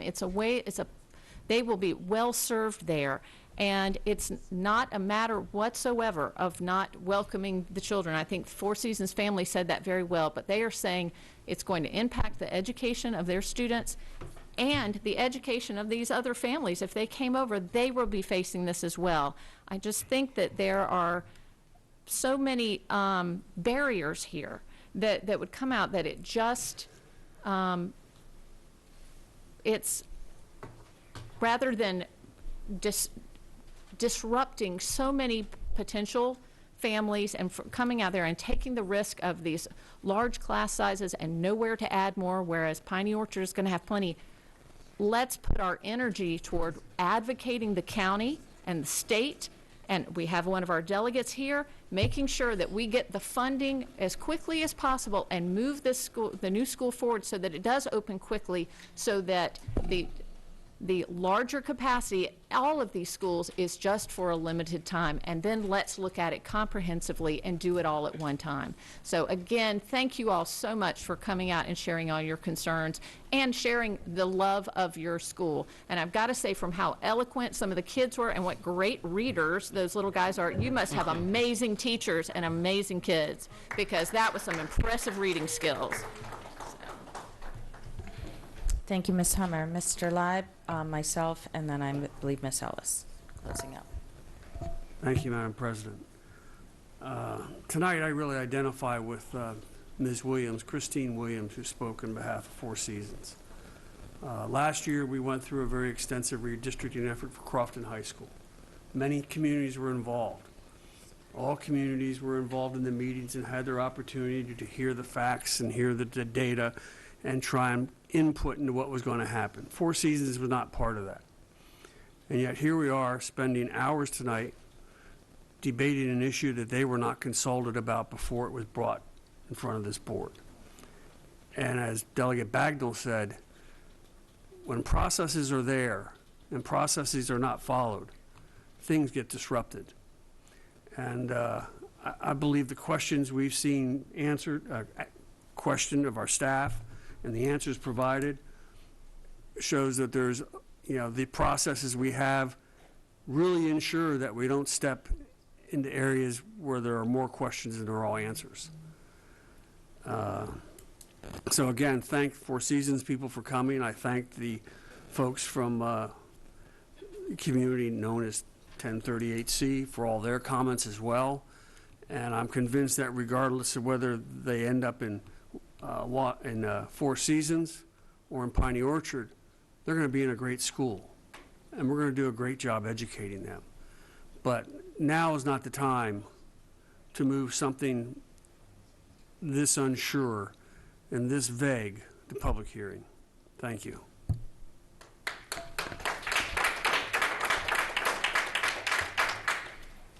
Thank you, Mr. Leib. Alex, I have just a couple clarifications. And I apologize. I had actually thought I was going to email you, and time sort of slipped away with me. Since we had our tour, I did tour both places, and I was a little bit confused and would like some clarification. My understanding, correct me if I'm not wrong, is that Four Seasons has not received a EEE programmatic. Is that correct? Currently, that's correct. Okay, so there is not a triple E in there. And we are addressing allocations of classrooms that will have to be accommodated if we move forward with triple E for all. Can we get a little bit more information on what that would mean if this were to be implemented and simultaneously in the same identical year, triple E would then need space? I know that without this redistricting, they are already proposing a need to put the STEM and the science lab on a cart, and the art may very well also be on that cart. It has not been decided. That's what the principal had shared with us. So if both were to be adopted, is that something that, could we explain what the possible consequences here are? Sure. Well, again, as you know, I'm a little confused on the that. superintendent's proposal would have triple E expanded to the 4 remaining clusters, Arundel being one of them. It does not currently have it. The intention would be to expand it fully to all Arundel cluster elementary schools. Triple E needs a room all onto itself with the right support structure in it. You know that there's actually 4 options. I'll call them flavors, but there's 4 various options that schools decide. That's an organic decision that they make, and then we support them with whatever space alterations, et cetera. So you really can't do triple E on a cart. That kind of doesn't work. So you do need a classroom all onto itself that for 5 days a week you're going to have students rotating through to support that, triple E curriculum in the proper way. So there's about 83, the potential would be for about 83 students to move from Watchapel, from 1038C to Villages Watchapel over to Four Seasons. I said earlier we need about 5 portables. So 4 portables would hold the 1038C structure. The 5th one basically would be to support the accommodation of the triple E program inside of the building, thus displacing something out to the outside of the building. As it stands today, the plan would be to move Four Seasons, to put triple E into Four Seasons. The principal would make accommodations in the building. The intention today would not be to put a portable at Four Seasons. We know that essentially, given all the logistical hurdles, that's really not feasible. And the principal at Four Seasons noted she would have to make those adjustments internally. So we are triple E implemented, will place, it will reduce the amount of potential available classrooms then overall, but it still fits within the structure for its implementation. And so if it's just triple E, yes. Okay. And that is also the case with Piney Orchard. They're in the same feeder. Oh, absolutely. Well, Piney Orchard is a lot more flexibility. Well, they're going to get the park regardless of the disposition of the 50-some because we need to accommodate for the larger group that we had allocated through the redistricting last year. Is that correct? And I don't know if, yeah, absolutely. And I don't know if you've had I don't know if you were or were not on the tour because I wasn't there. I was on both tours, tours, if you had a yes. chance to meet Mr. Gruber, our exuberant principal at Piney Orchard, he's got a color-coded map that already basically has every room laid out, and Triple E is one of the rooms that he is accounted for in his programming of that space. So he is one of several principals that have their spacing as well. They work on that very real-time visually. Okay, I think that was the extent of my questions. Thank you once again, everyone, for coming. This is a very, very long night. And we still have probably an hour and a half of decision-making that needs to be addressed tonight. So, and I believe Ms. Ellis had asked for a closing remark prior to we call roll. Ms. Ellis. Thank you, President Corkadel. First, I want to applaud the Four Seasons community. You're organizing together and delivering your message is very much appreciated. I do want to remind board members that we have lots of written testimony from families at the Village of Whitechapel and Piney Orchard, so I don't want anyone to think that this is a one-sided issue. There was a great reason for concern, and that really compelled me to explore all the options. I just want to address a couple things that were brought up to explain why I was so concerned.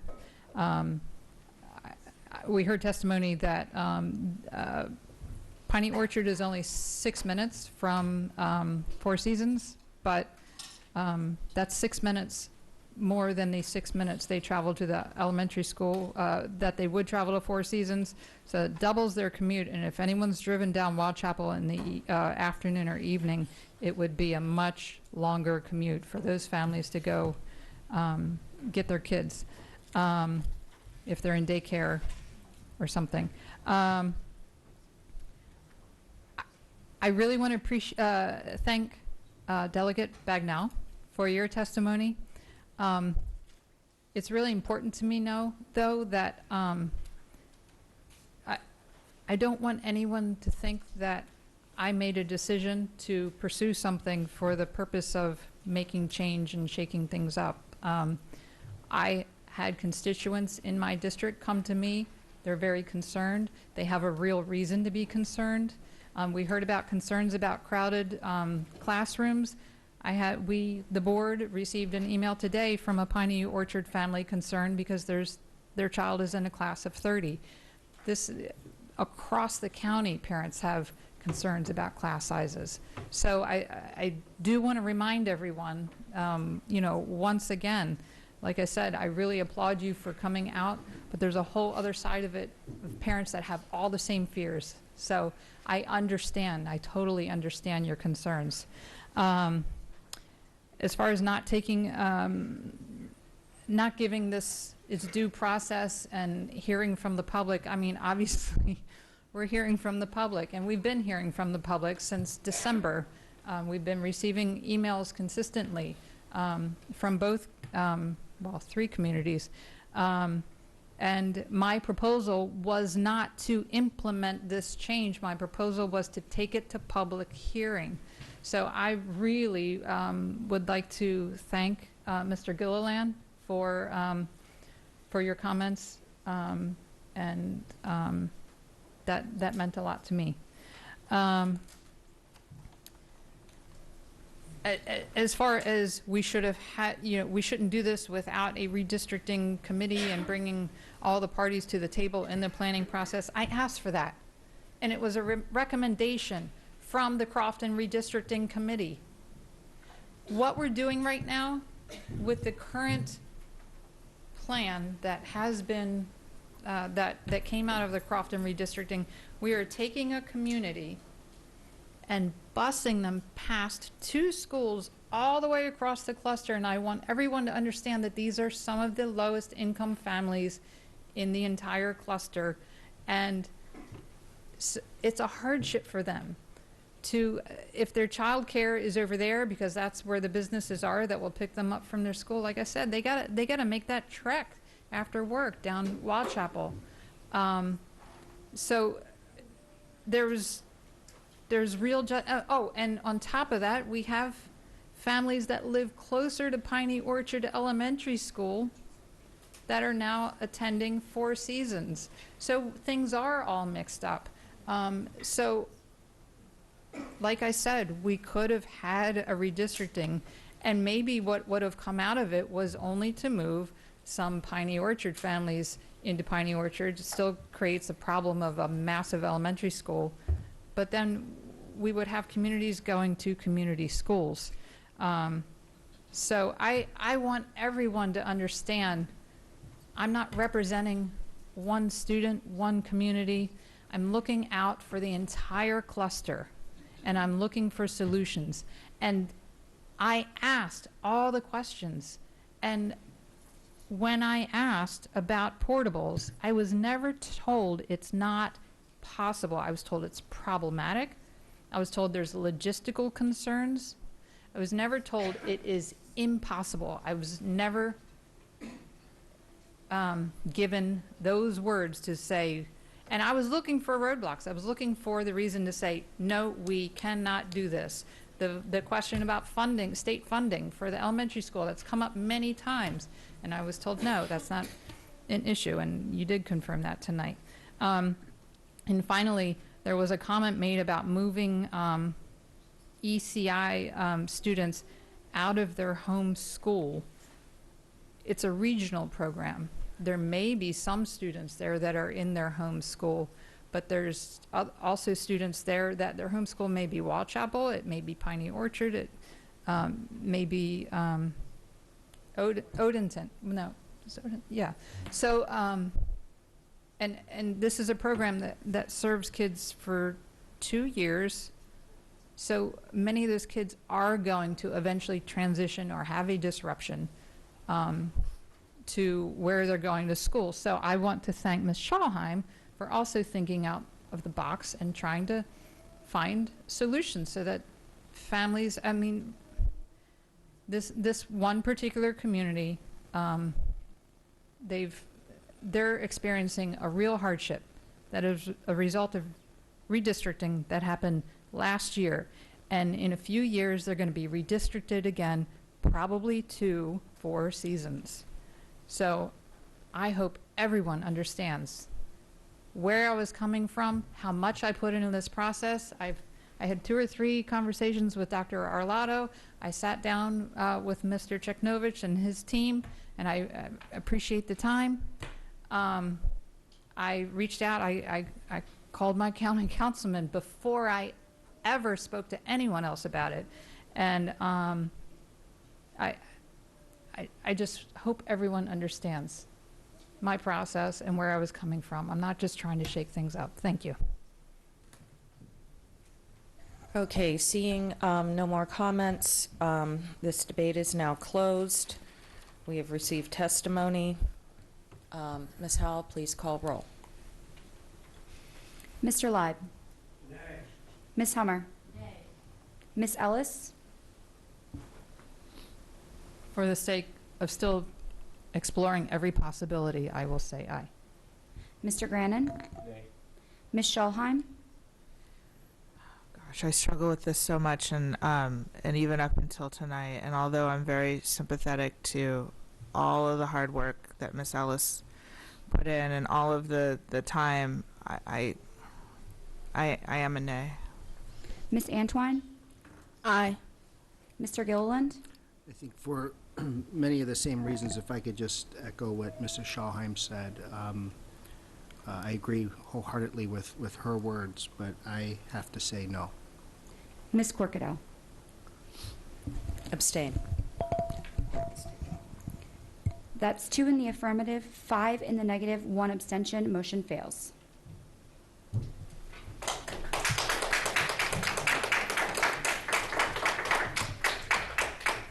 Folks, I know this is a long night, even getting longer. We still have an estimate of at least an hour to an hour and a half of work.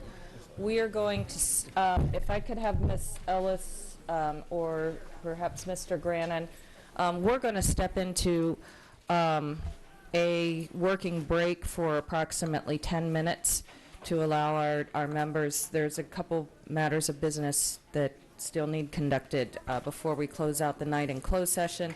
And so, Mr. Grannon, can you please state that? It said Ellis on it. Just those 2 top issues, if you wouldn't mind. Madam President, I move that the board go into closed session to discuss the... If the room could please remain quiet until we have closed. Madam President, I move that the board go into closed session to discuss the appointment, employment, assignment, promotion, discipline, demotion, compensation, removal, resignation, or performance evaluation of appointees, employees, or officials over whom this public body has jurisdiction or any other personal matter that affects one or more specific individuals, to consult with counsel to obtain legal advice on a legal matter. Second. All in favor? Aye. Okay, we are now officially in closed session for approximately 10 minutes. And if I could ask all board members to come back there, because we actually need to have a working break. Thank you.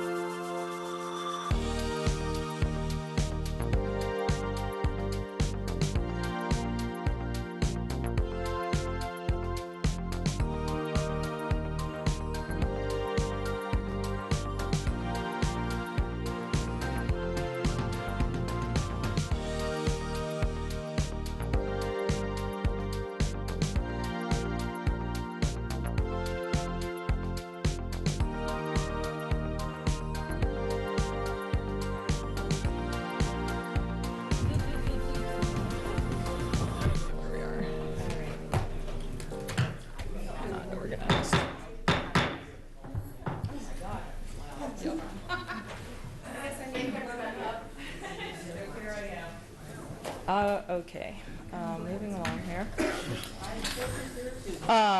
This session is officially back open again.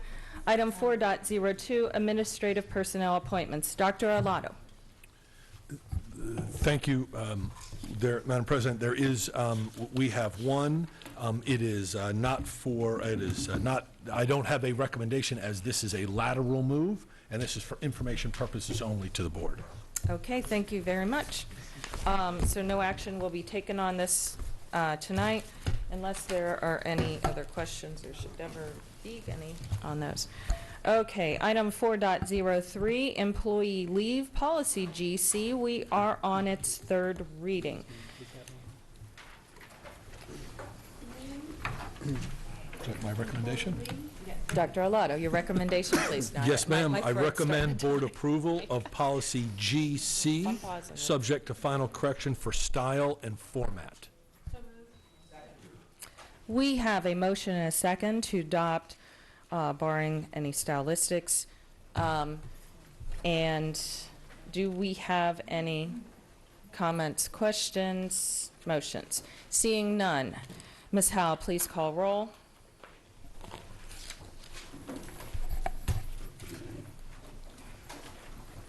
Mr. Leib. Aye. Ms. Hummer. Aye. Ms. Ellis. Aye. Mr. Grannon. Aye. Ms. Schallheim. Aye. Ms. Antwine. Aye. Mr. Gilliland. Aye. Ms. Corkadel. Aye. Motion passes 8-0.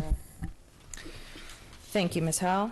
Item 4.04, policy setting, policy BF. This is on its third and final reading. Dr. Arlotto.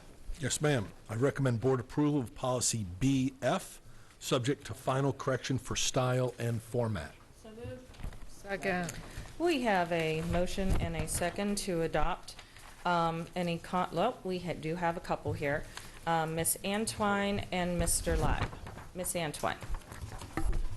So I'll yield mine to Mr. Leib first, please, as the Thank you, Ms. policy Antwine.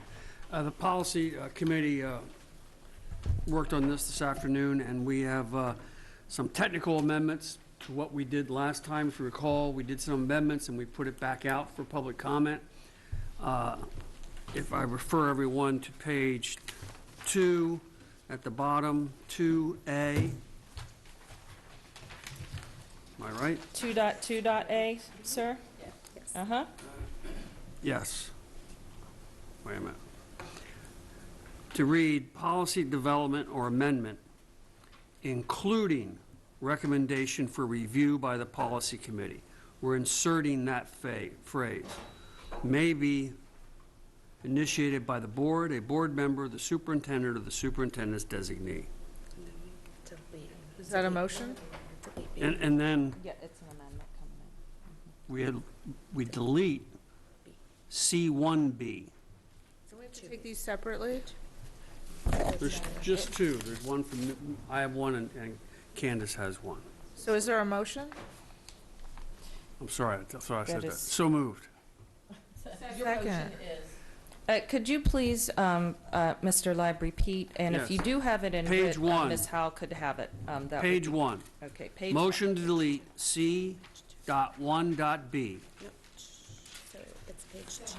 and add the highlighted language to C.1.a. If I may, I'm sorry, that was my error in the notation. It should be C2 on page 2. So that was my bad. I gave you the wrong citation. So page 2, C. So we're in section You're right. C2. At the bottom of page 2. My apologies, Which I is gave you the found on wrong page citation. I shall restate the motion. Thank you, sir. Motion to delete C.2.b and add the following highlighted language to C.2.a. Policy development or amendment, comma, insert, including recommendation for review by the policy committee. That's the insert. May be initiated by the board, a board member, the superintendent, or the superintendent's designee. Okay, is everyone clear on the edit before we move to debate? Considering this is a technical amendment, we do not have to go back out for public comment. That would be correct. So, I just have a technical clarity. So if there's no B, then it's actually not going to be an A. You'll change it so it just says 2. So Right, it'll, you can't have an A and not have a B. So there's a C, a D, an E, and an F, so we will renumber. Withdrawn, Yes. sorry. Good man. Thank you. Okay, do we have comments? This is comments specific to the amendment on the table by Mr. Leib. Mr. Grannon, are you done? I'm good. You're good? Sorry. Ms. Antwine, specific to his amendment. Okay. Seeing none, and I got you next. Ms. Howell, please call roll on this amendment. Mr. Leib? Aye. Ms. Hummer? Aye. Ms. Ellis? Aye. Mr. Grannon? Aye. Ms. Schallheim? Ms. Antwine? Aye. Mr. Gilliland? Ms. Corkadel? Aye. Motion passes 8-0. Okay, was that, okay, and now we have Ms. Antwine. Thank you, President Corkadel. So on page 5, at the last meeting, there were, I moved that we amend page 5, section 7, where it talks about the purview of the superintendent to include the terms with board oversight. After consultation with Ms. Ortiz and the rest of the policy committee, I move that we update section 7 to say administrative regulations which serve to provide guidance and procedures regarding the implementation of board policies are the purview of the superintendent in accordance with applicable laws. I don't have it, the clean sheet. So if I may, for the record, Jeanette Ortiz, Legislative and Policy Council. So I think what we agreed to was are within the purview, because that's grammatically correct. Mr. Burns shared that with us. Within the purview of the superintendent, so within would be the new word, in accordance with state law. And that addresses, sort of gives nod to the board's oversight authority as well as the superintendent's authority on regulations, and it's consistent with language that we use. So it was identified that because our oversight is identified within state law already, that if we address it as such, it's understood that the oversight of his purview is, or the superintendent's purview is already in play. Okay, we have a motion for amendment and a second. Any commentary? Seeing none, Ms. Hall, please call roll. Mr. Leib? Aye. Ms. Hummer? Aye. Ms. Ellis? Aye. Mr. Grannon? Aye. Ms. Schallheim? Aye. Ms. Antwine? Aye. Mr. Gilliland? Aye. Ms. Corkadel? Aye. Motion passes 8-0. Okay. Any other commentary on policy BF or, okay, seeing none. This is as amended, barring the technicalities of like the little letters and stuff there. Ms. Howell, please call roll. Mr. Leib? Aye. Ms. Hummer? Aye. Ms. Ellis? Aye. Mr. Grannon? Aye. Ms. Schallheim? Aye. Ms. Antwine? Aye. Mr. Gilliland? Ms. Corkadel? Aye. Motion passes 8-0. Item 4.05, Board Attorney Policy BBB. This is on its third reader and is available for action. Dr. Arlotto, your recommendation, please. Yes, ma'am. I recommend board approval of policy BBB, subject to final correction for style and format. So moved. Any commentary? Okay, seeing none. Ms. Howell, call roll. Mr. Leib? Ms. Hummer? Aye. Ms. Ellis? Aye. Mr. Grannon? Aye. Ms. Schallheim? Aye. Ms. Antwine? Aye. Mr. Gilliland? Ms. Corkadel? Aye. Motion passes 8-0. I want to apologize. I just recognized in the haste of the late of the evening that I forgot to ask for public testimony on these matters. So if there were any on the third reader of follow-up, please let me know. Well, Ms. Oakes is here. We do have. And I looked up and I saw her and I said, oh, you know what, I was forgetting to ask. So my apologies, Ms. Oakes, if you had anything to add to it. Item 4.06, Agenda Preparation and Distribution Policy BCA. And this is on its very first reader, so there will, and so Ms. Ortiz, and we also have Mr. Mosier. Thank you both for joining me. Got the helm. Good evening. So Board Policy BCA, Agenda Preparation and Distribution, is before you on first reading. The policy was last updated on January 6, 2016. The policy was revised to clearly spell out the board's positions on agenda preparation and distribution. The revisions to the regulation were primarily stylistic, with one amendment to define a term. The policy will be on our website for a 30-day public comment period, and Mr. Mosier and I are happy to answer any questions. Thank you, Ms. Ortiz. We have Ms. Hummer, Ms. Schallheim, and then Mr. Grannon. Ms. Hummer. I have an amendment I want to propose. It's being passed out to everyone. So the language below would be the new subsection 3, and everything else would be renumbered accordingly.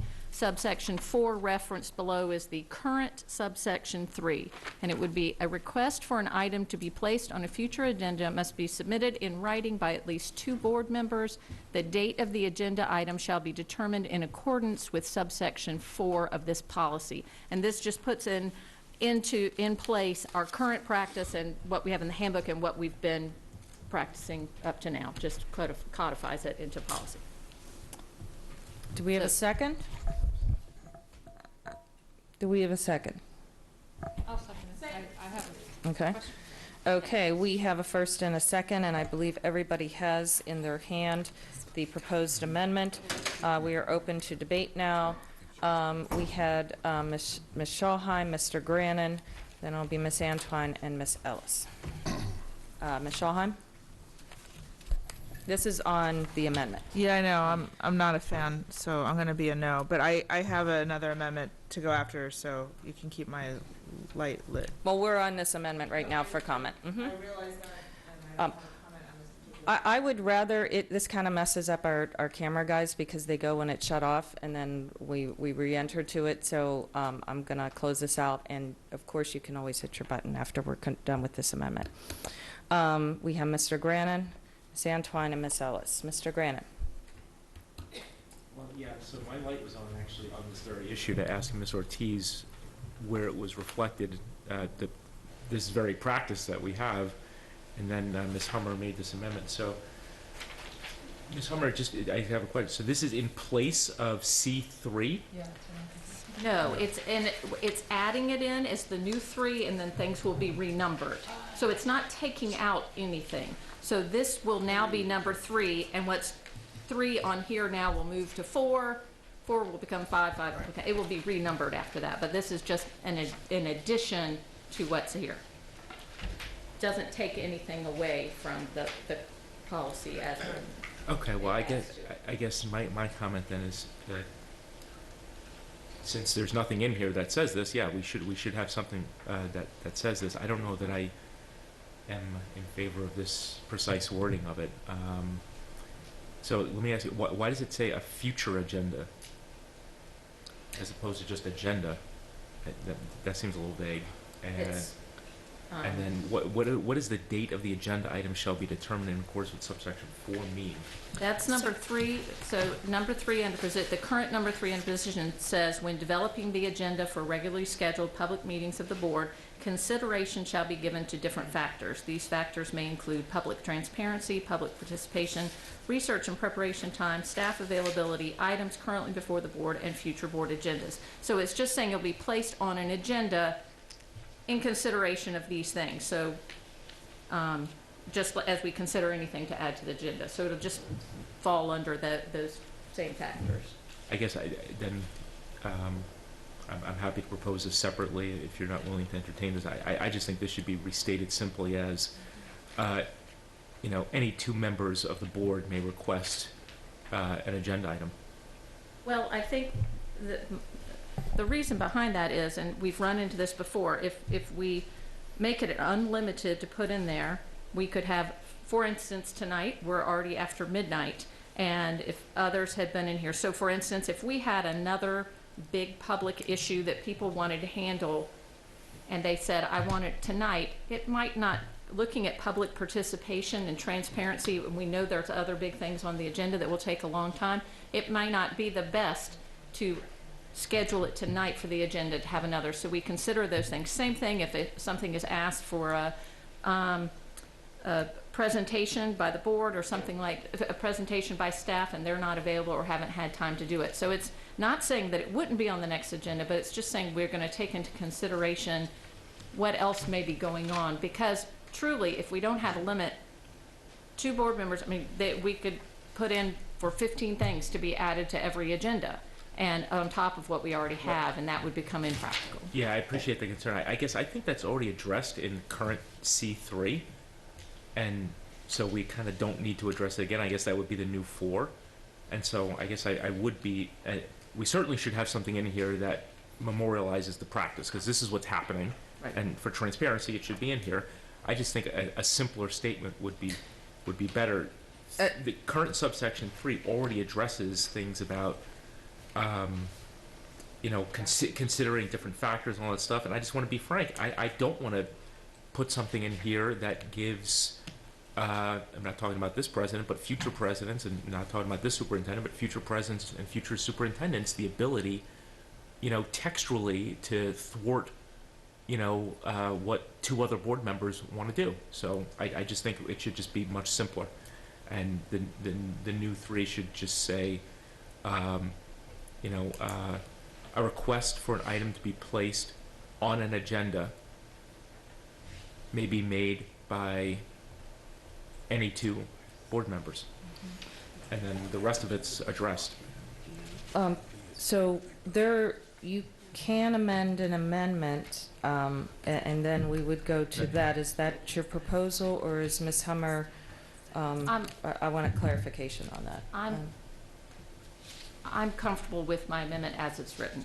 So Okay. I would like a vote on it as it's written, because I think this, as we said, just codifies what we're already doing in the current practices of the board that are already in existence, which includes that all of these factors that are in the current 3, we already do consider when we're putting items on the agenda. So I'm not adding any new steps that aren't already in place by the board. Okay. Anything further, Mr. Grannon, at this time on this amendment? No, I call the question. Okay, we have a motion to call the question. Ms. Howell, please call roll. Mr. Leib? Aye. Ms. Hummer? Aye. Ms. Ellis? Nay, I can't vote on this without getting the question answered. Okay, keep calling roll. This is not a, this is a call the roll to call the question, and it is not debatable. Mr. Grannon? Aye. Ms. Schallheim? Aye. Ms. Antwine? Nay. Mr. Gilliland? Aye. Ms. Corkadel? Aye. That's 6-2, motion passes. Okay. Please call roll on Ms. Hummer's amendment. Mr. Leib? Aye. Ms. Hummer? Aye. Ms. Ms. Ellis? No. Mr. Grannon? Nay. Ms. Schallheim? No. Ms. Antwine? Nay. Mr. Gilliland? Ms. Corkadel? Aye. That's 4-4, motion fails. Okay, with that in mind, now, I gotta tell you, Ms. Schallheim, Mr. Grannon hit their buttons near the same time. Ms. Schallheim had originally done that. Mr. Grannon, are you willing to defer, or would you like to follow up to your No, previous? If you don't mind, Ms. Schallheim, I won't, because it so closely follows what Ms. Hummer suggested. I think Ms. Hummer certainly, the spirit of what she's doing, I agree with it completely, because, you know, the written policy should reflect our practice. So I basically move exactly what I said before, that the new 3 state that a request for an item to be placed on an agenda may be made by any 2 board members. Second. Okay. Ms. Howell, do you have that board members understand? Because I don't want to go through reiterations late at night. Okay.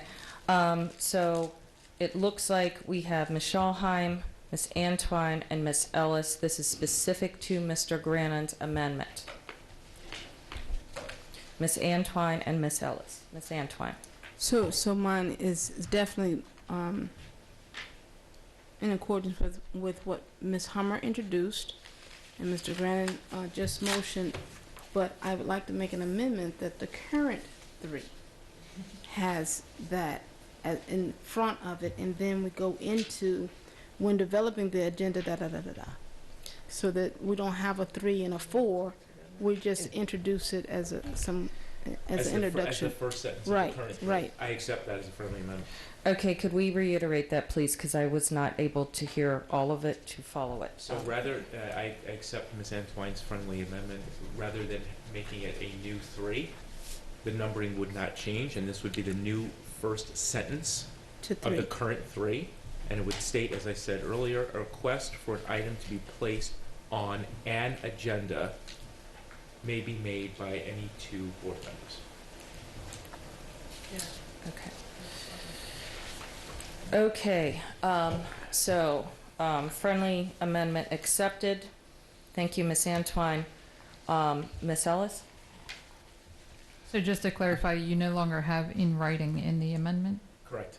Okay, because my concern with that was, I know that we have added items to future agendas here in public meeting on the dais, and so that's not in writing, so. That was intentional.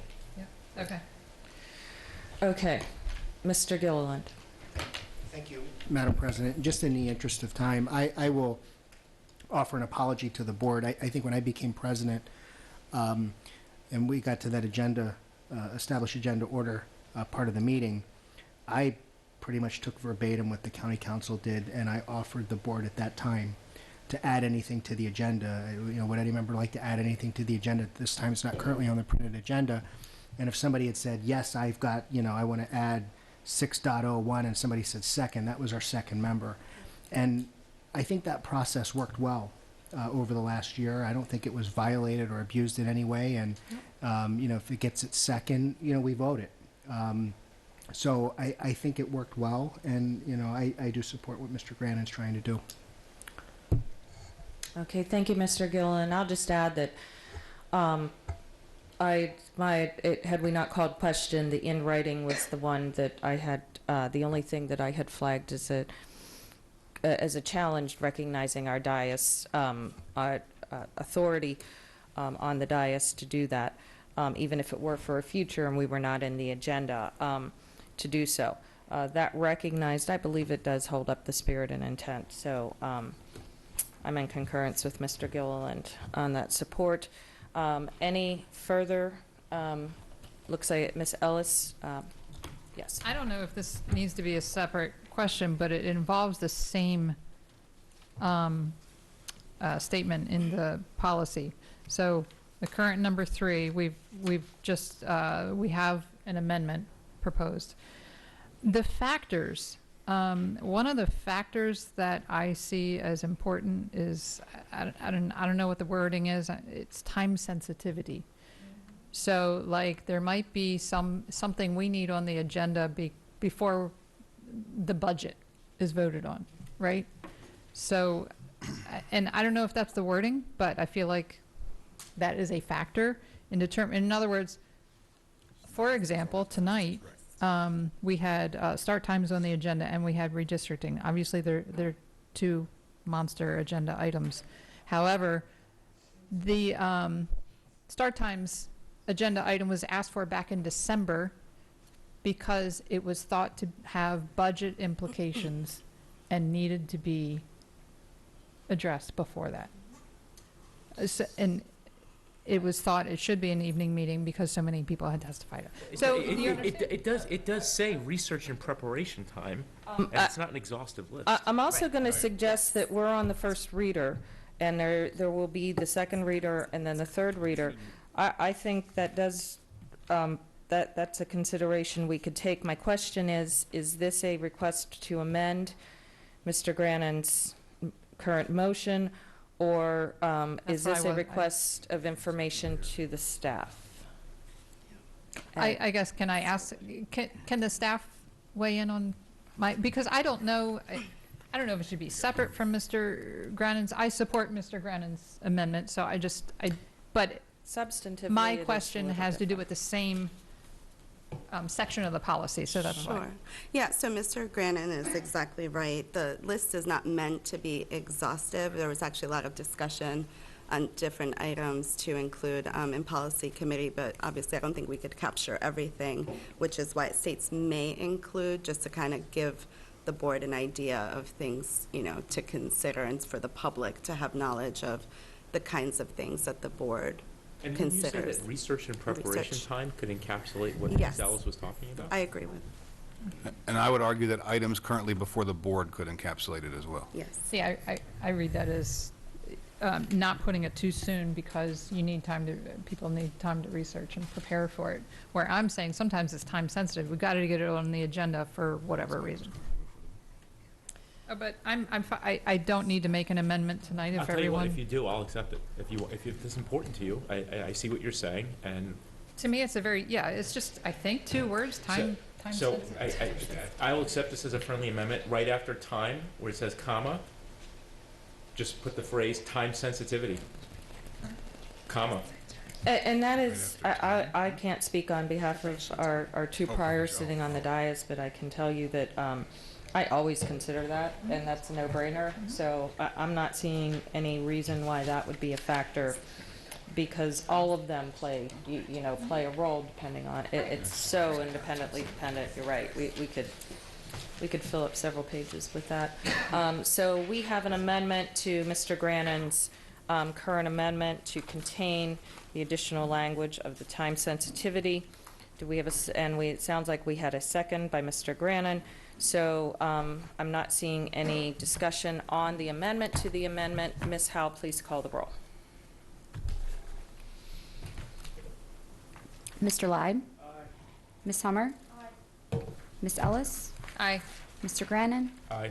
Ms. Schallheim? Aye. Ms. Antwine? Aye. Mr. Gilliland? Ms. Corkadel? Aye. Motion passes 8-0. Okay, now next up is Mr. Grannon's as amended amendment for the request for the language. It starts off with a request for an item to be placed on an agenda. Ms. Schallheim. Oh, no, I thought we were moving on. Okay. I thought we just voted Okay, on it. no, because there was a substantive difference in the, of them, we had to do them separate. So now we are on roll call for Mr. Grannon's amendment as amended by Ms. Ellis. Mr. Leib? Aye. Ms. Hummer? Aye. Ms. Ellis? Aye. Mr. Grannon? Aye. Ms. Schallheim? Aye. Ms. Antwine? Yes. Mr. Gilliland? Inside joke. Ms. Corkadel? Aye. Motion passes 8-0. Okay. Ms. Schallheim and then Mr. Grannon. Ms. Schallheim. All right, I have an amendment as well. C2. Guys.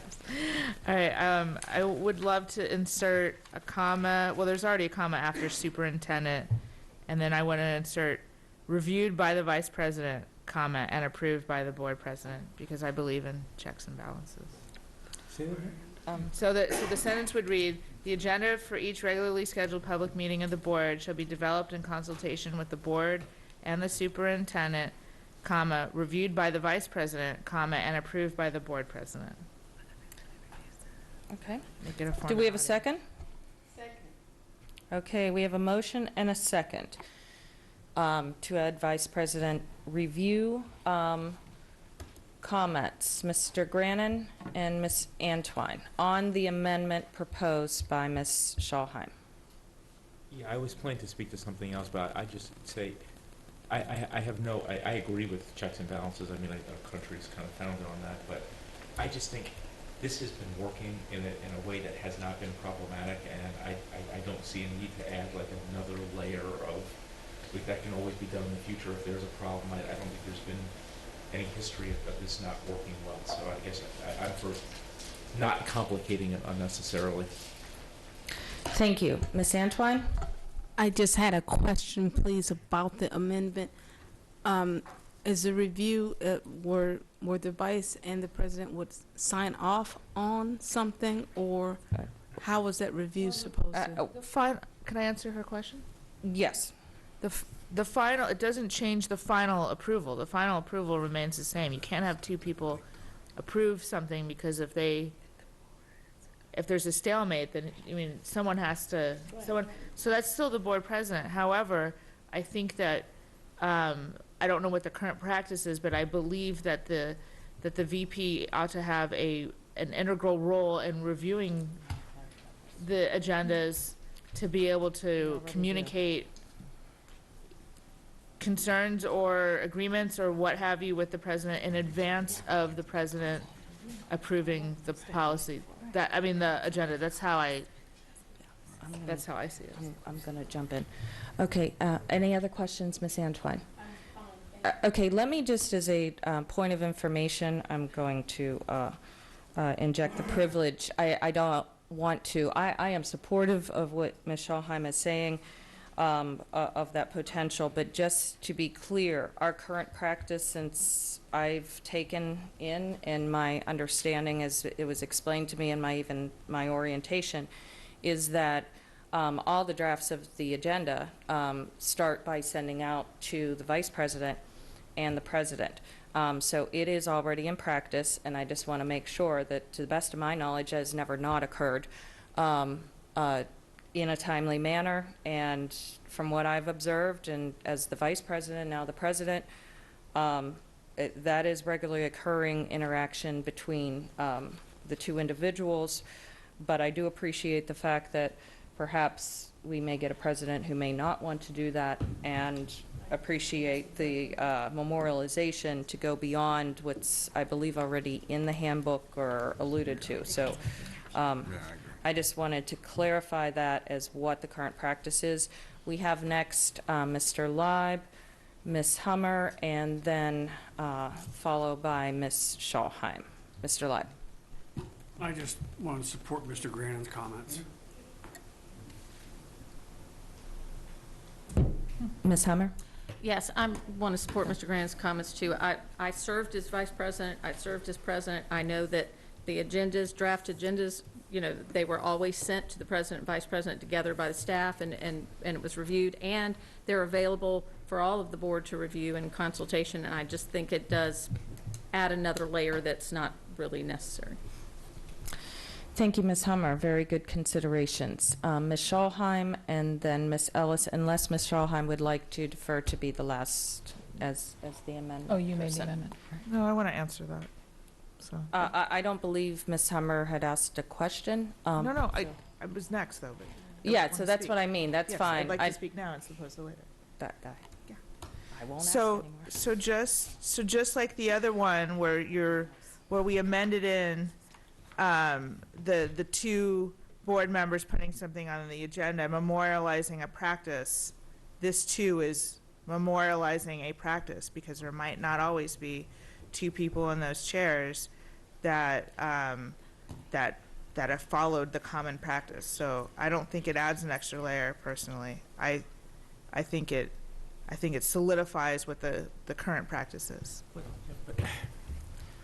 Okay, I have Ms. Ellis and then Mr. Grannon. So the one thing, is, these are individuals we're talking about. What if the vice president is not available, or is on vacation or something like that? Does that slow? They're going to slow down the process to do that. The vice president actually is supposed to act as the president if the president is unavailable. So, you run into, conflicts there. Actually, I didn't recognize that. That's a good point. Ms. Ellis?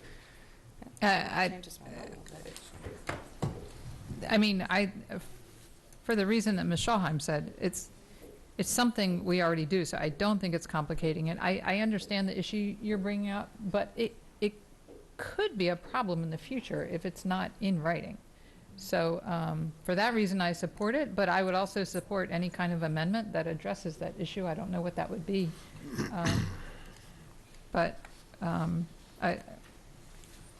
I agree. It's not adding any layers if we're already doing it. Okay. Thank you very much, Ms. Ellis.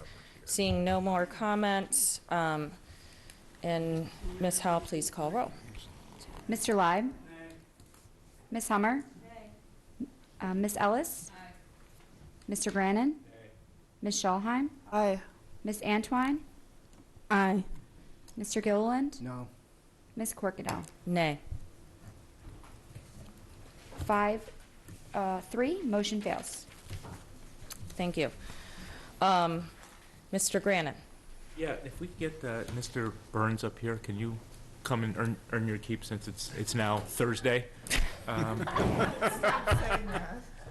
This has been. I always start a whole new bill cycle. This has been nagging at me tonight and over a past couple of meetings, and I'm going to say this publicly because these were both groups that I supported. I supported the South County athletics groups that came here and advocated for all that. I did not support what I thought was their intransigent presentation of their views deep into the meeting after they already got what they wanted.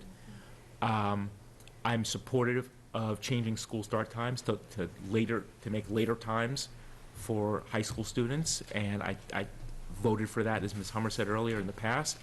I think I've been receptive. I think I could frankly almost recite all the points that have been made here tonight when 26 people spoke after they already got what they wanted and did not respond at all to, I thought, a pretty reasonable plea to take into account that we had kids and some of whom ended up sleeping in the hall. What I want to know, because my understanding of Robert's rules, that this is within the president's authority as the chair of the meeting, when that kind of thing happens, does the chair not have the discretion to say, oh yeah, you can all speak, but you're going to speak after, if you want to stay here, you stay here until 12 midnight, and then you speak then? Does that require a vote? Can the chair do that? You know, as long as they all get the right to speak. Isn't that something where the president can say, hey, this issue has been addressed, the board is giving you your workshop, 26 people are signed up to say the same exact thing and the same view. You want to do it? You can speak, it's a public forum, but you're going to do it at the end of the meeting after these little kids have made their say. My best advice to you on that, Mr. Grannon, is twofold, and I don't mean a yes and a no. I mean, it depends on particular timing of the situation and the decision you want your board president to make.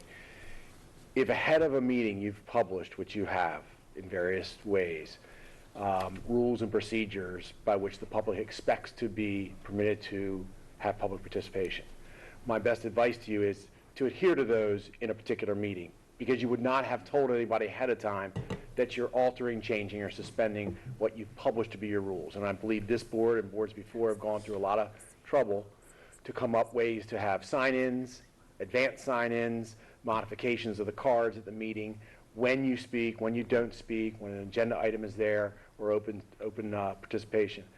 So in that setting, meetings already started, I would urge caution against going against your published rules. However, also in the meeting, as a presiding officer under the parliamentary rules, I think if you had an excessive amount of duplicative testimony, where it's going on and the same things are being said, and that's a close call, because one family situation isn't exactly like another family situation. But if you sensed that, and the president wanted to say, at this point in time, because we have now had 2 hours, I'm using an example, of, in essence, the same testimony over and over, it's been suggested that perhaps it be shortened, I'm going to ask that everybody keep their comments to 2 minutes unless you think you have something different that has not been said yet. Now, that's a close call. That would be a president's discretion, but that's as a presiding officer. And at that moment, you still would not be doing what the public expected when the meeting started. So I would the best answer, Ms. Grant, is yes, it's within your authority, and you've already spoken on it within your authority. You've established rules and procedures. They're published on your website. The media and others have expectations. I would just proceed cautiously. But when the agenda is published, it's not knowable to the president or to the board the content of the speakers. You didn't know at that time that you're going to have 26 duplicative testifiers and the exigency of little children falling asleep on their parents' laps in this room. Again, I think the best way to operate in that setting, but you recognize that, and this is not, I don't say this lightly, it has been my opinion after 25 years of watching school boards, that you as a group, and this particular Anne Arundel County Board of Education, are probably the most open and forthcoming public body that I see in operation. That comes with blessings and curses, right? One of them is, it's such an open forum, you're so inviting, that you have folks willing to come here with their children in a difficult scenario for them personally, wait for 4 hours, and still stick it out and participate. So you have to weigh whether you want to reward that by letting it happen or start taking things out of order. What you could do is... We can always do it by vote. Exactly. Once the cards are in, you see how it's going, and you know where you are, and you do have the pressing issue of you do have to at some point worry about staff and security and all these other issues. You could say, someone could make a motion, I move that we undertake the following action to tighten things up, or that we take things again out of order. Just because you establish agenda, you can change it later, in order to move things forward, in order to accommodate some section of the audience. Again, my caution is be careful not to set up expectations and then dash them mid-meeting. So, if you don't mind, I just have one feeding off of yours, of course. So, when we are in a agenda item and we are now with something we now have business on the table, and there's a call to question. So the public does sign up for those agenda items as well, and the calling of the question essentially eliminates any further testimony of the public and takes it immediately to vote. I would say actually what calling the question does is cut off debate. Cut off debate. That is correct. That's by the members of the body. That is correct. And that can include the testimony, correct? No. I mean, my understanding. I think, again, you have enough discretion. Remember that you don't specifically have the parliamentary rules of Robert's orders as your governing rules. You have, according to the law, the commonly accepted rules for parliamentary presentation. That's not a strict, you are owned by the Robert rules. So what I would suggest to you is, if you wish to pursue the Robert's rules for cutting off, or ending, I should say, the board members' debate on a topic by motion, properly seconded and voted on, I still think it's within the discretion of the board, particularly if you all agree to it, that does not foreclose allowing people to finish whatever public testimony. Because if you think about that mechanism, that would mean what? That some people could, let's say some of the folks started testifying, and then someone could make a motion to call the question mid-set of public participants. I think that would run you more risk than it's worth engaging. Okay. So one follow-up to that, although you raise a couple others, I'm going to table it in the interest of time, but I do want to get clarification on an information item. So we don't have action being taken. I guess my question is, in theory, is that a discretion of administrative, is that my discretion, or is there a motion process that would have to take place if we followed Mr. Grannon's thought of, okay, we're not going to take any testimony, or we're going to take testimony for a designated time, or whatever, we've got a stack twice as big. Is that a motion, or, there's the preference versus the not, but is there a process that another member can inject it, I guess is my question. This board has published procedures by which you permit the public to participate. Those procedures, which are in your discretion of the board, include not all boards have 3 minutes for their increments. Right. Some have 2, some have 5, some allow people to come out twice. I think I've mentioned this before. There's actually some where there's a mid-meeting public participation, and then at the end of the meeting, for anybody who couldn't get there in time, they have one. And so you have a wide range there, but where you've said to the public ahead of time, this is how we'll do public participation, I think the safest bet, if you're going to change it in the middle of the meeting, is by a properly made motion, seconded and carried by 5 or more of the board members. Okay. And at that point, you've done it in public, right? That's part of that transparency word everybody's been saying. Part of it is, it's right here. It's in front of the public, it's in front of the media, it's on television. You've said it, you live with your decision making. But at least everyone knows how, why, and when you made your decision. Okay, so Ms. Ellis, Mr. Leib, and then Ms. Antwine. I understand the concern and share the concern. My question would be, what if person number 25 came up and spoke against start times? And we had, in other words, we think everyone has the same thing to say, but we can't assume. And Ms. Ellis, you anticipate a really good question. Remember, one of the hallmarks that you have to be careful with as a public body when it comes to speech issues is, in First Amendment is, being careful that your content neutral in your policies and procedures. You could easily foresee a well-intended effort to shorten the meeting up, respect people's time, be worried about children and all that, and yet inadvertently pick and choose which content you're going to hear. And again, I would caution that. Yeah, it seems to me that in this exact situation we had, certainly without a vote, the chair of the meeting certainly has the discretion to, I'm not saying cut off debate, but to order it in such a way that it's balanced and could easily say, after hearing 6 people testify to the same exact thing, are there any members who've signed up to speak in public comment who are going to speak against this? We'll take those at this time. They can certainly do that. I agree that you can do that. That's not currently what you appear to have made the expectation publicly. If I recall how you have the sign-ups and cards and things like that, it would not be hard to telegraph that to folks and say, oh, and by the way, we as a board reserve the right in certain circumstances to reorder testimony. But again, that's a decision you'll make out here, having warned people it could happen, and then you live with it. And that's similar to what the president has the discretion to do when all lights are lit up, that I can, it's been suggested to me, and in parliamentary, I think the Roberts Rules, the longer edition, it does go into that the president, if they are aware of opposing, can alternate as opposed to, as one methodology. And that would be similarly applied? Is that what we're you're the presiding officer, and you could spend months and years studying Robert's Rules and then some on just the presiding officer's discretion. No, thank you. Exactly. And sometimes you got to use the common sense. I would analogize, Mr. Graham, a point going, but analogize it to your agenda.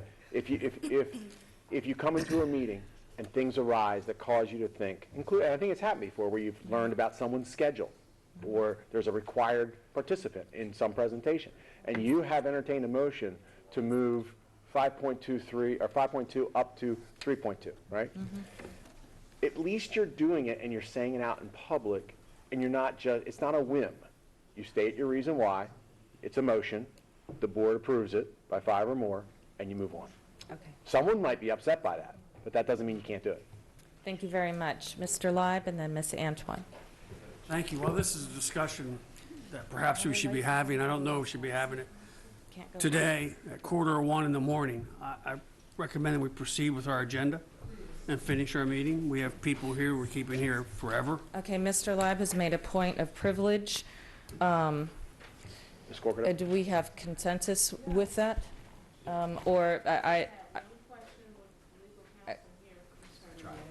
Okay, we do not have consensus. Are you willing to table that for one remainder question, or I can call the roll on your point of privilege? One question granted. That's good. Based on that, could we legally prioritize when we allow the students to testify first? And in this case, it wouldn't have to be here all night. They would give priority in terms of testimony. Could you? Yes. I suggest that what sounds on the surface like a reasonable thing, and that you're trying to accommodate students, also could potentially run up against the content-based. I mean, are you saying at that point that in every instance, what a non-student may have to say is either less important or less time-sensitive than what a student has to say? Does it make a difference whether it's a night meeting or a day meeting? There's a lot you're balancing when you do these things, and that's why knowing ahead of time what the expectations are and then following the rules is a great safe harbor for you. Again, in the moment, Mr. Grant is correct. As a group, you can make a decision to try something different. Thank you. Thank you, Ms. Antwine. School-age children should get priority. Mr. Grannon, did you have any motions at this time? No. Okay, thank you. Seeing no more comments on this first reader, we are moving on to item 4.07, items of legislation. And before we begin with Ms. Ortiz, I do have a motion to make that she is aware of. Thank you very much. And let's see if I can actually call it up. There is a copy of this being disseminated. And here I'm doing it again. Ms. Oaks, my deepest apologies. We are on public testimony concerning item 4.06, BCA, agenda preparation. Thank you. And once again, my apologies. We can strike the 407 and I'll... India Oaks, Hillsmere Elementary. I guess I can say good morning now. I actually do not have any comments on this first reading because unfortunately under the board doc page, the draft was not posted and instead the policy for the board attorney was accidentally posted under this agenda item. Just another reason for the public to always look at every agenda item prior to the meeting so we can be as prepared as you on the board are. Thank you. Thank you for bringing that to our attention, Ms. Oaks, and we can definitely make sure we're double scouring that. Thank you very much, and also for your time that you're committing this evening. Item 4.07, items of legislation. As I said, I have a motion, and thank you very much, Ms. Ortiz, for allowing me to inject this. I am going to read the motion and then make a statement to further clarify that is incredibly brief. This is a motion to permit official testimony. I move that the Board of Education authorize the President and Vice President of the Board provide both written and public testimony for Anne Arundel County pending Bill 1-20, known as an ordinance concerning public safety - school bus monitoring cameras, that shall contain the following language affording representative authority to answer questions council members may pose that is within the confines of the performing of this obligation and as a result therein. The testimony shall read as follows. Madam Chair Pickard, Madam Vice Chair Lacey, and distinguished council members, thank you for your continued dedication to our county and more importantly our students. I just wanted to take a moment to express the board's gratitude and support for the county council bill that will allow AACPS to contract for the installation of school bus monitoring cameras and authorize local law enforcement to issue citations to drivers who violate the law and endanger the lives of our AACPS students. I also want to recognize the efforts of Dr. Arlotto and his staff who have prioritized this issue and have been in talks with county government for well over a year. Dr. Arlotto's leadership on school bus monitoring cameras has resulted in county government introducing this very important bill. I'd also like to note that an added benefit of having school bus monitoring cameras is the GPS capabilities. Having GPS could allow AACPS then to develop an app to allow parents and guardians to track the location and arrival times of their child's assigned bus.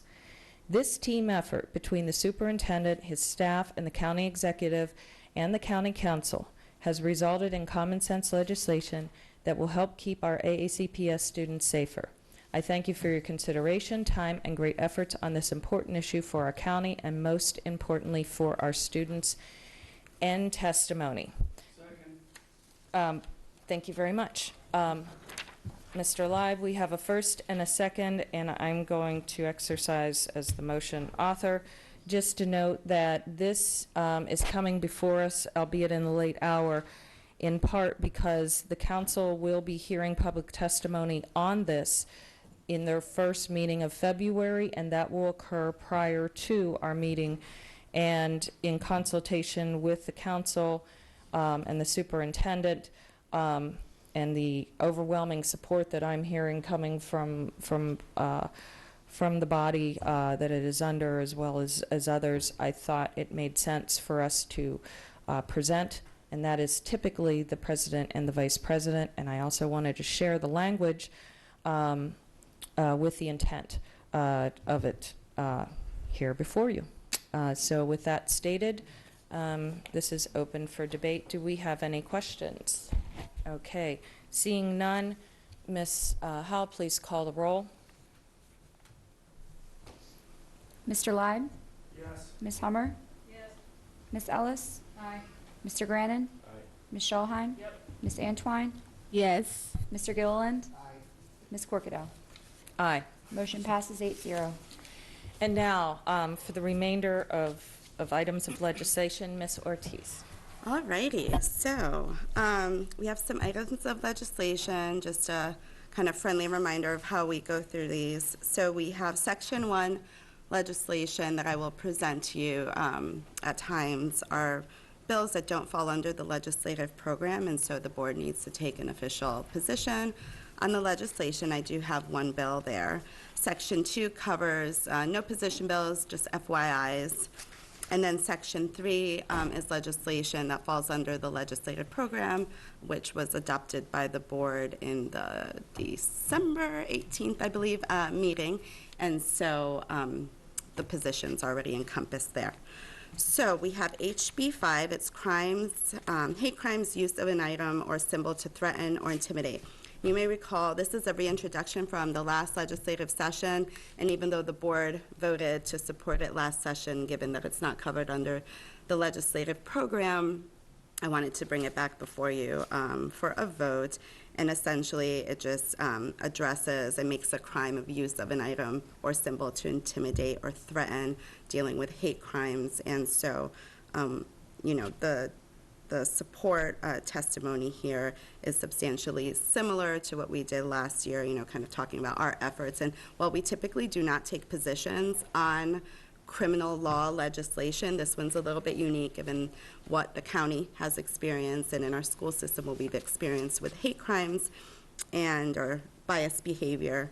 And so we thought it was important last year to support it. We did include language regarding our global community citizenship course because that's new.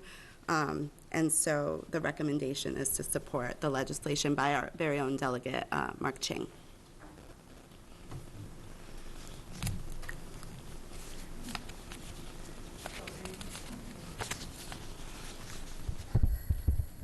Okay, I'm afraid I don't know who was here first, so I'll start with Ms. Antwine. Thank you, Vice President Ellis. I do strongly, I'm in support of the support.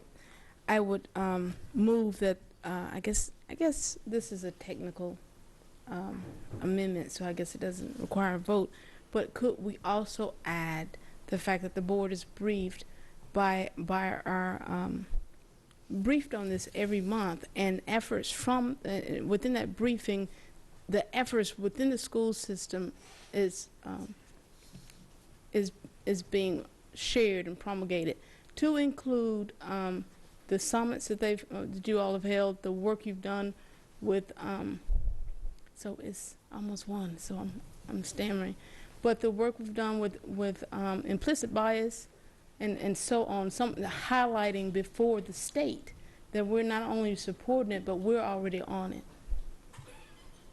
And I would also like to say to Delegate Chang and those supporting this bill, I know it's been a long time coming, and I so appreciate the diligence on this effort from the state. It means a lot, and I'm thinking it's going to make a long-lasting impact. So thank you for that.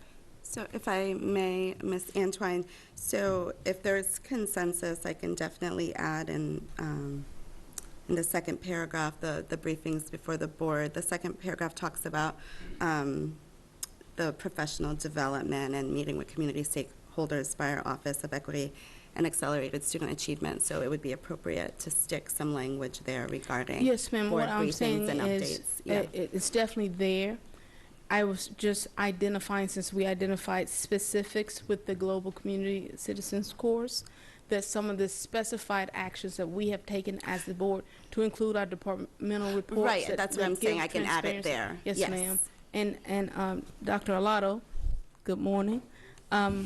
If possible, if those in those key areas could provide Ms. Ortiz maybe a list of highlights to make that more seamless for when she does that update. Michelle's question, follow up with staff after those responsibilities. Okay. I'm confident that she'll do that in certain. So I take that as a yes? Yes. Okay. Thank you. Thank you. Ms. Schallheim? Of course, I'm well in support of this. House Bill 5. I am grateful to Delegate Chang for bringing it back. I hope that it passes this time. It seems nonsensical in 2020 that it would even be a question, but I'm very, very grateful for his leadership in championing this, and to all the members of the House who are also in support. Do you know if this is also being cross-filed at this point? No, because there's not a cross-file number up there, so no. Okay. It was not cross-filed So- as of yet. Hopefully when it does make it out of the House, and I really implore the Maryland General Assembly House to vote for this, then I also implore the senators to approve it swiftly as well, because this is common sense stuff.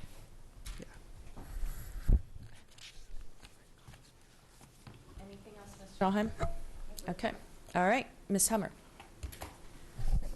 I move that we vote to support the HB 5. Second.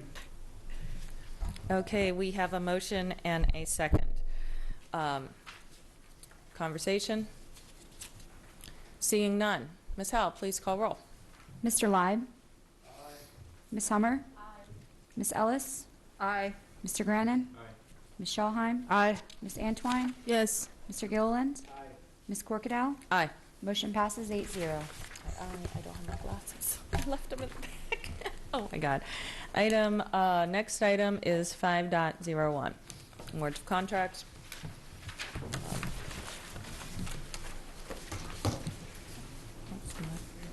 I move to bundle these. Second. But I believe beforehand, okay, we have a first and a second, but I would like to get Dr. Alato's recommendation. We bundle first. Yeah, we bundle first and he bundle first. Oh, my apologies. No, you're absolutely right. Ms. Howell? Are we good on this?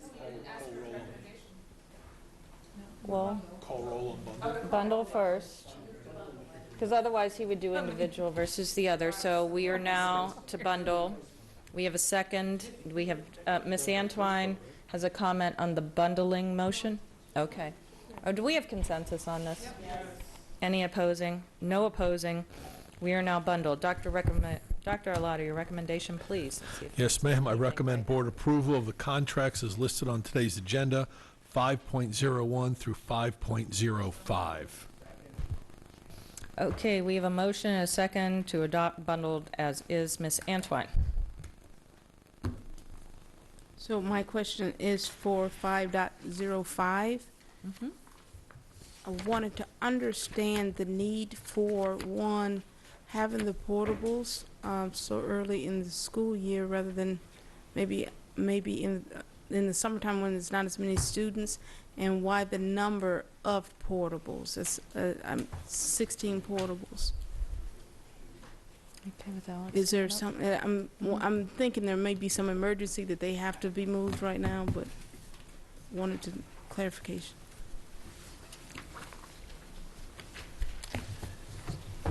Good morning. For the record, Alex Sheknovich, Chief Operating Officer. So in the Superintendent's capital improvement budget, there is a project request to do a almost $30 million HVAC replacement project to replace the heating cooling system, temperature control system that services the entire school.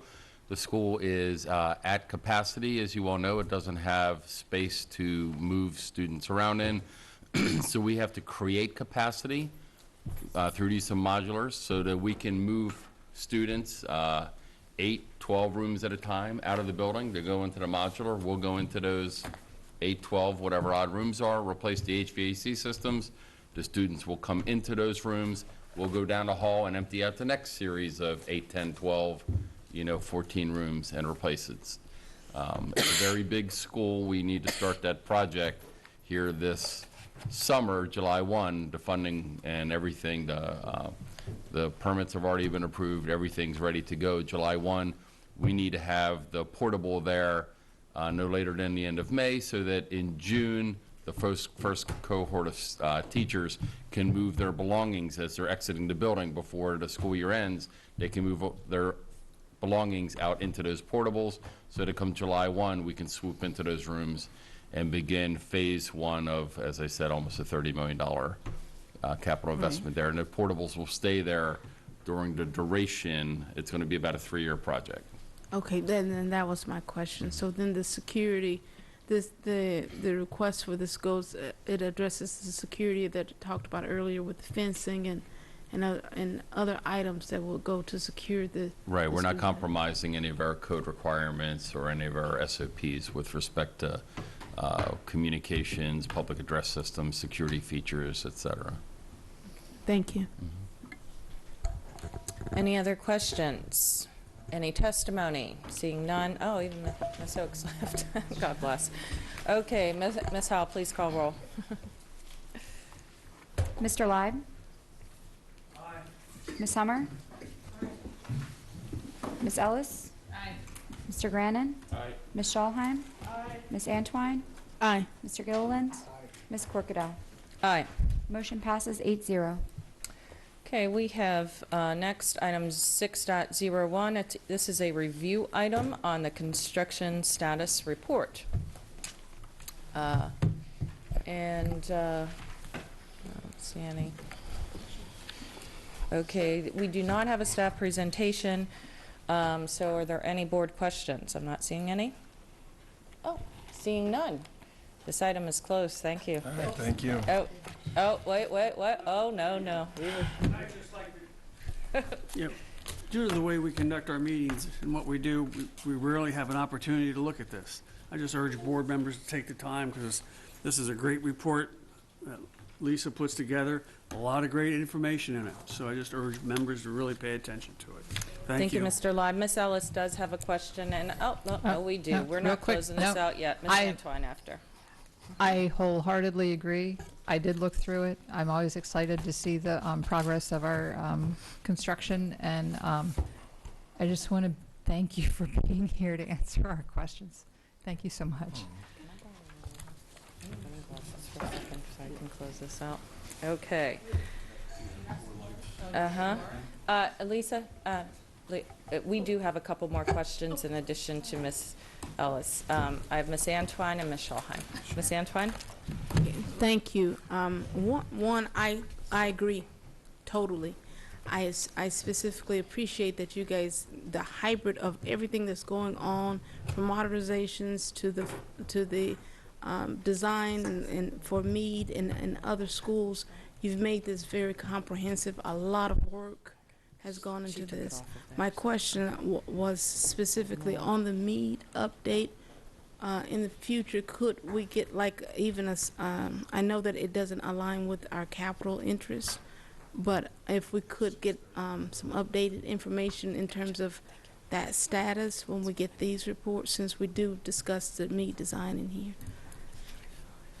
Yeah, we're working collaboratively right now with the DOD, working towards a technical review of our construction documents, and then the next process, or step in that process, would be questions that they submit back to us based on the technical review, and then hopefully at some point this spring we would have an award.